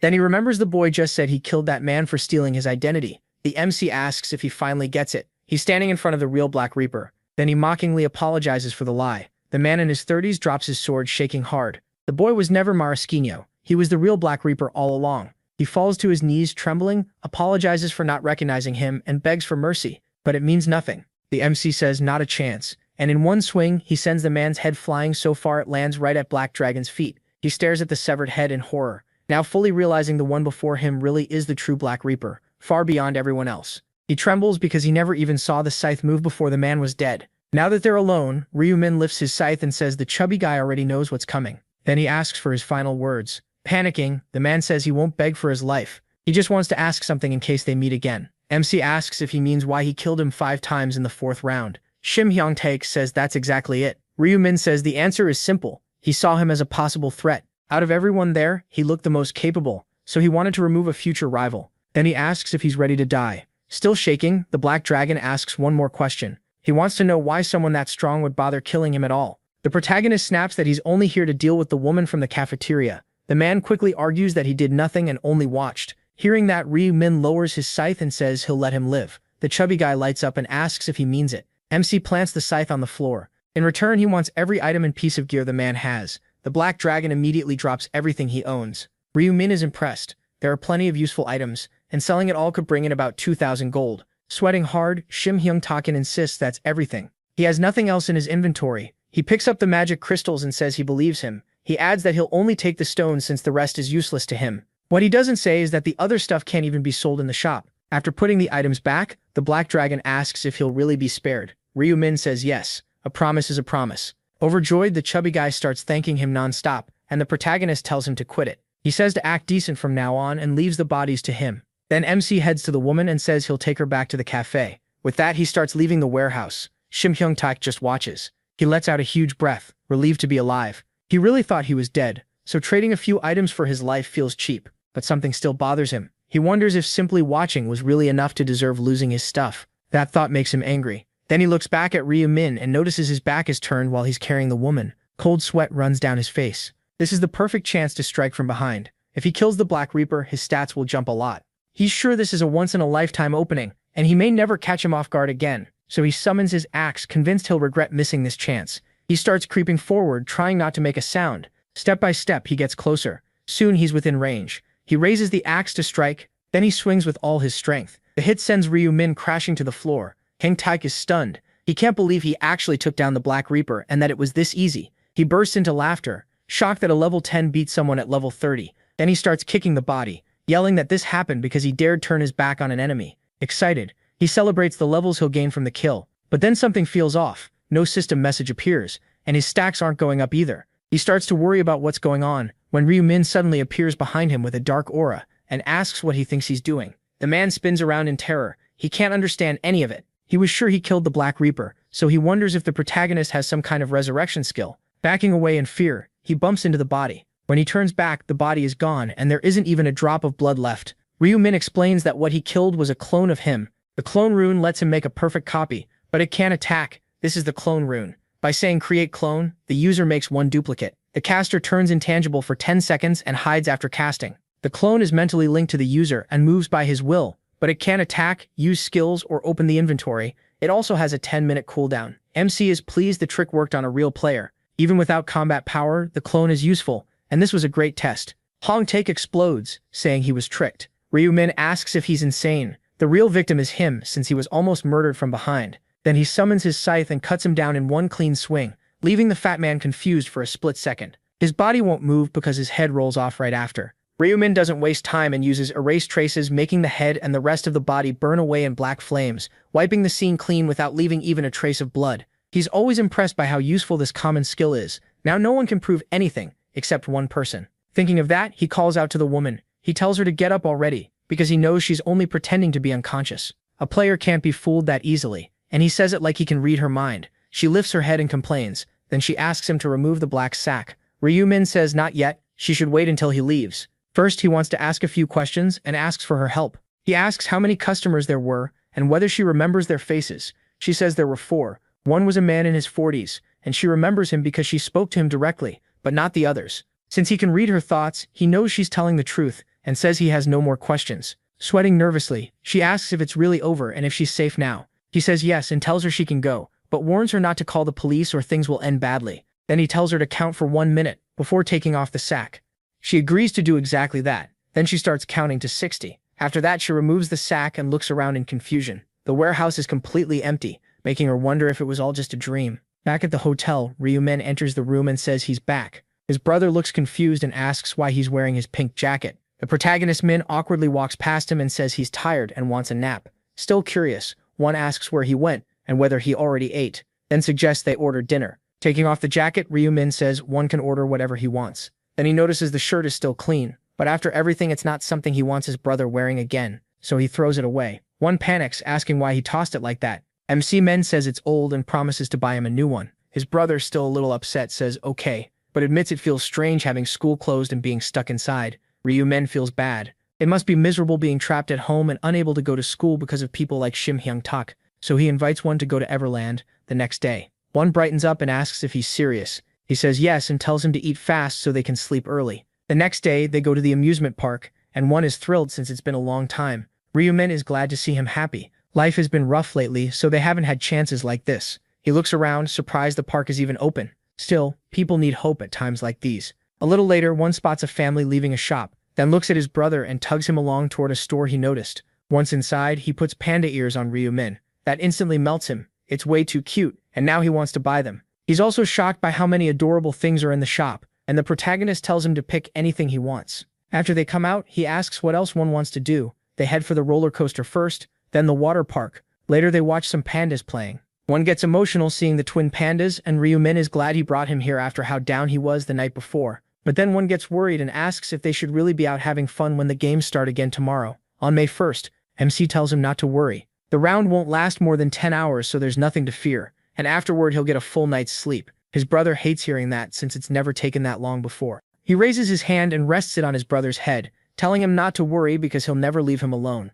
Then he tells him to keep enjoying the day. Maybe they can even go on the safari. After all that, night falls. Near midnight on April 30th, Ryu lies down to rest when his phone suddenly rings. He checks it and sees a few messages from Juri. She says it's almost midnight again and hopes they all survive one more day. That makes him smile. Now that the regions are joining, he can protect her too. He puts the phone down, and the moment midnight hits, every player is teleported to another world. Someone looks around and wonders if this is really everyone, because there are so few people. The place feels strangely empty. Ryu figures that's normal. The first round had 10,000 players, so of course the drop feels huge, but he knows that won't last long. Then the angel appears, happy to see them, and quick to congratulate them for reaching round 5. No one reacts. Olivia asks what's wrong with them and tells them to smile. She says the last round was pretty fun since they worked so hard to wipe out their own species. To her, their silence is just dull. Then she drops the taunting and announces that 442 survivors were summoned. Since there had been 521 survivors before, 80 were eliminated in the real world, which means things there are already falling apart.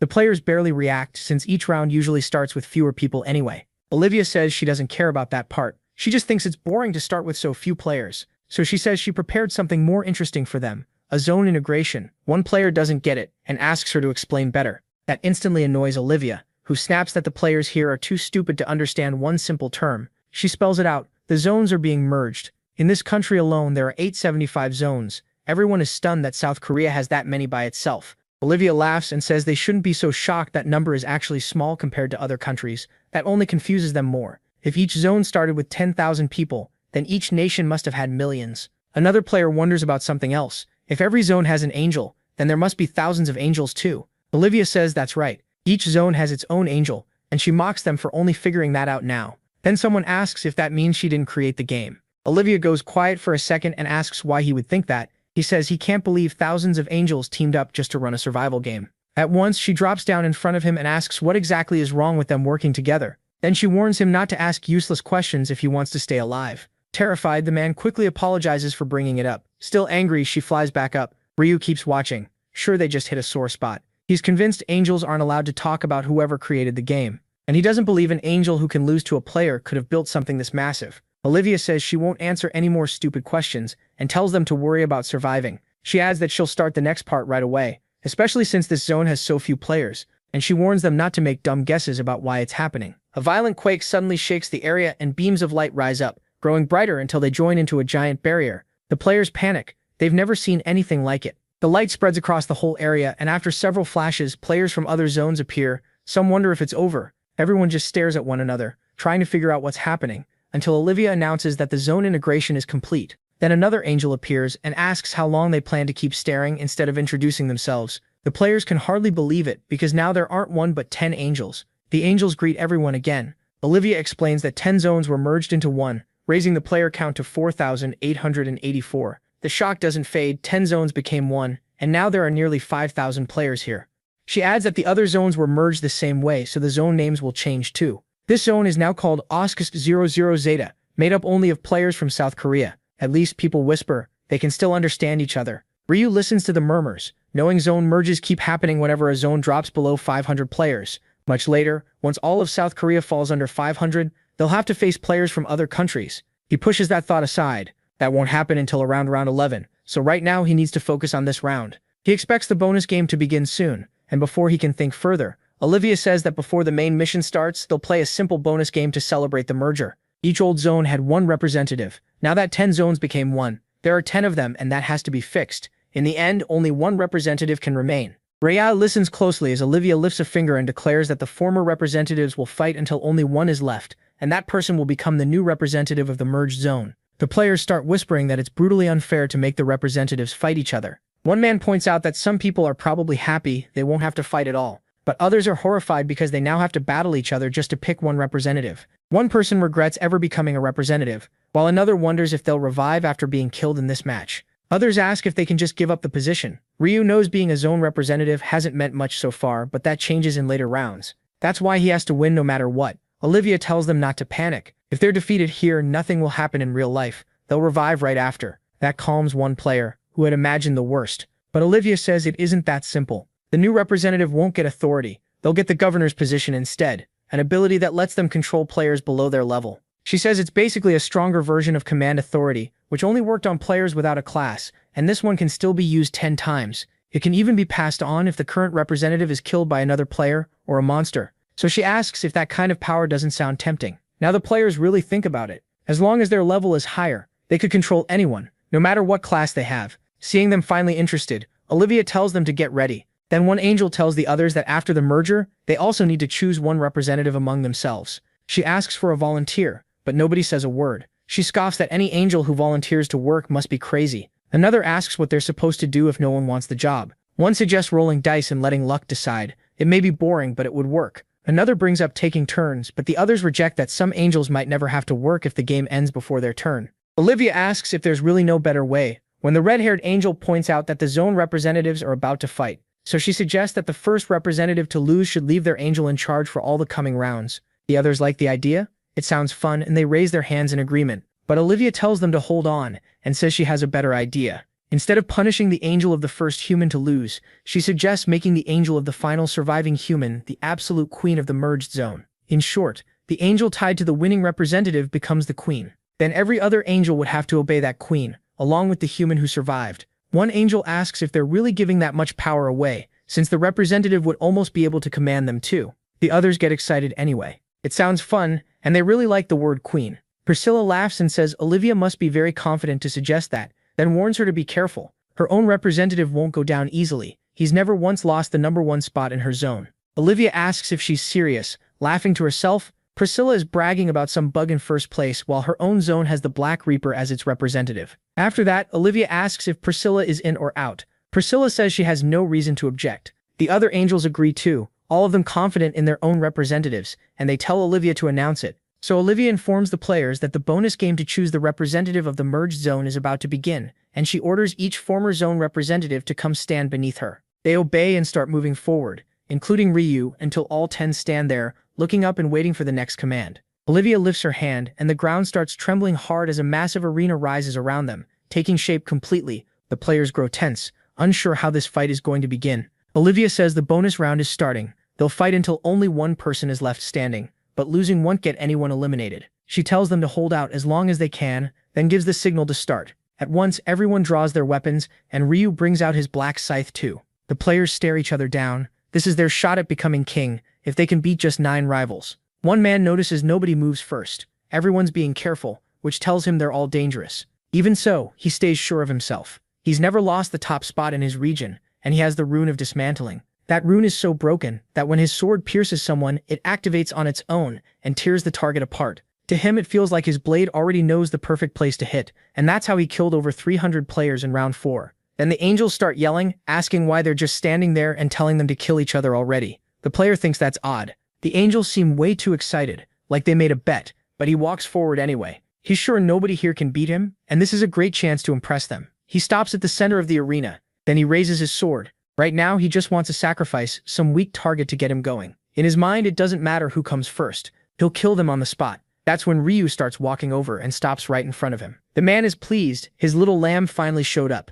Still, he admits that Scythe is insanely huge. Nothing like a normal weapon. He's seen plenty of players with Scythe in their names, but never someone who actually fights with one. Then he notices the nickname. The moment he reads it, fear hits him. Black Scythe? No, the Black Reaper. For a second, he hopes it's just someone with the same name, but he quickly remembers that can't happen. His sword drops at once. He's standing before the #1 player across all regions, the only level 30, the Black Reaper. Watching from above, the angels ask what happened. He looks so confident, and now he's terrified. They turn to Priscilla and ask if that human is really her region's representative. Priscilla grows uneasy, not understanding why the fool from her zone isn't moving. Worse, he's frozen there like a scared dog. Olivia starts laughing. Priscilla asks what's so funny. Olivia says she can't help it, then tells her to look at that little dog shaking in front of one player. Priscilla shoots back, asking if she only talks big because that's Olivia's representative, and admits the Scythe stands out, but she doesn't feel any kind of aura that should scare someone this badly. So is Olivia really saying her representative is strong enough to make Priscilla's player panic? She immediately calls that nonsense.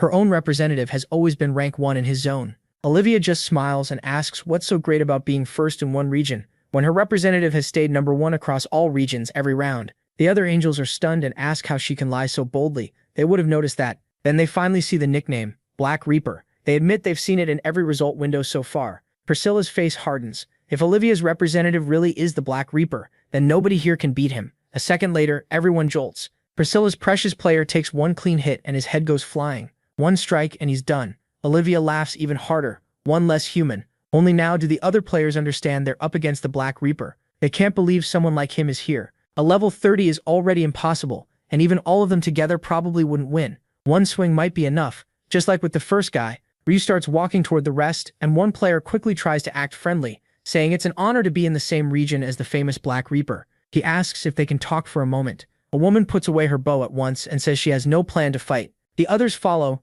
telling the angels they give up and accept defeat. The angels ask if they're serious. Acting like that is pathetic, and it ruins the game. Their cruel looks make the message clear. If anyone talks about surrender again, they'll blow off their heads for real this time, with no revival. That threat terrifies everyone. So they summon their weapons again and get ready to fight, hoping 8 against 1 might give them a chance. Ryu realizes the angels are scaring them even more than he is, since now the players are ready to rush him together. But that only makes him more excited. To him, no matter how many ants come, they're still ants. The representatives see him laugh and get angry, taking it as a cheap insult over the level gap. All of them charge at once. Ryu doesn't back off. With a cold look, he charges too and cuts them all down in an instant. The few who hadn't attacked are horrified. Before they can react, he comes for them too, until every last one falls to his huge scythe. The angels watching are left stunned.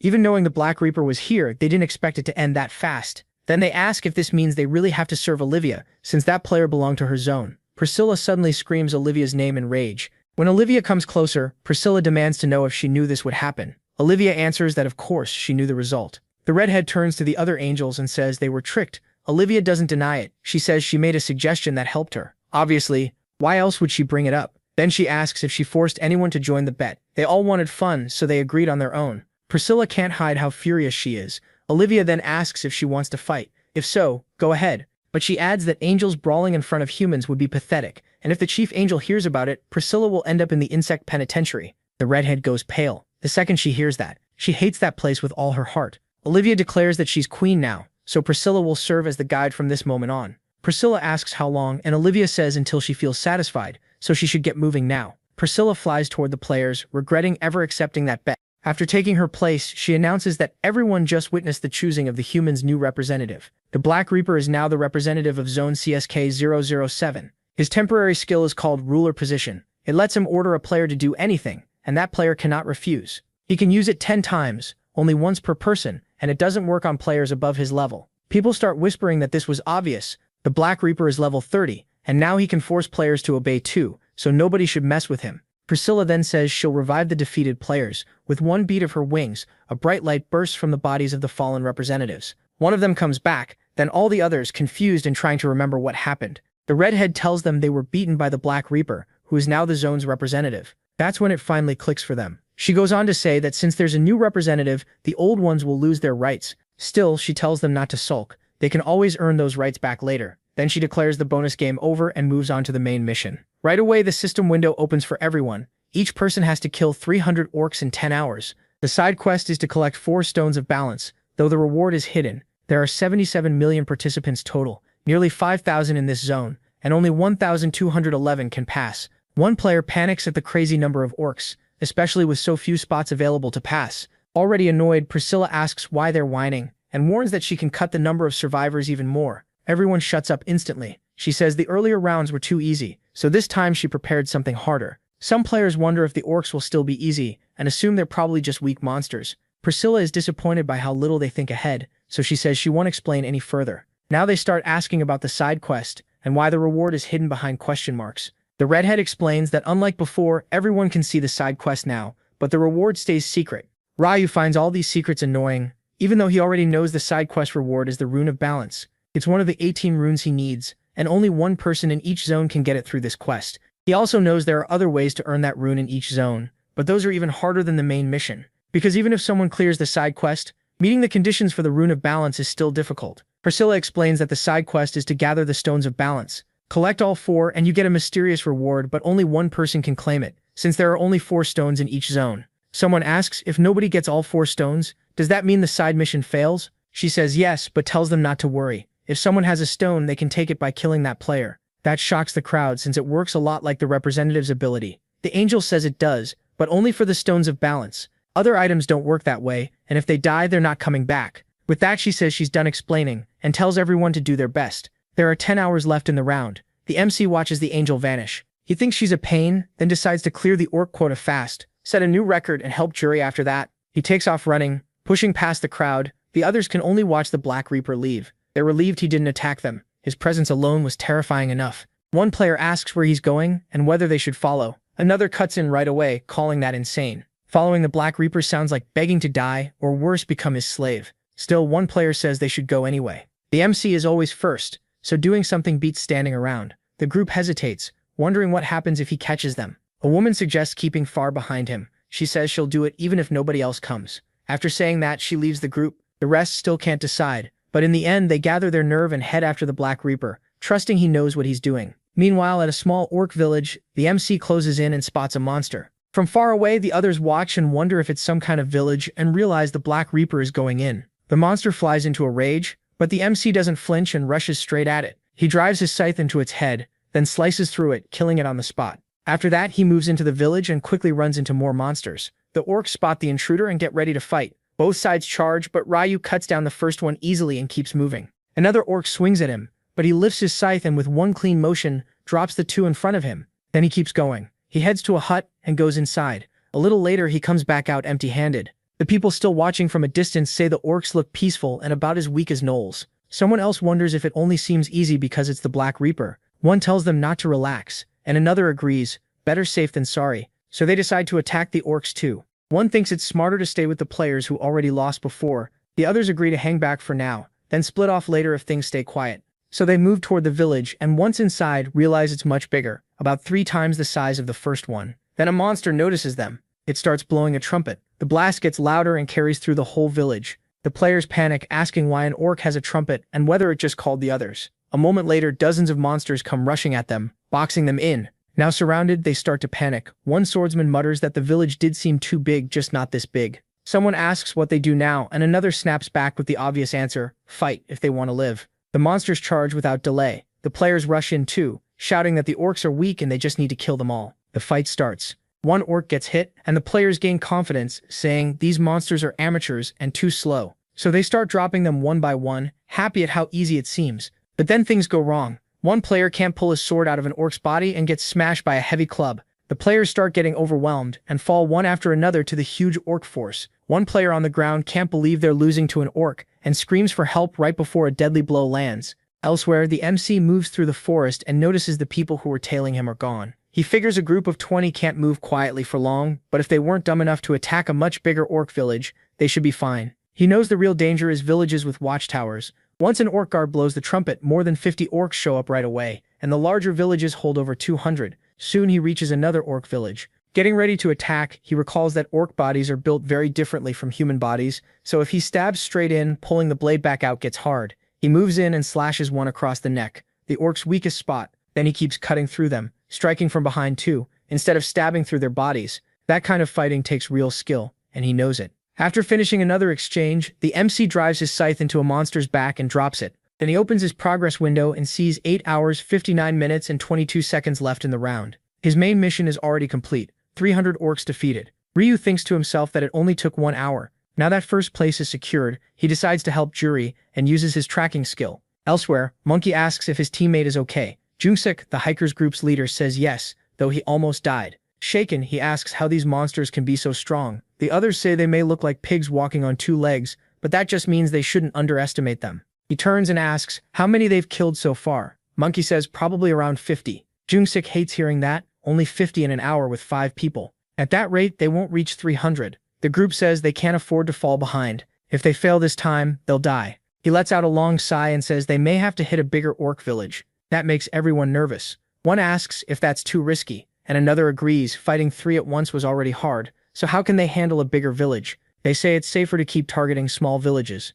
The leader admits they're right and says he won't force anyone. Even so, he points out they won't reach the goal at this pace, and hard or not, they may have to take the risk. With a grim face, he tells them to remember there's no future on a sinking ship. Meanwhile, near the forest, the group points out the orc village they spotted earlier. One whispers that it seems to have a guard post. The leader says they'll circle around first and take a closer look, so they move around the village. Seeing the wooden fence, they suggest slipping through a gap between the planks. One of them tries it and says nobody seems to be nearby, so the rest follow him through, and once inside, they wonder if the monsters are in the tents. They guess maybe 5 per tent. The leader studies the place, realizing it's bigger than he expected, and another member asks if they should ambush the orcs while they're still inside. Jungsik says that's a good idea since they're already here. Choi adds that 5 should be manageable if they do it right. They pick one tent, and the leader tells them to move when he gives the signal. Everyone gets in place and starts slipping into the tent. Inside, they find another door and open it right away. Then they freeze. There aren't 5 orcs inside, there are 10. The monsters sense the intruders and get up. One player asks what they do now with so many enemies,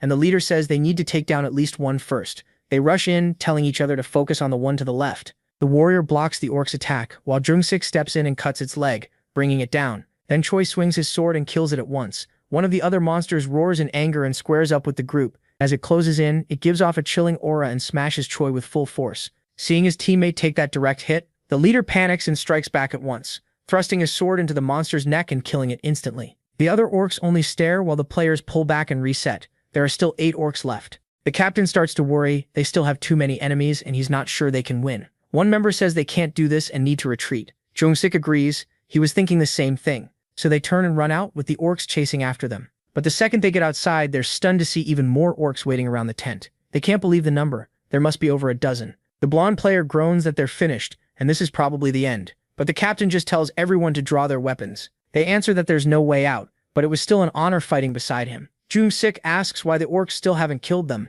and tells the group to look at their eyes if they want the answer. They finally do, and realize the orcs are practically laughing at them. Pointing behind them, the captain says exactly that, the monsters are mocking them, almost roaring with laughter. Then he asks if that doesn't make them angry to be looked down on by monsters like animals in a zoo. He tells them never to give up, they have to fight to the end and take at least one monster down. That's how to die with honor. The group says they understand and apologize for acting shamefully. Under his lead, they'll fight to the end.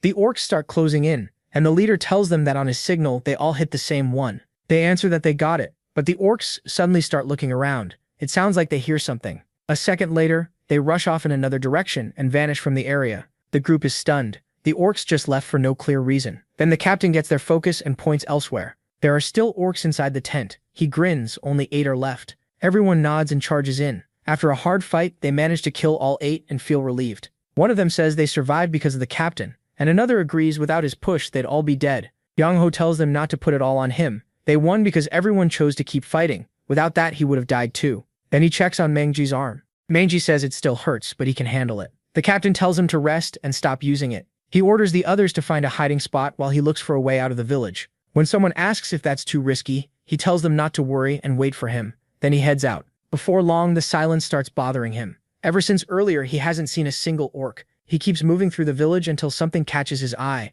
and he's shocked to find a pile of dead orcs. He walks over, trying to figure out what happened, and wonders who could have done it. That's when he spots a player among the corpses and wonders if it's the Black Reaper. Ryu notices him too, surprised to find another person in the village, and sees the nickname Jo Young-ho. He wonders if this is really the man called the Mercenary King. The protagonist knows Mercenary is a close-range class that uses many weapons, a lot like Warrior, but one thing makes it different. Mercenaries grow stronger through contracts, so most of them team up with people they trust, or with the Mercenary King. Mercenary King is a solo class that lets the user command mercenaries through contracts, and those allies get bonus effects. Even so, Ryu thinks there isn't much reason to sign one. Still, he's sure the man in front of him is Jo Young-ho, the solo class Mercenary King, and he didn't expect to meet him here. The captain walks up and greets the Reaper. MC asks if he knows him, and the man says of course everyone knows the highest-ranked player of all time. He can hardly believe he found the player ranked first in every zone here, and figures asking for a handshake would probably be too much. Ryu watches him and gets the feeling this guy isn't the type to betray people. That, he thinks, is why he became the Mercenary King.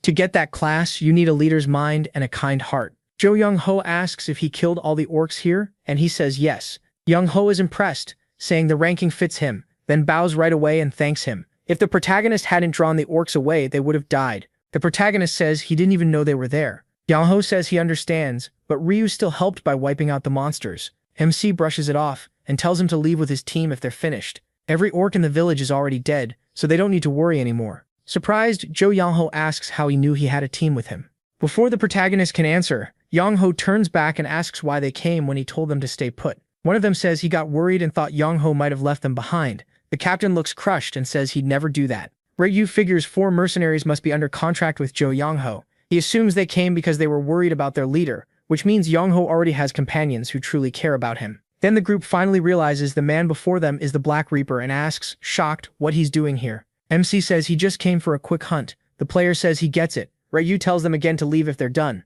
He's saying it because the mid-boss should appear soon and staying here will be way too dangerous. They answer right away, saying they understand and that meeting him was an honor. But then they hear something. One asks if the others heard it too. The captain asks what it is and he says it's the mid-boss. He tells them again to run. Young-ho goes tense, trying to process what that means, until he sees a giant monster coming toward them. The team freezes in fear, asking what that thing is and whether it's really an orc. The boss lets out a deafening roar. Ryu had stayed for this exact monster. He needs to kill it to get the balance stone for the side quest. Once this one and the bosses from the other 3 tribes are dead, the mission will be complete. The giant orc suddenly charges forward, and the captain mutters that it looks seriously mad. He desperately tells everyone to run because the thing looks terrifying. To make it worse, the boss closes in at insane speed and slams the ground, blowing apart everything nearby. Jo Young-ho realizes he was barely missed and is horrified by the attack. Then he remembers the Black Reaper striking him with the end of his scythe and knocking him out of the way just in time. Ryu snaps, asking what he thinks he's doing. Young-ho quickly thanks him for saving his life, but the protagonist just tells them again to leave if they don't want to die.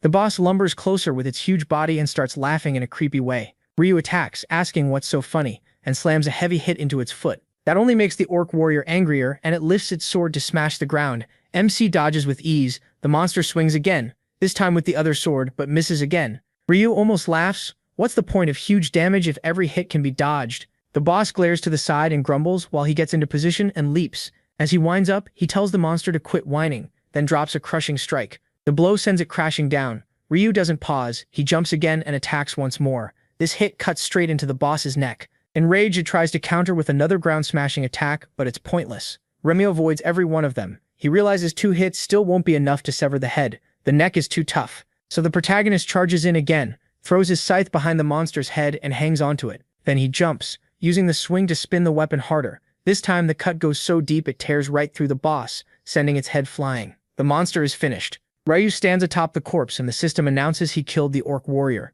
He also gets 37 more experience and 4,000 gold, plus another 2,000 as a bonus. The group stays near the dead boss, and can hardly believe the Black Reaper really killed that giant. Ryu steps down from the body, and a notice says he got the pommel ring sword. He also picked up an orc heart and a low-grade dark blue mana stone, along with the balance stone. That means his side quest has moved forward with the balance stone now in hand. Looking over the rewards, Ryu realizes boss fights pay way better than normal mobs, and he got a really solid item too. It's the pommel ring sword, an epic weapon that raises attack speed by 5% with each hit, stacking up to 10 times. Its raw attack power is even better than his scythe, so he decides it's best to sell it for a high price. Then he checks the orc heart, an item some players would toss out in disgust. It's listed as a possession item and only looks like a real heart, but it isn't actually one. He knows throwing it away would be stupid since it's used to make a unique item. Just then, the players come over to thank him for dealing with the boss and saving them again, asking if he somehow knew it would appear. Ryu figures an excuse is easier, so he says a monster like that showed up before when he cleared another village.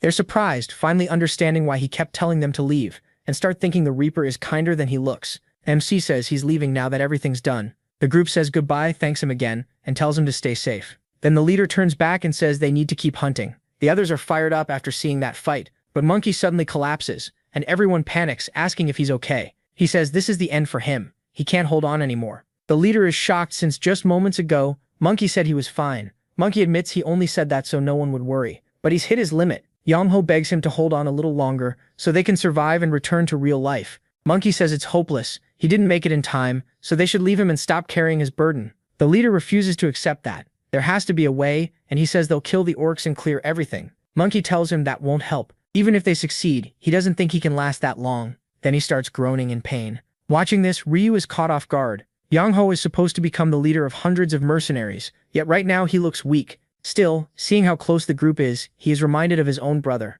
He pauses, then walks toward them, deciding to help because he knows that feeling. He calls out to the group, saying it looks like they need help and asks to take a look. Without hesitating, the leader asks if there's any way to save him. He says yes, there is a way to save him, even if the injury is serious. As he says that, he holds out a hand filled with energy. Then he directs that power into the wound. The injury heals right away. Everyone is shocked when the wound vanishes and asks how he did it. The MC tells them it is a skill called first aid, and anyone can buy it in the shop. One player says he's seen it before, another says the same and adds that it costs 20,000 gold, but he had no idea it was this strong. Hearing that, Ryumin realizes they got the wrong idea. First aid is not that amazing, it only works on bleeding and simple injuries, not something like a crushed shoulder. He also knows the skill gets stronger depending on the user's intelligence, since it's a divine type skill. Right now his intelligence is 123, and the Rune of Radiance boosted the effect this much. After checking, he tells the player to move his shoulder. Even if a scar remains, it should work normally now, and Choi Manji is thrilled when he sees he can move it just fine. Still, the MC warns him he is not fully healed. It is called first aid for a reason. If he pushes too hard, the injury could come back. Normal hunting, though, should be fine. The man is stunned by that, then he jumps up and thanks him, calling him his savior. The leader bows too, grateful that his teammate was healed. Soon the rest of the group follows and thanks him as well. Junko pulls out an item and says it may not be much, but he wants the MC to take it as thanks. The others are surprised by what he offers. Then they start offering their own items too, saying even a little gold from selling them is better than nothing. The MC doesn't refuse right away. He starts to say he doesn't need all this, but they keep insisting it is their way of showing thanks. Ryumin is surprised by how much he ends up getting. None of the items are great alone, but together they are worth a lot. Still, he decides he gained something even better. The leader says he gave Choi Mangi hope again and promises they will repay him someday. Looking at them, the MC thinks the future mercenary king now owes him a favor. Gaining an ally like that from a skill he had to learn anyway is a huge win. With that, he says goodbye. Then he leaves the village as everyone sees him off. Meanwhile, deep in the forest, Juri sits down and checks her system screen, starting to worry. There are only 8 hours, 55 minutes, and 15 seconds left in the round, and her main mission still shows 0 out of 300 orcs defeated. She panics, knowing she will never reach 300 at this rate. Juri blames herself for getting scared and losing track of the Black Reaper. Back in round 5, finding him was easy because he was one of the bonus game candidates, but now she feels uneasy because she saw the Reaper attack the former leader and tear his head off. After that, he cut down all the other former regional leaders too, and the way he looked while doing it terrified her at once.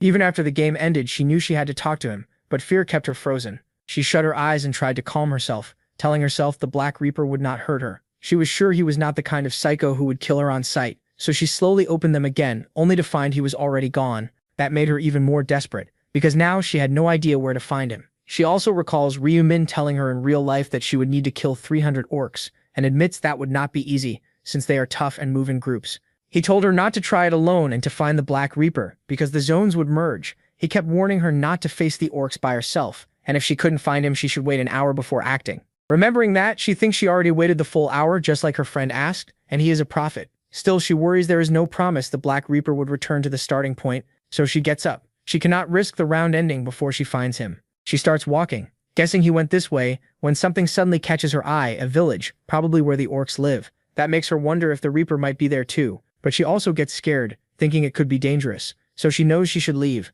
Just then, an orc comes up behind her. She spins around, startled after sensing it. The monster lets out a roar, and she quickly buffs her sword with blessing magic. She does not want to fight, but now she has no choice. The buff raises all her stats by 50. As the orc gets ready, she feels a little relief. First, there is only one. And second, she knows this monster's weak spot. She dodges and aims for the neck, since the rest of its body is much tougher, but she worries about landing the hit. If she misses, the orc will strike back. And if her blade gets stuck, pulling it free will be hard, so she knows she has to be fast and exact. She attacks, but the orc jerks its head, and her sword hits its arm instead. She gets frustrated right away because it avoided the real target. Trying to back off, she realizes the cut was not deep, which at least lets her pull her sword out easily. The orc does not waste a second and charges in, throwing a flurry of attacks that force her to keep dodging. While avoiding them, she sees an opening and strikes back, barely cutting its neck. That gives Juri some hope. Her attacks are working, so she follows with a combo, sure that a few more hits will do it. And she is right. The orc is badly hurt and drops to the ground. She can hardly believe she pulled it off, and smiles after beating an orc one-on-one. But then she quickly turns when she hears someone coming. It is the MC carrying his scythe. Juri rubs her eyes, wondering if she is imagining it. She asks herself if that really is the Black Reaper. She had been searching for him this whole time, yet somehow he found her instead. Then he walks right past her, and she is left stunned. Still flustered, she turns and calls out, asking for a moment. He looks back and asks what she wants. Awkwardly, she asks if she can join his group. His expression shifts, and he tells her to say that again. She repeats herself, but he asks why he should take her in. The pressure leaves her speechless for a second, then she steps closer and says she will prove it. Without hesitation, she uses Blessing. His stats jump at once, and he acts impressed even though he already knew exactly what it did. Smiling, she explains that Blessing lasts 3 hours and raises all stats by 50 during that time. The MC pretends to check his system, then says he gets it. She asks if that answers his question, since a buff like this would help in future hunts.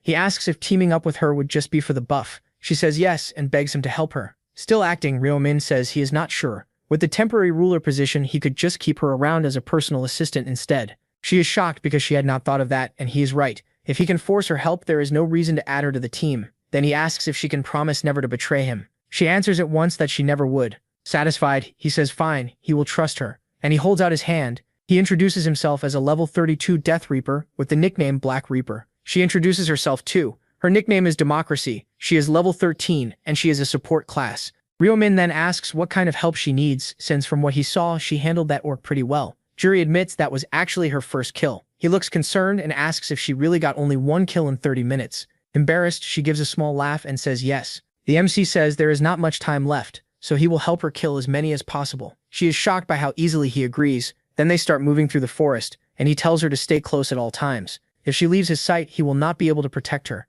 Democracy agrees. She steps closer, thinking the famous Black Reaper is not as cold as he looked, and feels glad she listened to Ryo-min in the real world. She barely has time to think that before she freezes again. 3 orcs are right in front of them. She panics at once. The MC only lifts his scythe and tells her to wait. Then he stomps the ground and rushes straight at them. With one clean swing, he cuts all 3 across the legs, leaving them helpless. But he is not finished yet. A second attack follows and chops off both of their hands. Juri is completely stunned after seeing him disable all of them in an instant. With that terrifying presence of his, he tells her to use the chance and finish them. Then he snaps at her, asking what she is waiting for. She quickly apologizes and heads to one of the orcs, deciding to be careful anyway. She delivers a clean strike to its neck and kills it. She gains 235 experience and 40 gold. The ease of it shocks her. She thought it would be far more dangerous. A chill runs through her as she wonders if killing an orc is really this easy. Then she looks at the MC and realizes he must just be insanely strong. He turns and tells her to keep moving, because he is still not done. Happy she joined his group, she runs off. A little later, she finishes off another orc. She praises his skill, saying he made hunting way easier than she expected. He barely reacts and only asks how many kills she got. She says 52 in 30 minutes, which felt really fast. To him, though, that pace is still too slow. He knows heading into a village is risky because if dozens of orcs rush them at once, he can't keep her safe. So he decides they need to find a shaman orc. Excited, she says, they could probably hit 300 orcs in 3 hours. He cuts that off. They don't have 3 hours, only 1. Startled, she asks if he's serious and how that's even possible. He says the key is the shaman orc, a monster that keeps summoning more orcs. If they find it, they won't need to search for targets anymore. He warns that she won't kill the shaman. They'll leave it alive and use its summons until she reaches the 300 kills the mission needs. Surprised, Julie asks how he knows so much, like he's seen these monsters before. He says he has fought them already, so he knows where they are and how they work. She nods, saying she gets it. He adds that he'll handle this in the safest way possible. Then he heads deeper into the forest. She feels relieved, thinking the famous Black Reaper is nicer than he looks. Guess first impressions really can be wrong. After a short walk, they reach the place. She asks if a boss is really hiding in such a tiny village. He says yes, and once they go in, they'll find him fast. The real problem is the orcs. The shaman will keep calling out. He knows the whole setup is a trap for players. It was the same in his past life. Go around the back and you'd find a pile of player corpses. The shaman hid there. That alone shows how clever and cruel it is. To him, that also proves the monster is a coward. It doesn't want a fair fight. He tells her to move up, but she says she doesn't see any orcs. He explains that's the point. The village is bait and the shaman is the only one actually inside. He raises his scythe and points to a house, warning that the monster is in there, and the whole place is set up to lure people in. He explains that once players go inside and trigger the trap, the shaman starts summoning orcs. Usually it calls 10 to 20 at once, more than enough to crush most players' will to fight. Minjuri gets nervous and asks how they're supposed to handle that. Ryu Min says it's hard but there is a workaround and leans in to explain it, making her blush. After hearing the plan, she asks if he's serious and whether the monster would really fall for that. He tells her not to worry, he's tested it before. That helps her steady herself, and she says she'll do it. He checks one more time if she's sure she can handle it alone. Democracy says yes. She adds that she feels bad making him do all the hard work, so she wants to help in her own way too. That catches Ryu Min off guard. Still, he agrees and says he'll wait outside. She braces herself and walks to the door. Once she opens it, she finds a long, dark hallway. Even so, she keeps going. Then something grabs her attention when she spots a red carpet ahead. She figures this must be the trap Black Reaper warned her about, so she knows she has to be careful now. Before she went in, he told her the shaman was hiding inside. The moment she stepped on the red carpet, it would summon orcs and block the exit. So her job is simple: get close enough to the carpet, then turn back. The shaman should send scouts to check. Thinking it over, she realizes the plan is actually pretty simple. She moves in just enough to show herself, planning to run right after. Then a crushing aura pours out from deeper inside the hall, and she knows it's the orc shaman.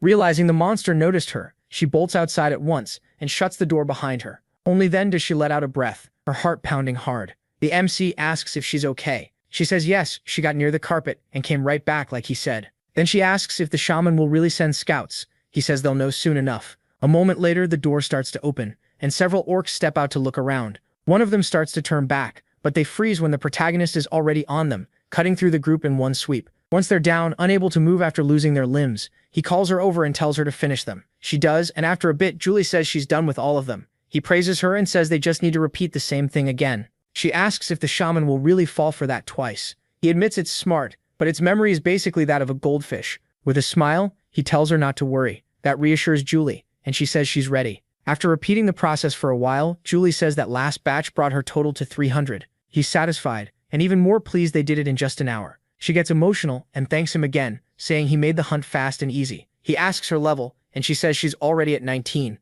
He tells her that's great. One more level, and her rank will rise at level 20. He knows that rank up will unlock new skills and strengthen the ones she already has, which makes her even more useful to his team. He also wants her buff stronger for what's ahead, so he says he'll keep helping until she reaches level 20. That should make dealing with the orcs even easier. Julie is shocked by how considerate he's being. She starts thanking him again, but a group shows up behind them. One recognizes the Black Reaper, another doesn't know who he is, and the rest are just stunned by the pile of orc corpses. One of them steps forward awkwardly and says they were only passing through and didn't know anyone was hunting here. Still, he can hardly believe just 2 people wiped out this many orcs. 2 others whisper that it's weird for such a small village to have so many orcs, and they wonder who the woman beside the Reaper is. Maybe his teammate. Another says that's even stranger, because he can't imagine the Black Reaper working with anyone. One guy starts staring at the girl, joking that she must be the Reaper's type, and his thoughts quickly turn nasty. Right then, the MC slams his scythe into the ground and tells them to get lost because they're in the way. Intimidated, they ask why.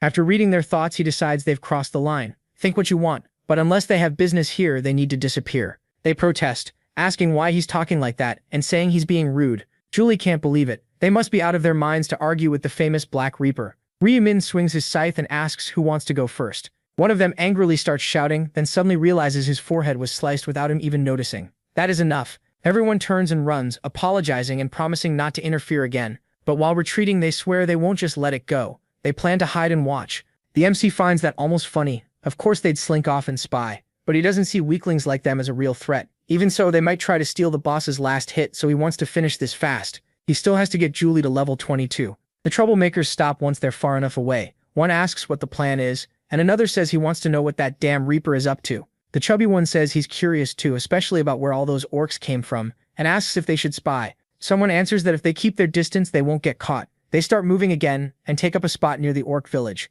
Then a group of monsters comes out of the house, and they quickly spot a human standing in front of them. More orcs pour out, lining up from the doorway. The MC moves first and with his fist drives a full-force punch into one orc's stomach, launching it back into the others and knocking them down like dominoes. Then he follows with his scythe and starts severing the orc's limbs, leaving the rest shaking in fear. Watching from afar, the group is horrified. Now they understand why the Black Reaper is ranked first. While they struggle to beat one orc, he's tearing through a whole wave. Then they see the girl walk toward the monsters and can't figure out why he didn't finish them himself. Julie starts killing them one by one while they can't fight back. At last, the group understands. Black Reaper is boosting the girl by crippling the monsters so she can land the final hits. They wonder what he gets out of helping her like this and grow jealous, because from their view she's getting easy kills for free. They watch her go into the house and they get mad, thinking it's unfair that they have to fight for every kill while Julie gets them handed to her. They watch her come out of the house and start wondering if something weird is going on. The leader notices the pattern. Every time Julie goes inside, more orcs come out toward Ryu. Meanwhile, the protagonist keeps chopping off the monster's limbs without stopping.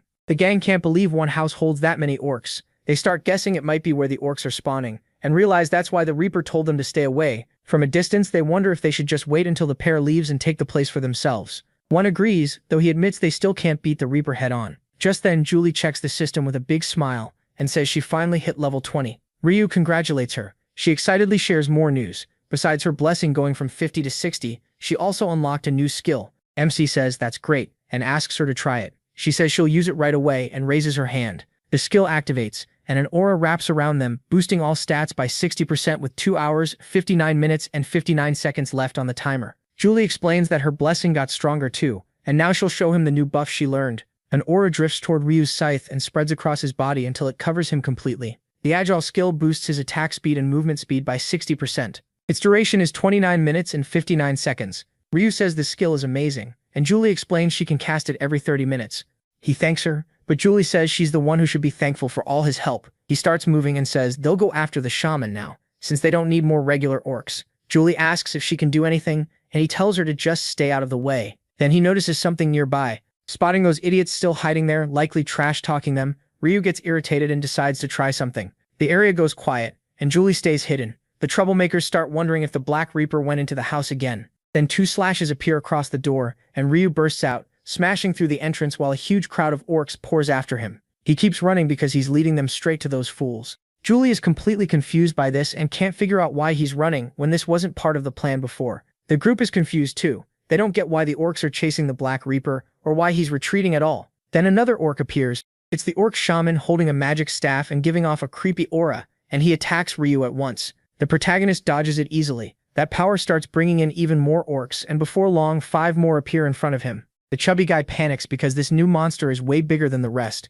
and wonders if that means he's the tribe chief. One of the others finally gets it, and says that weird-looking orc is probably the one summoning the rest. Julie starts shaking, scared because the Black Reaper is surrounded, and she has no idea whether she should step in. But her face changes when she sees him fight. He looks completely calm, like the pressure means nothing to him. By now, dozens of orcs have been summoned. The chubby one freaks out as the numbers keep going up, and only then notices Ryu is boxed in. Even so, he avoids every attack. They can't understand how any player could move that smoothly. Their leader tells them to stay focused, saying the area boss has finally shown up, even if it's still playing defense. Then grinning, he asks what they think about stealing the boss. The others hate the idea and worry Ryu will catch them, but he tells them to calm down. The Black Reaper is swamped with orcs, and no one could handle that many without struggling. 2 more agree, saying if MC complains later, they can pretend they were only trying to help, so everyone goes along with it while he keeps fighting. They sneak into the camp and Julie notices. She immediately wonders what they're doing. Then panic hits. She realizes they're after the shaman and doesn't know if Ryu has seen them. It reminds her of what happened back in the forest. Julie thanks the protagonist for everything and admits she really hopes she's not dragging him down. He tells her it's fine because he already cleared the main quest. That leaves her confused, so he explains he's working on the side quest now and already has enough fragments. Since he beat a boss called Warrior Orc before, he figures another boss will give him the rest, and tells her not to worry, that's all he needs. Now, seeing the group get closer, Julie worries more. As far as she knows, Ryu needs that shaman for the quest, and if this keeps up, they'll steal it. She gets ready to help right as the group prepares to strike. Then the Night of the Dead skill activates, and black smoke spreads across the area, frightening both Julie and the group because they have no clue what it is. Everyone looks up, trying to figure it out until one of them starts to speak and another quickly covers his mouth. They're too close to the boss, but they're already too late and both freeze in fear because the shaman has noticed them. Its stare alone is terrifying. The group instantly realizes they've been spotted and yells to run, but the shaman casts a spell right away, summoning orcs all around them. The monsters rush in and slam one of them hard, then tear into the rest in a total massacre. One of them lies on the ground shaking, looks up and realizes he's about to be trampled, and dies on the spot. Then the Black Reaper kills the monster and wipes out the rest too. He takes a breath and glances over. Watching the orcs butcher the group, he thinks he only pulled the shaman out of the cabin to see what those idiots would do, and he still can't believe they actually tried to steal his boss. Looking at the bodies, he says, this ending was obvious. He feels no guilt either. They wasted time spying instead of doing their own job. The monsters spot him coming and charge, but he cuts through them like they're nothing until every last one falls to his scythe. Ryu gets excited when he notices how much faster he's attacking, figuring it's Julie's blessing stacked with his own 50% rune bonus. That rune doubles his scythe damage, boosts attack speed by over 50% at night, and if he stands still in the dark, enemies are much less likely to notice him. Then he leaps forward and goes straight for the orc shaman. The boss swings at him, but Ryu dodges and hooks the monster's head with his scythe. The shaman tries to turn aside, but MC Expression Cold moves once and cleanly takes its head off. Just like that, the boss is dead. A notification appears, saying he defeated the orc shaman and gained 33.73% experience, 4,000 gold, and a level up. He also gets the Orb of Eternal Rest, a strange wooden totem, a low-grade blue mana stone, and the Stone of Balance. That brings his side mission progress to 2 out of 4. So Ryu is pleased. He reached level 33 and got some useful drops. The Orb of Eternal Rest is an epic necklace. It gains 1 stack for each monster killed, loses 1 durability, and every 100 stacks turn into 1 stat point. He notes that it gives stat points every 100 stacks, making it similar to the absorption rune used by the Black Flame Dragon. Still, there's a problem. As it builds points, the necklace keeps wearing down until its durability hits 0, but he knows he can get a durability rune around 8 and repair the necklace with a blacksmith skill, letting him farm more stat points later. Just then, Julie passes by calling his name. Ryu is surprised she can't see him, but he knows his death aura makes him nearly invisible when he stands still at night. He looks at the bodies and decides to clear them away before her Night of the Dead effect ends. Only after that does he turn the skill off, and Julie jumps when the strange darkness suddenly disappears. She has no idea what happened until she turns and spots Ryu, then hurries over saying she was looking for him. She asks if he got what he needed and whether he saw anyone else in the camp, saying some people were hiding and trying to take the boss. He says no, and asks where she saw that. Julie gets confused and says she could have sworn she saw people and heard screams. She's left unsettled, saying ghosts are seriously creepy. Then Ryu calls her over. They need to hunt another boss. After a while, they reach another orc camp, and once the archers are dealt with, the boss appears, an orc archer firing non-stop at the Black Reaper. The protagonist rushes in at high speed and cuts off one of its arms with a clean strike, then immediately slices the monster in half before it even understands what's happening. It drops in 2 pieces, and a message says the orc archer has been defeated. He gains 37.73% experience and 4,000 gold. This time the drops are Agile Archer's boots, a rusty arrowhead, a low-grade green mana stone, and a Stone of Balance. Now his side mission is 3 out of 4 complete. Ryu decides to check the new items, starting with the Agile Archer's boots. They're epic, give 60 defense, 10 agility, and have 1,000 durability. He sees they're way better than his normal boots, which only give 15 defense, 4 agility, and 5% movement speed, so switching is the obvious choice. He opens the system knowing it would be even better to combine them with the green crystal he got, and selects the combine option. The combine works, adding agility plus 4 to the Agile Archer's boots. He likes the result. Now only one of the 4 bosses is left. All that remains is the true orc, the last boss tied to the final fragment. Unlike the others, this one has a time limit. He has to kill it fast. The quicker the clear, the better the reward, and his best time so far is 43 seconds. With that, he says he's ready. Seeing Julie smile, he figures this run might beat his old record with her help. He wants a much faster clear than before, but first he needs more levels, and to use the Orb of Eternal Rest for extra stats, so he goes back to killing more monsters. There are 30 minutes and 41 seconds left in the round. He wipes out as many orcs as he can. Then he puts away his scythe. He's almost level 40, but there isn't enough time to push further. Even so, he's relieved. He got what he needed. He earned 9 attribute points and the item's durability went up by 1. Just then Julie comes over and asks if it's time for the last boss. He says yes, but adds that they'll have to split up there. She's probably worn out from following him this long. Julie greets him, asking if this is really the end. Deep down, she feels sad and wonders if she should ask to stay with him until the end, but she stops herself, thinking she'd only slow him down. So parting ways is better, because he can read thoughts. He notices she's grown attached. Still, he knows going together is too risky. The true orc is dangerous, and he doesn't want her hurt. Julie says goodbye again and offers one last buff. As she casts it, she thanks him for everything, admitting it would have been hard to do all this alone. Then she opens her inventory and shows him an item she found earlier. She isn't sure it's useful, but she wants him to have it. He says she doesn't need to, but Julie insists. The experience she got was already more than enough, and since she found 2, she wanted to give one to Ryu. That makes him smile. She has no idea MC and Black Reaper are the same person, yet she's still looking out for him. He doesn't want her feeling indebted to Black Reaper.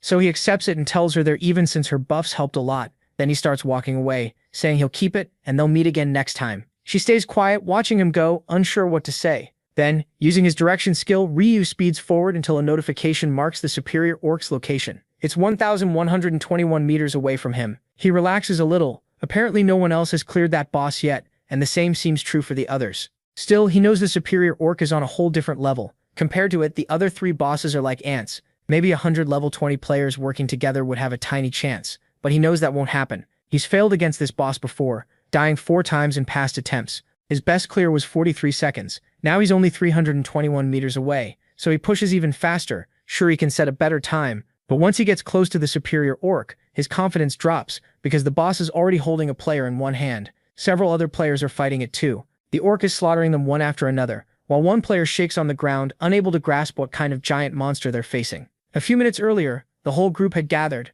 and their warrior said there were lots of orcs around, so everyone should stick together. He introduced himself as a level 12 warrior. The blonde guy followed, calling himself Brady Pitt, a level 12 archer. Another said his nickname was Booby Bebig, a level 12 martial artist. Since they had just met, their teamwork was surprisingly good, and they all knew staying together helped everyone. They got ready, and the warrior pulled the orc's attention. With how well the group synced up, he thought clearing an entire orc village would be easy. The girl locked some monsters in place while the others covered each side the orcs came from. After 6 long hours, everyone said they'd finished the 300 orc main mission. Seeing how well things were going, Yunsok asked if they wanted to keep hunting. The blonde agreed right away. He wanted to hit level 20, so they stayed together and kept fighting, gaining levels until they reached level 20. Their rank also rose to regular, unlocking the combine feature. They were thrilled. Not only had they hit level 20, they also got new skills. Brady Pitt was amazed by how easy the orcs felt, and the girl said she couldn't believe these same enemies used to give them trouble. Then the warrior suddenly points ahead. They spot an orc many times larger than any they'd seen before.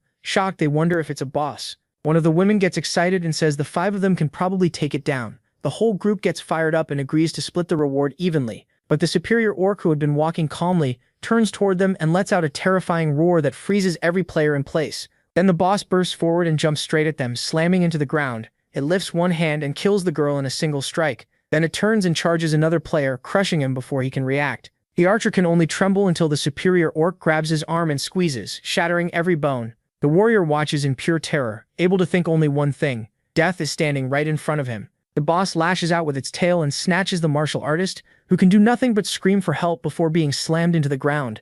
Then the superior orc turns to the warrior and he knows he's about to die. The boss closes in, and once it's near enough, it raises its arm for the final blow. At that instant, Ryu appears in midair and with one clean swing, cuts off one of the monster's heads. The other head roars in confusion, but it's already too late. The scythe slices that one too, and the huge body crashes down, dead. Yunsho can barely process what just happened, wondering if that was really the Black Reaper. After the kill, even the MC is surprised. He didn't expect the superior orc to die in one hit. The system announces that he defeated the superior orc, and because of that, he reaches level 40. His rank goes from regular to expert, and the trade function unlocks too. He keeps checking everything he gained at this level, starting with Mark of Death, which boosts his damage bonus from 120% to 140%. Death Knight's range also jumps from 500 meters to 1,000. He also unlocks the Reaper exclusive skill Moonlight Slash. The next skill comes at level 60. He's glad to finally get it, since it's the Reaper's only ranged attack. Moonlight Slash charges for 1 second, then deals 1,200% area damage in a cone. It's half physical and half magical. Gets a 1.5x boost at night, has a 10-minute cooldown, and only works while using a scythe. Unlike his close-range attack skills, this one is much safer. It covers a wide area, so landing it is almost guaranteed. He also likes that it scales with both physical and magic damage, so even if an enemy ignores physical attacks, the magic half can still finish the job. He smiles. Right now, only weak monsters are around, but later he'll face things even worse than the superior orc. Still, he puts that aside and checks the rewards. Notifications pop up, saying he got the superior orc's gauntlets, the superior orc's fang, a low-quality purple mana stone, and a balance stone. That gives him all 4 stones needed for the side quest. As a reward, he receives a balance rune. He figures that rune was the real goal of this round all along. The rune is engraved onto his body automatically. Balance rune: if the gap between your lowest and highest pure attribute is 10 or less, all attributes double. Only stats raised with attribute points count as pure attributes. He notes that it focuses on 4 stats: strength, intelligence,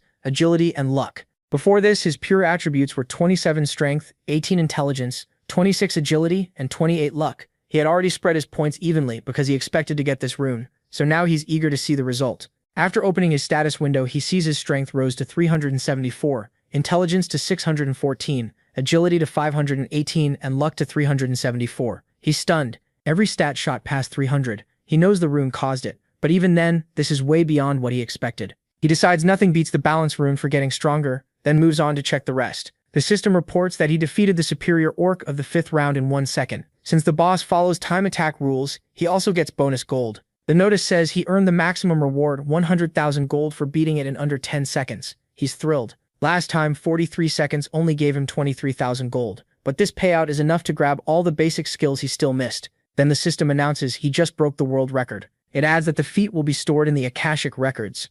On top of that, he earns a unique item selection ticket that catches him off guard. He doesn't fully get what this means. He wonders if setting a new record really comes with a reward like this. Sweating a little, he stares at the words unique item selection ticket and starts thinking he might get to choose from every possible item. He instantly opens the ticket in his inventory. A menu pops up with choices: weapon, shield, helmet, armor, boots, gloves, necklace, and ring, so he really can pick anything. He skips weapons right away since he already has a scythe and plans to replace it once he gets back. With that settled, he picks the helmet. Not far away, the warrior keeps watching him. He's stunned after seeing one player kill that giant monster in a single hit. He wonders if the Black Reaper is really that strong, because he did alone what even 5 level 20 players couldn't do. Then he stops himself and thinks he should just be grateful his life was saved. At that moment, Ryu notices him, but he quickly leaves. The time limit is over. Yunsuk can only stand there in silence, thinking time ran out before he even got to say hello. Soon, everyone is sent back, and the angel Priscilla asks if anyone still has questions now that the mission is over.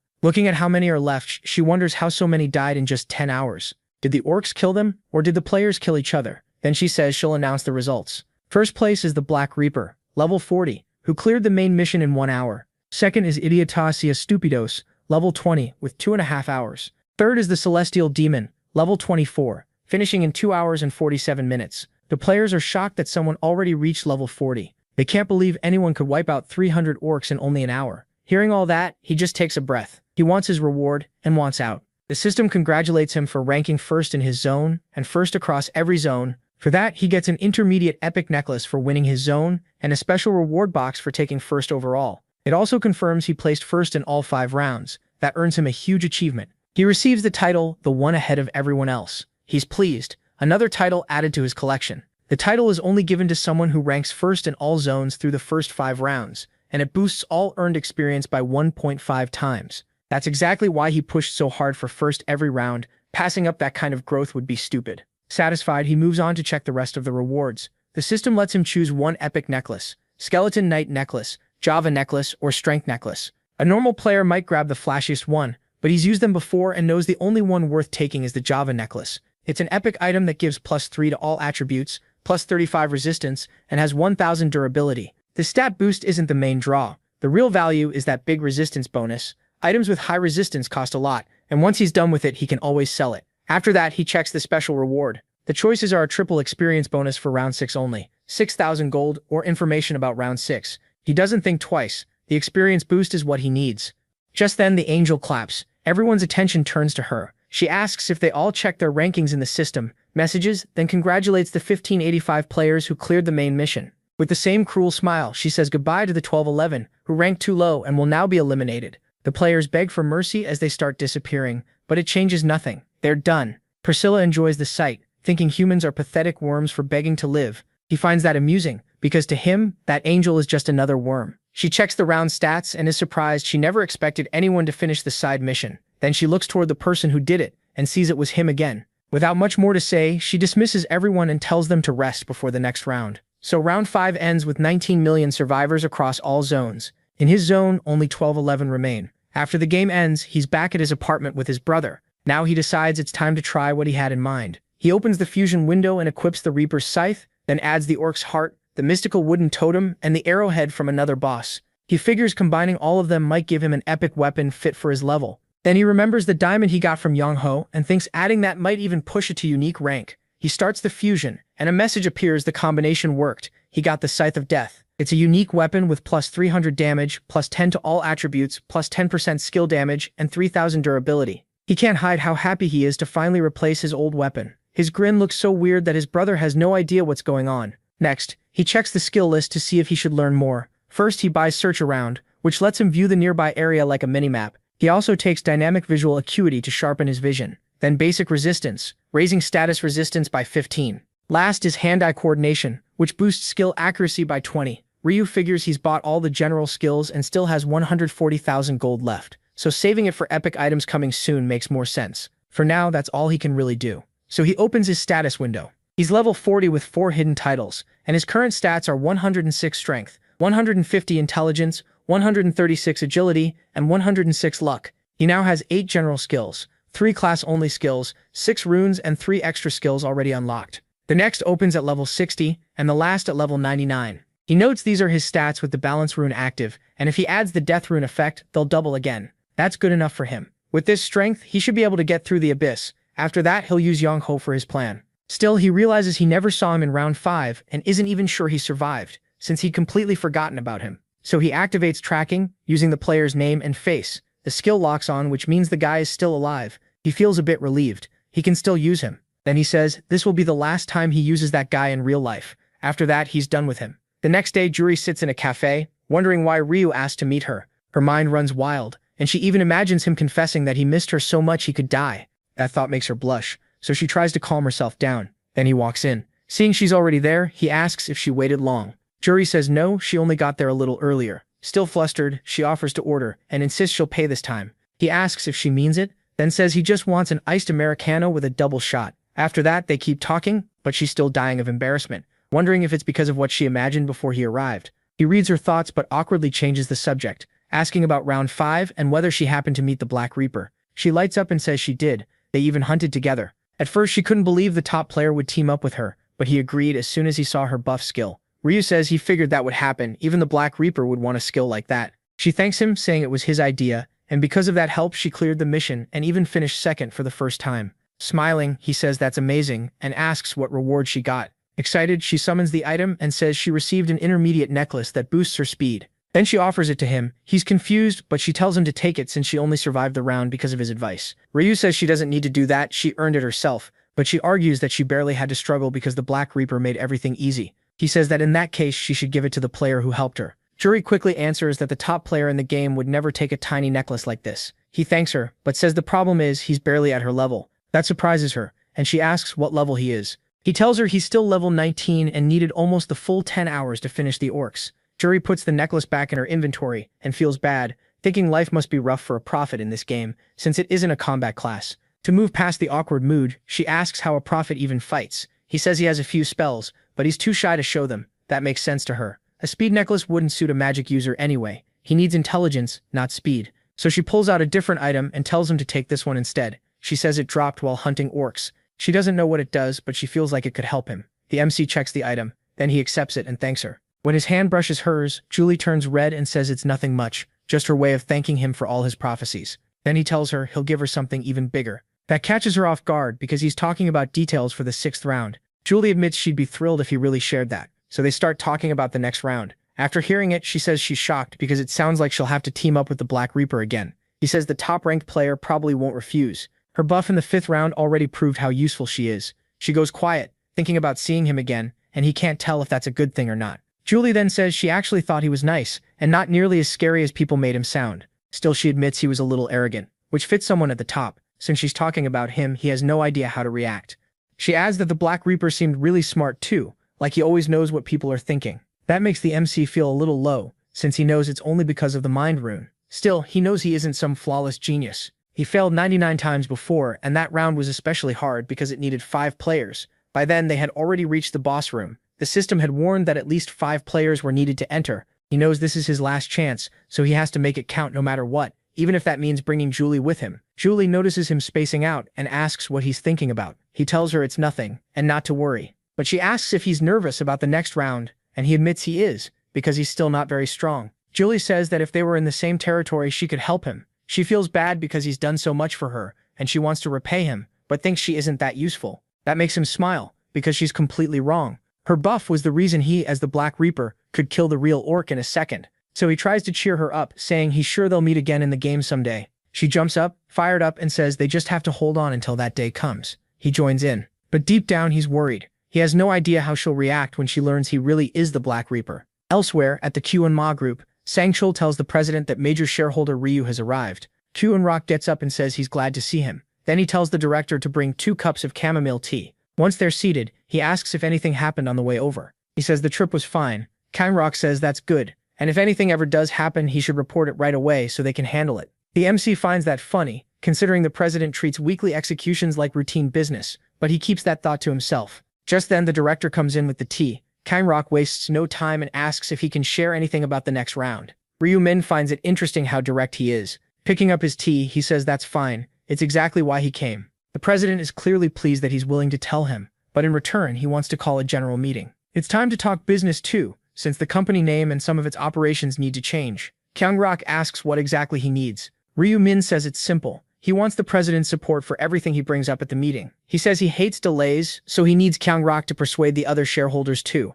In the future he saw, they didn't look happy about it. Kyung-rok asks what kind of changes he's planning. Clearly concerned, the MC understands why. Changing the company's whole direction, this suddenly would make anyone curious, so he gets right to it. He wants to build an open market just for players. Kyung-rok is caught off guard and asks if he means joining the sales business. Ryu-min says yes, but with a twist, they'd make a player-only marketplace where items can be bought and sold. When the CEO asks if items can really be purchased with money, he says yes, depending on what the seller wants. Kyung-rok says that does make sense, then asks if players really need cash. The protagonist says they do, they're still regular people, and for now there's no other option. The CEO focuses on that phrase, for now, and asks if players will eventually be able to use coins instead. Ryu-min is impressed by how sharp he is. He says yes, he saw a glimpse of it, and players who reach level 40 will be able to use coins. At level 40, a trade system unlocks, letting players spend coins to get items. That's why he wants to set up a safe way to do those trades ahead of time. And with that system, they could collect fees in cash or coins.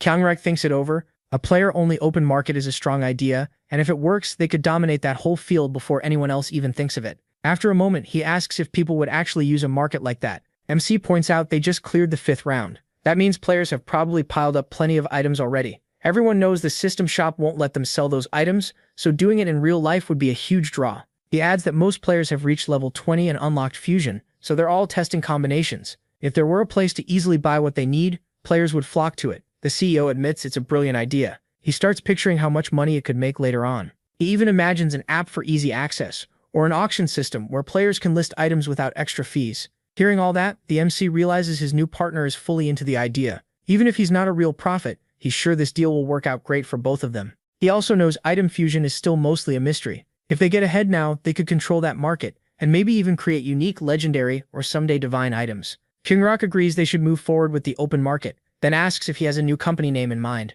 Ryu-min says not really, and asks if the CEO has any ideas. Kyung-rok says his own opinion isn't that important. Since he is also a major shareholder, his ideas should lead the way. The protagonist Min is glad to hear that, so he suggests the name Player Place, since the whole business is centered on players. Kyung-rok likes it, saying people could shorten it to PP. Then the MC asks how long it would take to build the system and launch it. Kyung-rok says about a month. Ryu-min says the 6th round is coming soon, and since they're already talking, he'll share its details too. That instantly grabs their full attention. After hearing everything, Kyung-rok sits in thought. The 6th round seems like it'll depend heavily on player teamwork. He thanks MC for sharing all of it. To him, keeping a good relationship with the prophet was clearly the right move. Thanks to that, things have gotten easier in both the game and real life. Then he shifts back to business, saying they'll need to set up a meeting with the other shareholders and the directors. Once everything is settled, the two part ways. Kyung-rok tells his security director to escort the MC home. He also orders him to pass the information along to Eren. A few days later, Ryu-min lies in bed, thinking that today should be the day the epic items show up. So he checks the item of the day. He's thrilled to see the Torn Wanderer's tunic. It's epic armor with just 1 defense, but it boosts attack speed by 30% and movement speed by 30%. He knows the defense is terrible, but the speed boosts more than make up for it. And since epic items normally don't cost only 20,000 coins, he buys it right away. He knows he won't have to depend on the system shop forever, especially with a player-only market on the way. He also knows that even if regular items are expensive, fusion-made items will be worth far more as long as people know how to make them. Nobody wants to keep wasting items on random fusion tests that might fail, so if they can get fusion recipes, the profit could be even bigger, and if everything works out, the open market will be packed. With all that on his mind, he lies back down, knowing he still has to face the shareholder meeting tomorrow. The next day at the company, Sang-chul hands out materials and shows the shareholders where to sit. The meeting goes smoothly without any major trouble. Of course, some people still push back on the plan, but the MC answered every question right away. As their doubts faded, the whole thing was settled without problems. Afterward, Jong-rak thanks him for the explanation and even asks how he got so good at speaking in public. The MC says it came from lots of practice. The CEO says the next job is building the open market system and tells him to focus on just one thing: surviving round 6. Ryu Min figures his friend is really worried he might die, especially now that no more prophecies will come. Then Gyeong Rock invites him to lunch and the MC agrees. He also thinks his part is basically finished, and now all that's left is using Young Min. Well, somewhere else, the Players Alliance is holding its regular meeting. The Four Eyes says hello, but Yam T looks at him and asks why he looks like that. Did something happen? He asks if she really hasn't heard yet. She says no, then freezes when he reveals they lost contact with the players. I am 30 years old and honey jelly after round 5. He thinks they didn't make it. She pauses, finding it odd. They only knew each other through video calls, so she can't imagine anyone being truly heartbroken. Then it hits her. The guy is probably just putting on a sad act in front of the president. After all, the president founded the alliance and has a lot of influence, so of course people would try to suck up to him. Thinking that over, she decides not to fall behind, so she starts acting too, even crying and saying she can't believe those 2 precious players are dead. Soon everyone on the call joins in, telling each other not to cry while acting like they're all about to break down. Yumti thinks the whole thing is stupid and wonders why people are so hard to understand. Just then, the president joins the video call. He immediately asks what's going on and why everyone looks upset. Lawson fills him in on what happened. The president can't believe it happened, though he's glad the others survived and says it hurts, knowing only 6 are left. Then one member asks if they shouldn't bring more people into the group. The president says he considered that, but he has no good way to find capable people. They also still haven't heard back from the last applicants. Lost Jack says he's in the dark too. He even tried contacting them a few days ago, but got nothing. The president wonders if those candidates also died in round 5. Lost Joke says the only thing they know for sure is that Black Reaper is still alive. The president says everyone saw the round 5 results. Someone that strong must be hiding their real power, both in the game and in real life, and he can't understand why a player like that stayed unknown for so long. Lost Joke says he isn't sure, and another member wonders if Black Reaper was just messing with them. The president asks if the person who applied might not have been Black Reaper at all, and maybe that person is missing now because they died in round 5 too. Everyone agrees that would explain it. Then Cuckoo Ru Bang suddenly says a big name like Black Reaper would never join some cafe. The moment it leaves his mouth, he realizes he messed up. That remark instantly catches the president's attention, and the others also ask what he meant by cafe. The president reminds him that this cafe brings players together and serves as a base for the new era, then asks if he has a problem with that. Panicking, he quickly apologizes and says that's not what he meant. But the president cuts him off and declares that Cuckoo Ru Bang is removed from his official role and permanently banned from the cafe. At a time like this, they don't need anyone looking down on it. The player panics as the whole thing blows up in his face. The president adds him to the blacklist, says he needs to learn how to live in the new era, and kicks him from the call. Then he tells everyone to continue now that the bad element is gone. No one says a word. Then Lost Joke suddenly notices something and announces that a new player just signed up under the name Black Reaper. That stuns the whole group. Lost Joke confirms it's real, but says the name on the account is different this time, Young Min. The president immediately says they need to visit this supposed Black Reaper's home. If there's even a tiny chance it's real, they have to check. Lost Joke asks what happens if it's fake. The president says that person will pay for making fools of them. Meanwhile, the MC is at the computer, thinking another fake Black Reaper has shown up, and he knows people won't ignore it. He also knows the Alliance leaders will use this as an excuse to visit Black Reaper's house, and the address they got is Young Min's. Leaving the internet cafe, he thinks it's insane that joining the group requires murder, and that members are treated like slaves. All that does is split players from normal people, and push everything toward ruin. Knowing that, he decides he can't just sit back. He's going to remove Flaceba's corrupt leaders and turn the group to his own use. He knows Flaceba will later grow into a huge force, gathering over 30% of the country's players, so destroying it would be a waste. Using it to control a massive number of players is far better. That's why he asked to join the famous Flaceba. His plan is to use Yang Min to bring down the current leaders, and then take the president's seat himself. Elsewhere, someone walks into a shop. The owner greets him, but the man pulls a robbery, telling him to hand over all his money if he wants to live. The old shopkeeper panics and asks if he's a player. Impatient, the robber smashes the table with one punch and asks if this looks like a joke. The old man hurriedly gathers his cash and stuffs it into a backpack. The robber asks if that's everything. The man says yes. Business has been bad since lottery ticket sales were suspended. The robber steps closer and says that wasn't the question. He knows there's a safe, so he hands over the backpack and orders him to bring that money too. The shopkeeper runs off and comes back with more cash. Seeing there's 10 million won in the bag, the robber decides that's enough. He leaves but warns that if the crime gets reported, he'll escape the police station and kill him. Then he heads outside and runs off. A little later, he pulls back his hood. It was Young Men all along. He thinks the day turned out great. With this money, he can live through the month without trouble. But then he starts shaking with rage. This cash may help in real life, yet he has no idea what waits in the other world, and he blames Black Reaper for taking away his friends and his stats. Enraged, he starts yelling, but a noise from a cat behind him makes him jump. He keeps walking. thinking that if he ever met Black Reaper in real life, he'd kill him. When he gets to his building, he starts up the stairs and spots someone standing in front of his door. It's Lost Yak. He turns and asks if he's Young Min. The brute freezes, scared because he has no idea who's waiting at his apartment. Lost Yak says his reaction gave him the answer. Young Min asks if he's a cop. Lost Yak laughs and asks if he did something worth being that scared over. Then he introduces himself as the one who handles interviews for Fleispa and asks if he was there that morning. Young Min has no clue what's happening and snaps, asking what the hell is going on and whether this guy is trying to sell drugs. Confused, Lost Yak asks if he isn't Black Reaper. That only makes Young Min madder. He demands to know what Black Reaper is and what Fleispa is. Lost Yak apologizes for the trouble, but Young Min still keeps pressing because none of this makes sense to him.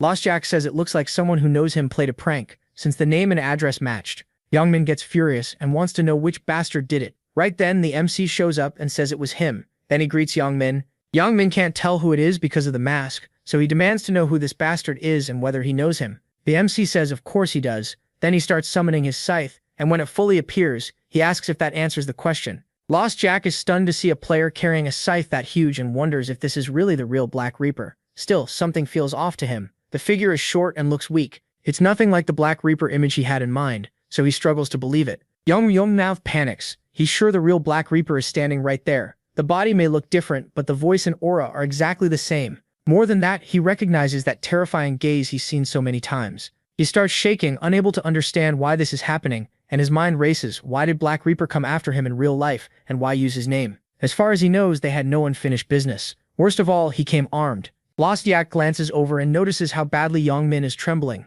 That makes him even more certain this is the real Black Reaper. Only someone who had truly faced him could be this terrified. And Lost Yak knows that even at level 20, he wouldn't stand a chance. Then the MC turns to him and says he already knows they're not alone. He tells the others to come out and leave, because he knows everything. Lost Yak is stunned that they were found out. A moment later, the other members step out, though they still don't know how he noticed them. The MC raises his scythe and warns them not to take one more step, or they'll die. Trower calls him a shitty brat and says he doesn't believe he's the real Black Reaper. But another member cuts in and asks the MC directly if he really is Black Reaper. Holding up the scythe, he asks if they still need an answer, but Choji says he has heard about a player who fights with a scythe. Even so, hearsay alone isn't enough for him. Ryu Min then states that he is the real Black Reaper. Right after that, the Truth Rune activates, giving Choji solid proof that he's telling the truth. Trower asks what the rune showed, and Choji says it confirmed this really is the Black Reaper. Lost Yak breaks into a cold sweat. He never thought the real one would actually show up. Trower is the one who truly freaks out. He insulted the MC the moment he arrived,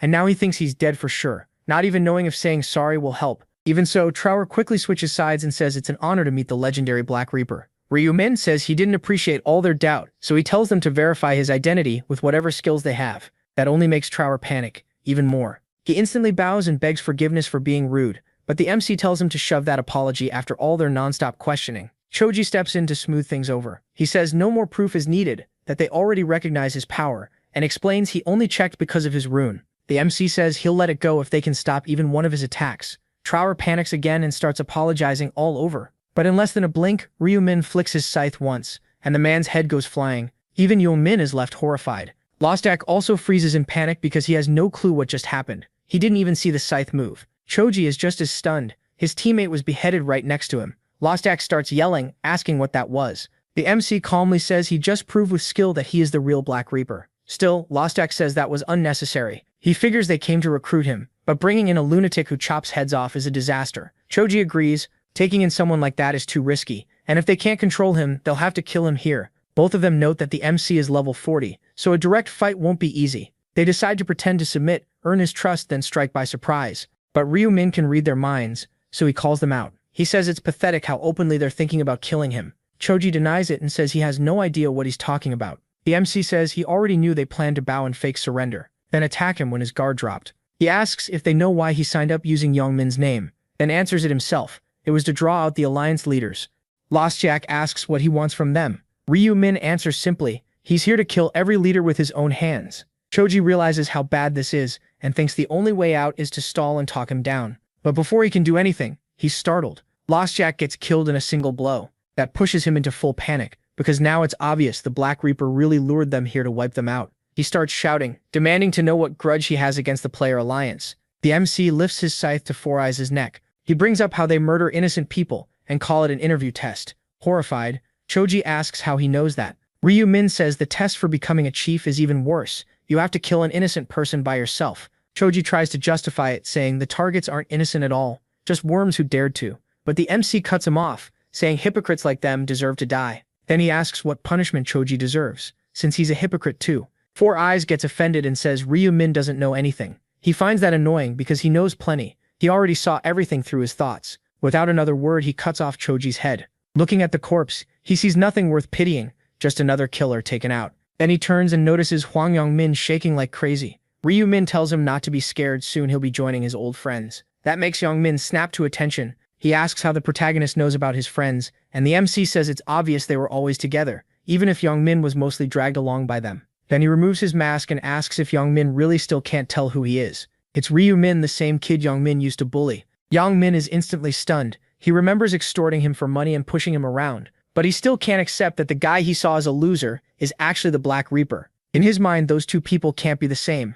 MC laughs, seeing that Yong-min still doesn't believe it, and says that makes sense. Just a year ago, he was still getting beaten by him. Terrified, Yong-min asks if he had been pretending to be weak the whole time. Ryu Min says he was never pretending. At the same time, he slices off one of Yong-min's arms. Yong-min drops to the floor screaming, and the MC says hearing loser from trash like him is pretty insulting. He orders him to shut up, or he'll lose his tongue too. Yong-min clenches his teeth and forces himself silent. Only then does the MC use his healing skill. Since Yong-min obeyed, the wound closes, but the arm doesn't come back. Ryu Min says it doesn't matter. He's going to die soon anyway. Shaking all over, Yong-min asks if he really is the he knew. The protagonist says no. The protagonist those bullies knew is gone. Then he raises his scythe and says goodbye. Yong-min instantly panics. He begs for a moment, admits he bullied him badly, and says he's truly sorry, he just wants to live. The MC asks if he means that. Yong-min swears he does, adding that killing someone useless gains nothing, so maybe he could be used for something else. Ryu Min asks how, and Yong-min starts listing ideas. He can be a servant, follow orders, crawl, run errands, do chores, even act as bait during hunts. MC thinks it over for a moment.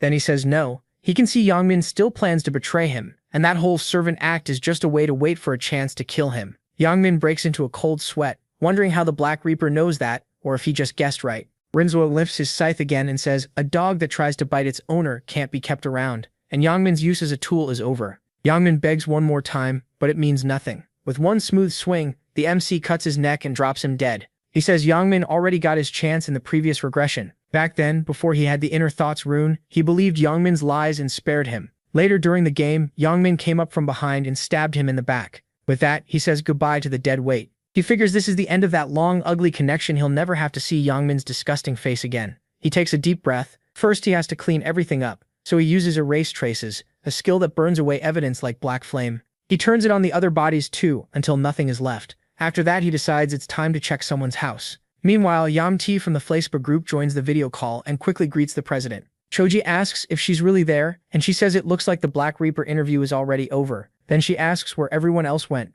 In a gloomy voice, he tells her all the chiefs who went to the interview were killed. She starts sweating, wondering who could have done that. Then she goes stiff when she realizes it was the Black Reaper. The president says that's right, and it looks like the player is hunting members of their cafe. Yang-min puts it together and says the people from the last recruitment were probably killed by the same person too. She asks what they did to deserve death. He answers that when a player kills, they don't need a reason, and guesses it was done for fun. Then he adds that maybe the MC was bothered by how much their group was growing. Yang-min thinks it over and says there's always someone who wants to steal others' success by force, so maybe it was jealousy. She decides that if that's true, they need to find a way to kill the Black Reaper. Then Yang-min asks if he signed up just to lure out the cafe chiefs. The president says that seems to be the case. She gets nervous and says she had actually been excited to meet the Reaper. She never imagined he was a psycho who saw them as enemies. And if they had made him a chief earlier, it would have been a disaster. Choi agrees, saying he could have lost his own head to the Reaper, and makes it clear that now the Black Reaper is their open enemy. They have to find him and avenge the members they lost. Yang-T still clings to one hope and asks if he's sure it wasn't just someone pretending to be the Black Reaper. He says there's a witness and introduces none other than Ryu Min. After talking a while longer, the president says he has to go, then leaves the call. The others start logging off too, and Yang-T tells the MC to get some rest, since seeing what the Black Reaper did must have been a shock. He says he's fine and thanks her for worrying about him. Then Lost Jack, the MC's identity in the call, logs out as well. Ryu Min is pleased that no one seems to suspect him, so he takes off his disguise and goes back to his normal look. To himself, he thinks he'd make a pretty great actor. He remembers picking the assassin's mask as his reward after round 4 because he needed a rare item. The assassin's mask lets its user take the exact form of the last person they killed by saying, disguise. To him, that power is huge. There's no easier way to kill someone than by earning trust as an ally. He even thinks he could kill the cafe director and copy him. But the mask doesn't work on non-players. That makes it funny to him. The head of a player group isn't even a player. He knows getting close to Yamte won't be easy because she's extremely strong. So he decides to avoid the executives for now and keep acting like Lost Jack. Leaving the house, he figures no one will chase him before the next meeting, though he may need to restore the Pearl of Eternal Rest. Looks like he'll have to travel, and that brings us to England. There, a blacksmith works on a weapon. When he cools the blade in water, he can tell it's finally at the right stage. After a bit more sharpening, he's glad the job is finally done. But that good mood doesn't last. He sets the dagger down, thinking there's no point getting excited. Since the angels appeared, customers have almost disappeared. With a long sigh, he admits he's hanging on by a thread and nearly out of money. He thinks maybe he should find other work, even though he wants to stay here for the rest of his life. So he starts searching for a way out. Then he remembers something. If he survives to round 20, he gets one wish. That fires him up again. He can't give up now. If he just lasts until then, maybe he can still follow his dream. Even in a world like this, he believes he's meant to be a blacksmith. He recalls fighting monsters and the weapon polishing skill he got at level 20, which boosts weapon damage by 150. That thought lights a fire in him again. He wants to make it to the end. Then reality hits. To do that, he needs money, and he has none, so he sadly decides to pause that dream until he saves enough. For now, he has to head down the mountain and look for work. Just then, the MC arrives at the cabin. The blacksmith notices him right away and thinks it's odd to see an Asian man out here, so he asks if everything's okay and whether he got lost. The MC asks if he's the famous blacksmith Daniel. Caught off guard, Daniel asks who he is and how he knows him. Ryu Min says he didn't hear about him. He saw him because he's a prophet who can see the future. Daniel almost laughs that off, having no idea what he's talking about, until the MC says he's level 21, a blacksmith, and in area C008. That completely stuns him. Guessing his class and level might be luck, but knowing his area 2 is different, so he asks if Ryu Min really can see the future. The protagonist explains that prophet is a rare class, and unique classes only belong to one person. Daniel still thinks it's strange and asks why someone like that came all the way here. MC tells him to relax. He's just here for business.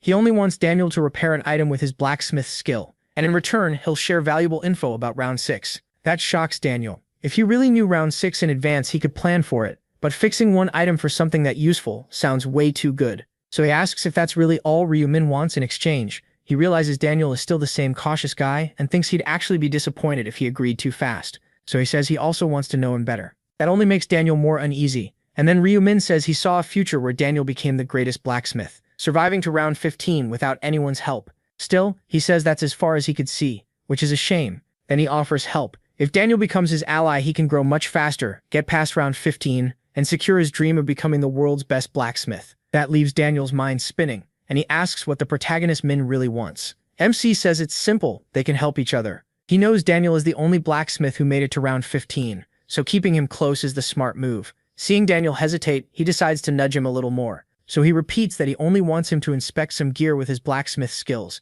and he'll trade info about the next round. With that knowledge, Daniel would grow far faster than someone going in blind. Daniel thinks it over. There's no clear reason to refuse, but trusting people this easily still feels dangerous, even if Ryu Min doesn't seem to be lying. In the end, he says he's thankful, but wants to decide after round 6. He says that's fine, there's no contract. Daniel agrees to repair the item now, and the rest can wait. With that settled, the protagonist takes out the item whose durability he wants restored. It's the Marble of Eternal Sleep. It stores 1 charge per monster kill, and every 100 charges can be traded for 1 stat point at the cost of 1 durability. Right now, it only has 1 durability left after being used 999 times. He hands it over and Daniel focuses his power to repair it. A minute later, he gives it back, fully fixed. The MC takes it, happy he can start collecting charges again. Daniel watches his reaction and figures that whatever this necklace does, it must matter a lot if someone wanted its durability restored this badly. Ryu Min notices Daniel doesn't know what it is, and also that he was polite enough not to pry. He thanks him for restoring it to full durability.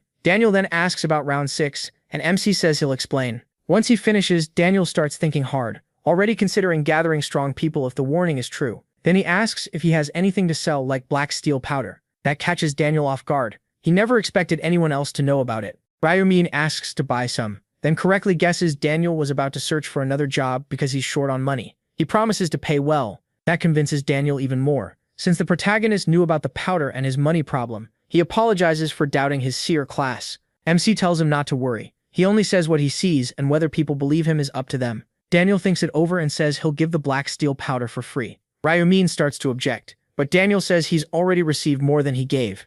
To him, the round 6 information is worth far more. Black steel powder's description only says it gives off a faint mana. He can't believe he's getting it for free, especially since it's a rare and valuable item that's almost impossible to find before round 11. Apparently, Daniel has no idea how valuable it really is and feels he should be the thankful one. So Ryu-min asks if he's sure. Daniel says yes, he doesn't even know what it's for, and figures a seer like him must understand its value better than anyone. He assumes the powder must be important if a prophet came looking for it, but he doesn't want to push for more. After getting such huge help about round 6, asking extra questions would feel greedy. The protagonist is pleased by that and can tell Daniel is genuinely a good person. So he hands him a big backpack and tells him to open it. Daniel does and finds a pile of cash inside. The sight leaves him stunned. Ryu-min says there's 30,000 in total. He refuses to take the item for free and asks if that will be enough to buy the materials Daniel needs. Daniel realizes this means he won't have to find another job anytime soon. Snapping out of that thought, he asks if this isn't way too much. He still can't believe the amount. Ryu-min says no, the powder is worth every bit of it.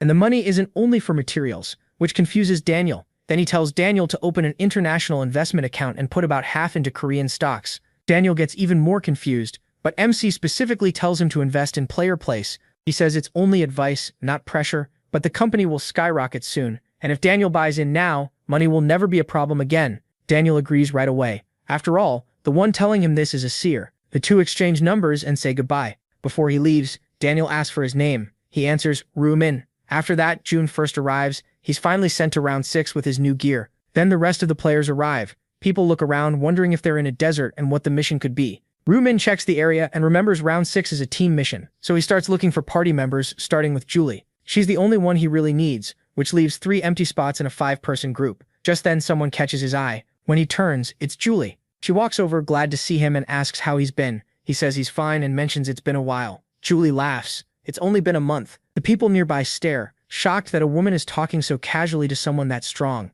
Then they spot her nickname Democracy. Realizing she ranks second last round and is close with first place, they get jealous. As they walk, Julie asks if he beat the final boss in round 5. He says yes. She's stunned he cleared it that fast, which must mean he finished the side mission too. Ryu-min says it was easy, but he's not telling her what reward he got. She's surprised he saw that question coming. They keep walking together. A moment later, Julie notices he's been looking at her and gets super embarrassed, thinking she's been rambling in front of someone way above her. So she quickly apologizes, but Ryu-min has no idea why. Instead, he thanks her for the compliment. Julie laughs shyly, thinking the Black Reaper is kinder and more charming than she expected. While they talk, 2 more people come over. It's Erin with her bodyguard. She asks if this is really the Reaper, then glances at Julie and wonders who she is. The pair greet the protagonist Min. Erin then asks who Julie is. His partner, maybe? Ryu-min coolly tells her he doesn't have to answer that. Erin immediately feels awkward, especially after remembering he'd been smiling with Julie earlier, which makes her wonder even more about their relationship. MC skips the small talk and asks what they want. He already guesses they came because of the prophecy he gave them. And Sang-chul politely speaks up and says he wants to join Ryu-min's group. He asks what exactly he means, and Sang-chul admits he isn't very strong but promises to do his best. The protagonist figures it's worth playing along a bit. He still needs 2 more people to fill the party. Besides, almost nobody else would dare ask to join him, and these 2 are the best choices right now. Sang-chul adds that he wouldn't join empty-handed if accepted. He can share information about round 6. That makes MC Min's expression change. Information leaks are valuable. Even so, he says he doesn't need it. The swordsman is confused and asks why, since knowing early would help them prepare. Ryu-min says he can handle things himself. He also doesn't want to rely on unproven info, and asks who gave it to them. And Sang-chul tenses up. He asks again if he'll reveal the source to get into the group. And Sang-chul bows and apologizes, saying he can't do that, even if he gets rejected. Ryu-min likes that answer. The man was ready to share the warning, but still refused to expose the prophet's identity. Because of that, the protagonist accepts him, and Sang-chul is stunned. He was sure he'd be turned down. MC says he can tell he's trustworthy. Since he protected his source, it proves he doesn't have a loose mouth, and he'd have been rejected if he did. Both of them thank him for letting them join. Next, Min explains that Julie has a buff skill, which is why she's on the team. Seo Erin can only wonder how the 2 even met, but she still walks over to introduce herself as Seo Erin. Julie freezes at the name and asks if she's really that actress or just someone copying her look. Seo Erin says she really is. That makes Julie light up. She says she's a huge fan and loved the drama Mina Fortuna, especially since it's her dad's favorite. Seo Erin is caught off guard by the excitement, but says she's happy to hear that. And Sang-chul asks one more time if Ryu-min truly doesn't want the round 6 information. The protagonist Min says no and tells him not to share it. He doesn't want anyone saying he got outside help. That disappoints in Sang-chul, since he wanted to repay his debt that way. Still, if things go wrong later, he knows he may have to speak up for everyone's sake. After that, he asks Julie about this bonus skill of hers. She smiles and says it'll be easier to show them later. Seo Erin says her skill summons a fairy that gives a shield, and Julie is amazed by the fairy part. Once that's done, and Sang Chol introduces himself properly again, Julie asks if he already knew Ryu Min before this. He says yes, they were saved more than once by the Black Scythe. Hearing that, Julie looks even more convinced that MC is a good person. Suddenly, Priscilla flies in. She greets the humans and announces there are exactly 1,010 participants this round. Then she gets right to the mission. A system window appears. In round 6, they must defeat a boss within 6 hours. Priscilla adds that no one can do it alone. The players ask what they're supposed to do, and she says the answer is obvious. They need to team up. She then introduces the new group system, which lets players form parties and cooperate. A group is made when 5 players gather. Once formed, they're treated as allies and can't hurt each other. Someone asks if that means no more backstabbing. Priscilla says they can still be harmed by monsters in other groups, just not by their own team. She also explains that while in a group, experience and gold are shared equally, no matter who lands the last hit. But that only works if everyone stays within 100 meters. Now the players want to know how item drops work. Priscilla says items go to whoever contributed more. If one player did 70% and another did 30%, the first gets the item. Someone asks if low contribution means no chance at all. She says even 1% could still win an item if luck is on their side. Still, the system decides contribution using several factors. Damage matters, but it's not the only thing. Support skills and buffs can also count as major help. One player thinks that sounds great. Just helping teammates can earn contribution. Ryu Min realizes this means even weaker fighters can still matter a lot. Priscilla warns them not to forget. If they kill a monster without being in a group, they get nothing. So to clear this round, forming a team is mandatory on top of killing a boss. Then she drops the key detail: there are only 101 bosses in the field, which means just 505 people can pass. She wraps it up by saying it's simple. Kill one boss as a group. But Ryu Min knows it only sounds easy. Priscilla wishes them luck, and adds that there's no side mission this time. Some players start wondering if the round is too easy. They only need one boss kill, and they're allowed to do it as a team. Another system notice explains how to form a group. 5 players must hold hands and say group formation together. Without a group, mission progress won't count. Time remaining, 6 hours. And Sangkul is shocked. It matches the prophet's warning exactly. Round 6 really is a 5-person team mission. That convinces him even more that approaching the Reaper right away was the right move. He moves to form the group, but Ryu Min stops him. They still need one more person since 5 are required. Julie asks who they should bring, and the swordsman says they should leave that choice to him, the strongest one there. The protagonist Min thinks it over, because he already knows someone who'd be useful to keep close. All around them, people start acting friendlier than they really are to make groups, but most are still unsure what to do. One girl asks a guy to team up, but he first demands to know her level. Nearby, another player yells that he's a level 20 warrior, and asks who wants to join his party. Even so, a lot of them are really thinking the same thing. If they can join any team, it should be the Reapers. One player decides to try his luck and walks up with a friend to ask Ryu Min if he wants to join their group. MC shuts them down right away. No, and get lost. The two quickly back off, upset because for a second they thought he might carry them through the round. He knows that before he would have taken anyone, just to fill the last spot, but this time, he needs someone who can truly grow with them. He also sees that people are exactly the same as in his past regressions. Players keep trying to squeeze into his group, but he turns down every single one. Some get mad because he won't even hear them out. Others just envy the ones already standing beside him. And Sangshil keeps wondering who will get the final spot, and the only person he can think of is his boss. If only he were in this area, he'd recommend him right away. Julie thinks that if her friend Ryu Min were here, he'd probably beg to join them, which makes it feel even more unlucky. Just then, someone calls out to the MC, and the swordsman turns, expecting another pest. Instead, it's Jo Young-ho, greeting him with a smile and saying it's good to see him again. Ryu Ming says he's glad Jo Young-ho made it, since he thought he might have died in round 5. Jo Young-ho laughs and says he's not that weak, then admits, eyes shining, that watching the protagonist pushed him to finish that hunt. He quickly gets to the point. He wanted to say thanks because MC's help saved his friends too. Then he calls them over. Monkey steps up and thanks him from the bottom of his heart for healing his arm. Before, without that, they never would have passed. He tells him he's glad he made it. Then Jo Young-ho asks if the Reaper is still looking for a group member. The protagonist's face shifts, but Jo Young-ho quickly says not to misunderstand. He's not here to ask for a spot, and his own team is already formed. Ryu Min figures he already knew that, since anyone in a team gets a gold bracelet. So he asks why Jo Young-ho came. Jo Yun-ho says he came not just to thank him, but to offer something. They can't be on the same team, but they want to work together. They don't want loot or EXP, and if they find a boss, they'll leave the kill to him. All they ask is help surviving again. Ryu Min says no. Jo Yun-ho blinks in confusion and asks if MC thinks they'd just be a burden. MC says that's not it. He just doesn't want to carry anyone. He appreciates the offer, but still declines. Jo Young-ho looks disappointed because he really wanted to repay him, but brightens when he adds that he'll step in if it's truly needed. That gets Jo Young-ho excited, and he tells Ryu-min to call on them if he ever needs backup. After that, he heads off so his team can get organized. Then Nsang-cheol says they need to choose the last member, but the protagonist Min says he already has. He points in one direction, and everyone looks over at once. Ryu-min calls out to the hooded player and tells him to come here. The boy looks uneasy, but he still walks over. MC asks if he'd been watching them. In a shaky voice, the boy says yes. He was hoping for a chance to join. Ryu-min asks his level in class and the boy answers that he's level 23, a dark mage. That's all he needs to hear. He says this is their 5th member. The boy freezes in surprise and so does the rest of the team. The choice came way too fast, and Sang-chol is the most confused because the protagonist shut everyone else down instantly, but picked the shyest one there. Ryu-min is already thinking ahead. He knows this boy will one day be called No Pain No Gain, and become the leader of the group that worships the Dark Reaper as a god, meaning him. He's someone MC can trust, and later on he could be very useful. With that settled, he tells everyone to join hands so they can form the group. As they do, a magic bracelet forms on each of their wrists. Seeing that, the Dark Mage can hardly believe it. He really joined the Dark Reaper's team.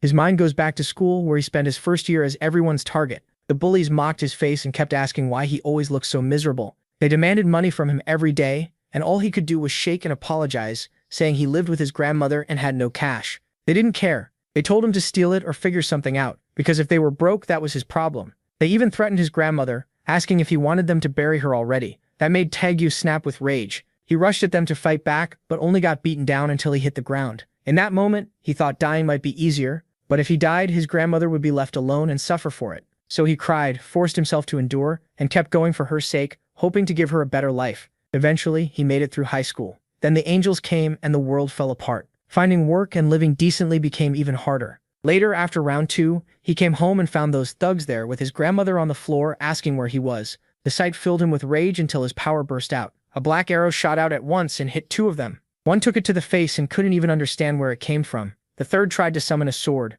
not knowing Taegyu had awakened, but it didn't matter. They all died. Sitting beside his grandmother later, he realized this was why he'd kept everyone at a distance. Crying, he swore he'd reach the final round, save his grandmother, and make his wish come true. He was happy just to see he'd cleared another round, but even though he always ranked first in his rounds, someone still stood above him. That player was the Black Reaper, crushing enemies without mercy. All the Black Mage could do was stare from afar, unable to believe one player had wiped out every area representative in an instant. That only made him think one thing. Power like that could save his grandmother. More than anything, he wanted to know how to become that strong so fast. Back in the present, Ryu-min calls him back to reality and asks everyone to introduce themselves. Taegyu says he's level 23, a black mage, and his skills are Black Arrow and Black Chain. As he says it, he notices something strange. He's usually nervous, but right now he feels calm. Maybe it's because he's standing in front of the Black Reaper, or maybe he just wants to look useful. The protagonist Min says it's time to start hunting, but Julie stops them first and says she'll buff the team.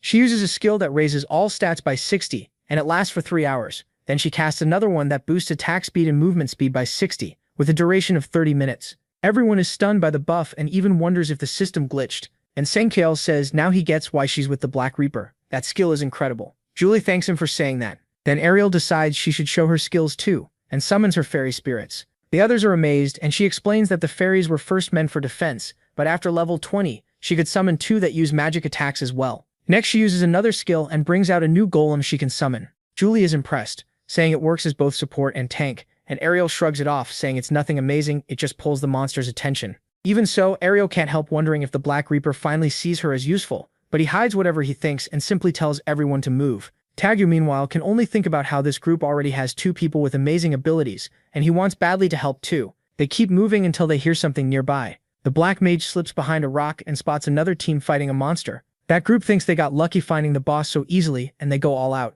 But the monster easily knocks one fighter's weapon away and forces 2 of them back, making it clear this thing isn't weak. The others ask what to do, and a swordsman named Rosa decides to strike from behind. Watching them, Ryu-min already knows this will end badly. The moment he thinks it, the player gets slammed and sent flying far across the desert before crashing down. Ryu-min thinks they've made a huge mistake by targeting the horse. Still, the group keeps attacking with everything they've got, stabbing and striking the monster again and again until it finally drops to the ground. They celebrate, believing they killed the boss first and locked in first place for their area. Watching from a distance, the Dark Mage is stunned, thinking they've lost first place. He feels like they hesitated too long and let it slip away. But when he looks at Ryu-min expecting disappointment, the Reaper seems totally unmoved. One of the other players starts getting confused because the mission clear message still hasn't appeared, and another agrees something's wrong. MC watches them realize it far too late. The centaur they beat was never the real boss. The true boss is the Minotaur, the one with the bull's head, and beating it takes at least 20 level 20 players. In other words, they need 4 full teams of 5 just to stand a chance, and that's the real trap of this round. It was set up to make everyone think a team of 5 could beat the boss. That came from Priscilla, who said the round would end once a team was formed and a boss was killed. But the MC knows she never said 5 people were actually enough to win that fight. Still, he can't go around warning everyone. Right now, all he can do is watch. He also notices Hyo-tae-seok is clearly upset, while the other 3 stay calm because they know the prophecy. That makes him decide it's time to step in a little. He says the other team's reaction proves that monster wasn't the boss. The real one has to be somewhere else.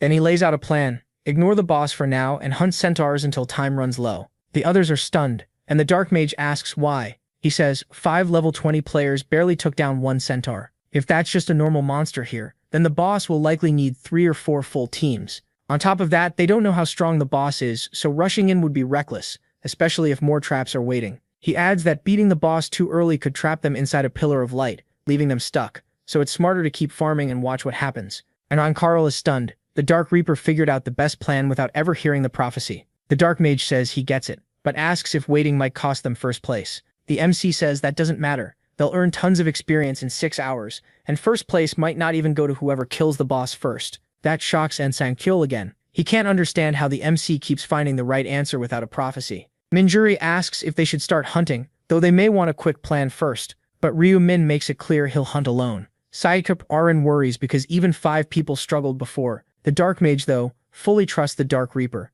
The MC repeats that the team won't have to fight because he'll kill everything himself. And Sang-kyul asks what they should do, and he says they just need to follow him, pick up the gold and experience, and treat it like a power leveling run. He makes one thing clear: any contribution-based item drops will belong to him. In return, they'll gain gold and experience fast without risking their lives. Everyone agrees right away, happy they won't be in danger. Taesuk especially is relieved and says he'll follow his lead. The MC calls out his scythe and bursts forward, telling them to keep up. They're stunned by how insanely fast he is, and Sang-kyul yells for everyone to hurry. Ryu-min keeps sprinting ahead, while the group struggles to keep up. The girls can't believe anyone can move that fast and can only guess his agility is absurdly high. Watching from behind, the Dark Mage realizes that even though he thought he was quick, next to the MC, he's just a cat chasing a cheetah. Then the MC spots something and points ahead. A centaur is right in front of him. In the next instant, he slices its head clean off, killing it the moment it appears. The group is left speechless. They don't even understand what they just saw. More centaurs show up across the desert,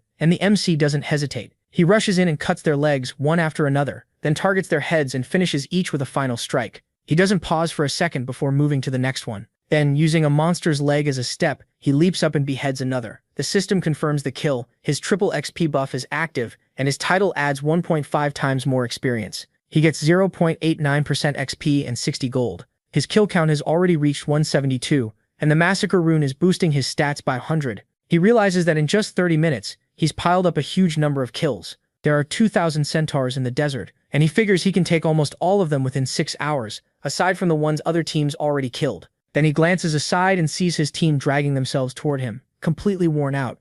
They finally catch up, gasping for air, and the MC tells them they can rest if they're tired. They thank him because they can barely breathe. Julie admits she's amazed his hunting speed is ridiculous. He asks if that means she's not having fun. She quickly denies it, saying she's leveling up just by following him, so of course she's enjoying it. Barely able to stand, the Dark Mage says the Reaper is the one doing all the hard work. But the MC points out that they look like the ones suffering more. Then several players show up. Everyone turns and sees multiple teams arriving together. One player greets the MC and says they're lucky to have found him. Ryu-min tells him to skip the small talk. The man explains they're gathering teams to hunt the boss, and asks if the MC will join them. He refuses instantly, which upsets the man enough to ask why. The MC says the boss won't be easy to handle, and explains that the real one is the giant with a bull's head, a dangerous opponent. He says he already saw another group challenge it and get wiped out. So yes, several teams will need to work together. But even after saying that, Ryu-min still refuses because he's not interested. The player pushes again, saying it would help both sides,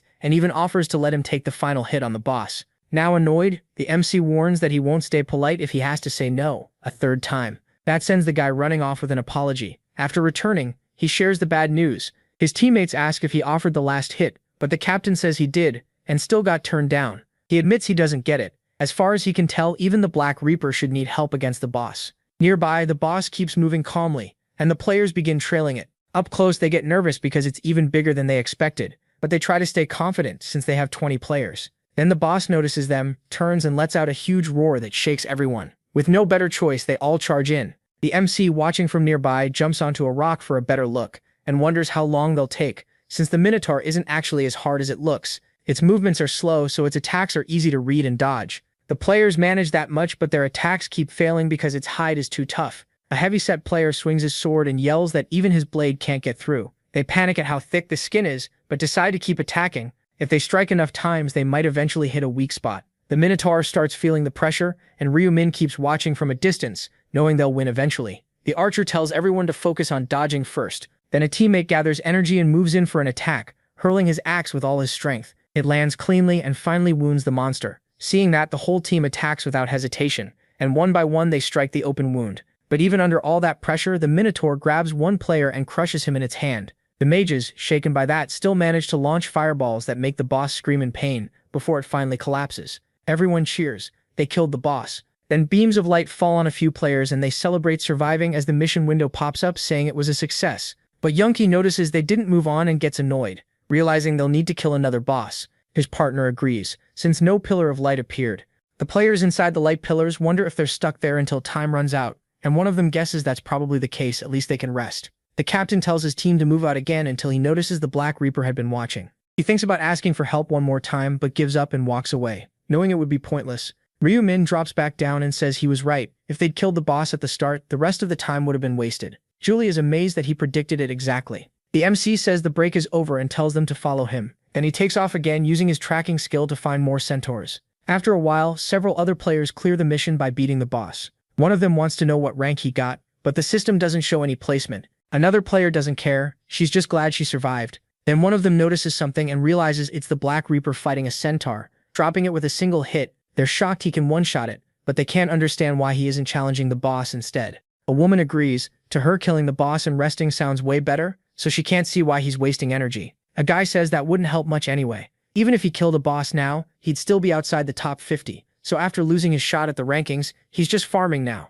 He ends by saying that even the mighty Black Reaper can't always take first place. Still, he admits the guy made the right call. Just look at how much he leveled up. After a while, Ryu-min gets a system message saying it can't find any more centaurs. His total is now 1,920 kills, with 20 minutes and 43 seconds left in the round. That tells him the hunt is finally done. His teammates ask for a short break, because they're barely able to stand. Ryu-min tells them it's fine, the hunt is over, and now they'll take down the boss. They ask if he's sure it's really over, and he says his tracking skill found no centaurs left anywhere. Then Anne checks his system and freaks out, telling everyone to compare levels. Once they do, they're stunned by how much they gained. Ryu-min asks for the numbers, and Anne says he jumped from level 20 to 34. Ariel also reached 34, while Julie made it to 35. Tammy says he went from level 23 to 36. The protagonist Min figures everyone gained about 13 or 14 levels, and he did too, rising from 40 to 54. He also checks the loot: 19 magic stones, 9 normal gear pieces, a bunch of items, and even materials for divine-grade crafting. One drop is the shining horsetail, a glowing tail with faint mana coming from it. Julie is shocked by how much gold they stacked up, and the rest of the team feels the same. None of them has ever seen that much money before, and admits the amount is so crazy he doesn't even know what to do with it. Ryu-min tells them to spend it on general skills like presence detection, enhanced kinetic vision, and basic resistance. He also says the shop's items of the day are worth grabbing whenever something useful shows up, but first he urges them to move, the final boss is next. He tracks the Minotaur and takes off at full speed, then suddenly senses something and stops on the way. Players gathered near the boss notice him and rush over, asking him to join their party. Ryu-min refuses because he has no plan to split the contribution, saying he'll kill the boss by himself. That stuns them. They can't believe even the famous Black Reaper could do that alone. One player says it should take at least 20 people to beat the boss, and mutters that now he sees just how full of himself Ryu-min is. MC asks what he means by that and says if others can beat it, why wouldn't he? The player argues their side only managed because they had a big group, but he says that changes nothing for him. Then he walks off. Julie tries to stop him, but he just tells the team to wait. He'll be back after ending it fast. A woman who already cleared the mission wonders if he's really going solo, though she admits it's interesting at least. Ryu-min notices dozens of people are watching, including those inside the light pillars, so hiding his ultimate skill might be smarter. Then again, he thinks this is the perfect chance to show everyone what he can do. If he drops the Minotaur fast enough, nobody will dare look down on him again, so he decides to finish it as quickly as possible. With that, he plants his foot and readies his scythe. The nearby players notice his odd stance and guess he's about to use a skill. Ryu-min knows the system only starts counting once his attack reaches the boss, so while he's still setting up, the timer hasn't begun yet. Just then, the Minotaur roars and charges in. Ryu-min starts counting, and with 1 second left, he uses Night of Death, spreading a black cloud over the area. At the same moment, he follows with Moonlight Destruction, sending out a storm of slashes straight at the monster. One strike cuts through its neck, launching the head away and killing the boss on the spot. The players are left staring in shock. The Black Reaper really did kill it in one hit. All they can do is shout that it's impossible. Ryu-min almost laughs, knowing none of them has any clue how high his stats really are. The system congratulates him for defeating the Minotaur, and he receives bull leather and a Minotaur armor mold. The bull leather is high quality with durability perfect for defensive gear. Looking at the mold, he figures that one should sell for a nice price too. After that, Ryu-min checks if his team is alright, and they say yes. Tammy though can't hide how excited he is to be on the Black Reaper's team. The protagonist finds the look on his face kind of weird and guesses he's a fan, so he'd rather keep some distance. Soon, a beam of light comes down on his team too. Then Priscilla appears and announces that 101 bosses were defeated, while any team that failed to kill even one will be wiped out. With a creepy smile, she tells the trash to disappear. The players panic as they slowly vanish. After that, the angel says she'll reveal the rankings. First is Ryu-min's team with a 1-second kill. Second is Celestial Demon at 3 minutes 21 seconds. And third is Stupid Idiots at 4 minutes 9 seconds. One player protests, saying his team killed first, so how could the Black Reaper's team rank above them when they finished last? Priscilla explains that rank isn't based on who killed first. The system judges by how long the boss fight took. That leaves them angry, since they never knew that was the rule. She adds that the slowest clear took 11 minutes 30 seconds, which she mocks for taking forever against a mere Minotaur. Then she praises the Black Reaper's team for the shortest time before calling it 1 minute by mistake. A player quickly points out that she read it wrong. Priscilla pauses, confused, then checks again and realizes it says 1 second, not 1 minute. Now she knows she slipped up in front of the humans. To cover it, she shrugs it off and says that just proves how weak the boss was. Then she announces rewards for the top 3 teams. The system congratulates Ryu-min for placing first in his zone and across all zones. He gets an epic helmet ticket for his zone rank and a special reward box for ranking first overall. He's pleased, since he was ready to replace his helmet anyway. His choices are Angel's Ring, Minotaur's Bull Mask, and Hermes Feather Adornment. He picks the last one because the bonus is the best. The Hermes Feather Adornment is an epic helmet. It gives 180 armor, 10 agility, and a skill that grants invisibility. Once he equips it, the temporary skill info appears. Invisibility hides him completely, but not his sound. It ends if he attacks or gets hit, lasts 30 minutes, and has a 30-minute cooldown. He likes it, even if it doesn't hide noise. Once he gets the Stealth Rune too, he'll be set. Now he has to choose the special reward, an ingredient item, 14,000 gold, or info about round 7. He doesn't need the gold or the information, so he takes the first option. The choices are Broken Branch of the Iron Tree, Boiling Solution, Resistant Mama Shell, and Angel's Golden Powder. Since he already knows what each one does, the choice is easy. He picks Angel's Golden Powder. With everything done, the angel says goodbye and tells them they'll meet again in the next round. Now there are just over 8 million survivors left, with 505 in Zone C. Gustavo wakes up after returning to the real world and gets out of bed. He heads for the door when his security director says he needs to speak with him right away. Once they meet, Gustavo says of course his friend leveled like crazy after hunting for 6 hours on the Reaper's team, so he wants to hear exactly how much, and answers that he went from level 20 to 34. Holding a glass, Gustavo asks if he's serious, and wonders if that's really so shocking, when the Reaper did all the hunting.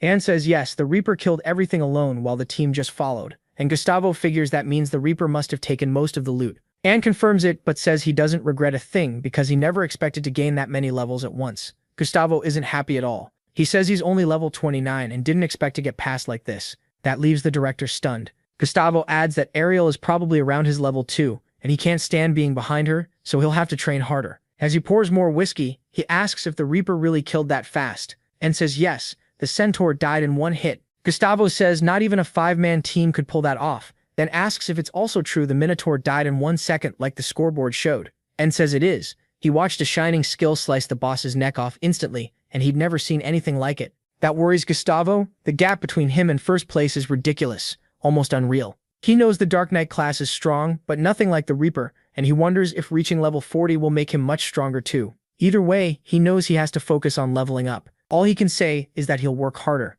Then he sets his glass down and says he actually wants to thank the Reaper. He'd gotten lazy, and now he's fired up again. Since his director, Seo Aren, had improved a lot, Jung Lak wanted to reward him. Then Insangshell asked if the Prophet had survived too, saying it might be worth contacting him. He slips a hand into his pocket and apologizes, saying he should have handled it without asking first. Jung Lak tells him not to apologize and asks what skills he got. And Song Kyeol says he learned tracking and how to hide tracks. Hearing that, Jonglak tells him to help with cleanup and test those skills too. It's been a while since he took out the trash. He asks if the situation is finally settling down. Jonglak tells him not to worry, they won't have to kill anyone. He keeps staring out at the cloudy sky. To him, the weather feels just right for blowing off steam. Somewhere else, Taesok is lying down, overwhelmed because his idol accepted him onto the team. Even back in the real world, he still can't shake the main character's huge presence. He knows that person is far beyond him, someone he can barely even face like a god. He tries to think of a way to repay that help, but compared to Julie, who always sided him, he feels completely useless. He just wants a job that can actually help, yet no matter how hard he thinks, nothing comes to mind. Then he gets excited and starts wondering if there's something in real life a loyal follower like him could offer. After that, Ryu Min wakes up feeling like the air suddenly got colder, figuring he must just be tired. Then he checks his phone and sees an international call coming in. He picks up and finds out it's Daniel. The blacksmith thanks him first, saying he only survived because of the main character, and adds that he has things to discuss once he arrives. Ryu Min asks what he means by that. Was he coming to Korea? Daniel says yes, and that he'd already booked the flight. MC goes quiet, uneasy, because this never happened in his past timeline, and he can't figure out why it's different now. The silence makes Daniel nervous, so he asks if he did something wrong and says he'll cancel the trip if needed. He tells him not to worry, he wanted to meet him too, which makes Daniel happy. The next day they meet in person. Daniel says he's glad to finally see him face to face, and the protagonist welcomes him to Korea. Then Ryu Min offers to show him around. After a short walk, they stop at a restaurant. Daniel is stunned by the amount of food and says he's never seen a table this packed. MC tells him to eat as much as he likes. Daniel apologizes, saying he doesn't want to feel indebted, and asks to at least pay for the meal. Ryu Min refuses, and says if Daniel wants to do something in return, he can just restore the durability of his item like before. Daniel says that's easy and repairs it right away. The necklace is fully restored again, and he thanks him, saying he'll still cover the meal. Then he changes the subject and asks what happened when Daniel said he almost died. Daniel says he hunted for nearly 6 hours just like the protagonist told him to, but the Minotaur was way stronger than expected. He nearly died, and if he hadn't leveled up before the fight ended, it would have been over. Ryu Min says he's glad he could help and asks how many levels Daniel gained. Daniel says he's level 29 now, but he still hesitates over what he really wants to ask, whether he can truly become the best blacksmith like MC claimed, because it still sounds hard to believe. He tells him that if he keeps putting in the work and follows the prophet class advice, he really can become the best. That reassurance helps Daniel relax. Under that guidance, he doesn't need to be afraid. The protagonist then asks if he looked into the company he told him to invest in.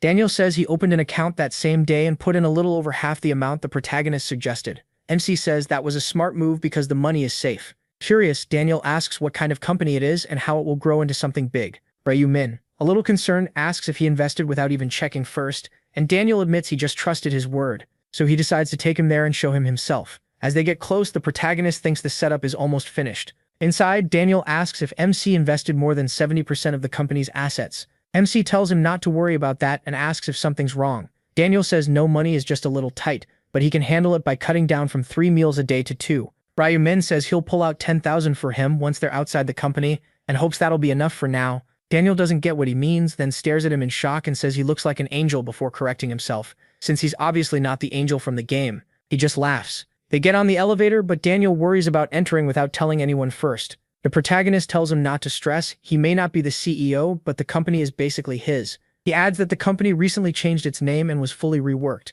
though he'll explain the details later. Daniel says there doesn't even need to be an explanation. He trusts a prophet completely. Soon they reach their floor. Ryu Min tells him to stay close. As they move forward, MC notices there are strangely many people around. He also can't figure out why the door is blocked, and starts wondering if someone important is inside. Right then, Ansang Kyeol spots him, gets startled, and asks why he's here. Ryu Min apologizes for coming without notice, and says he brought a foreign investor to see the company, so he'd like to meet the CEO. And Sangtail says Ma Kyung-rok is inside right now, but he's already meeting another guest. That throws him off because he knows the boss told everyone to let no one in, and they obey that order like their lives depend on it. So who could have shown up and gotten access? He reads in Sangkyeol's thoughts and learns the truth. The man is embarrassed because a major shareholder arrived at the exact moment the CEO's fiancée came to visit. Only then does the protagonist meme understand the situation. And once he does, he finds it interesting, because he knows exactly who that woman is.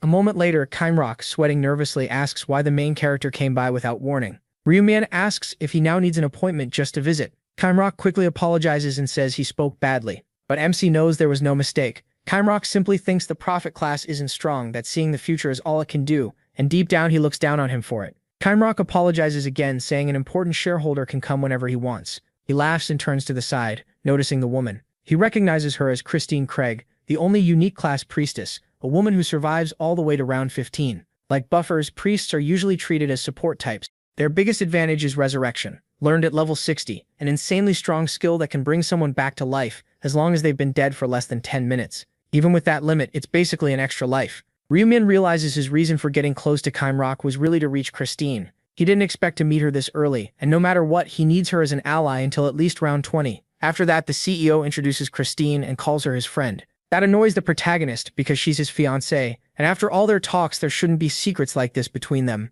Still, he greets her and introduces himself as a partner in the company. Christine says she didn't know the CEO had a partner, and Ryumin answers that he also didn't expect the owner's fiancée to be so beautiful. Kimrock is stunned. He had no idea his fiancée spoke English, and he's even more shocked that MC already knew they were engaged. He fixes him with a stare, and Kimrock hurriedly apologizes, saying he never meant to deceive him. The protagonist says it's fine but admits he's still a little disappointed because he hoped for at least some trust. That mistake hits Kimrock hard, while Christine can only watch in silence,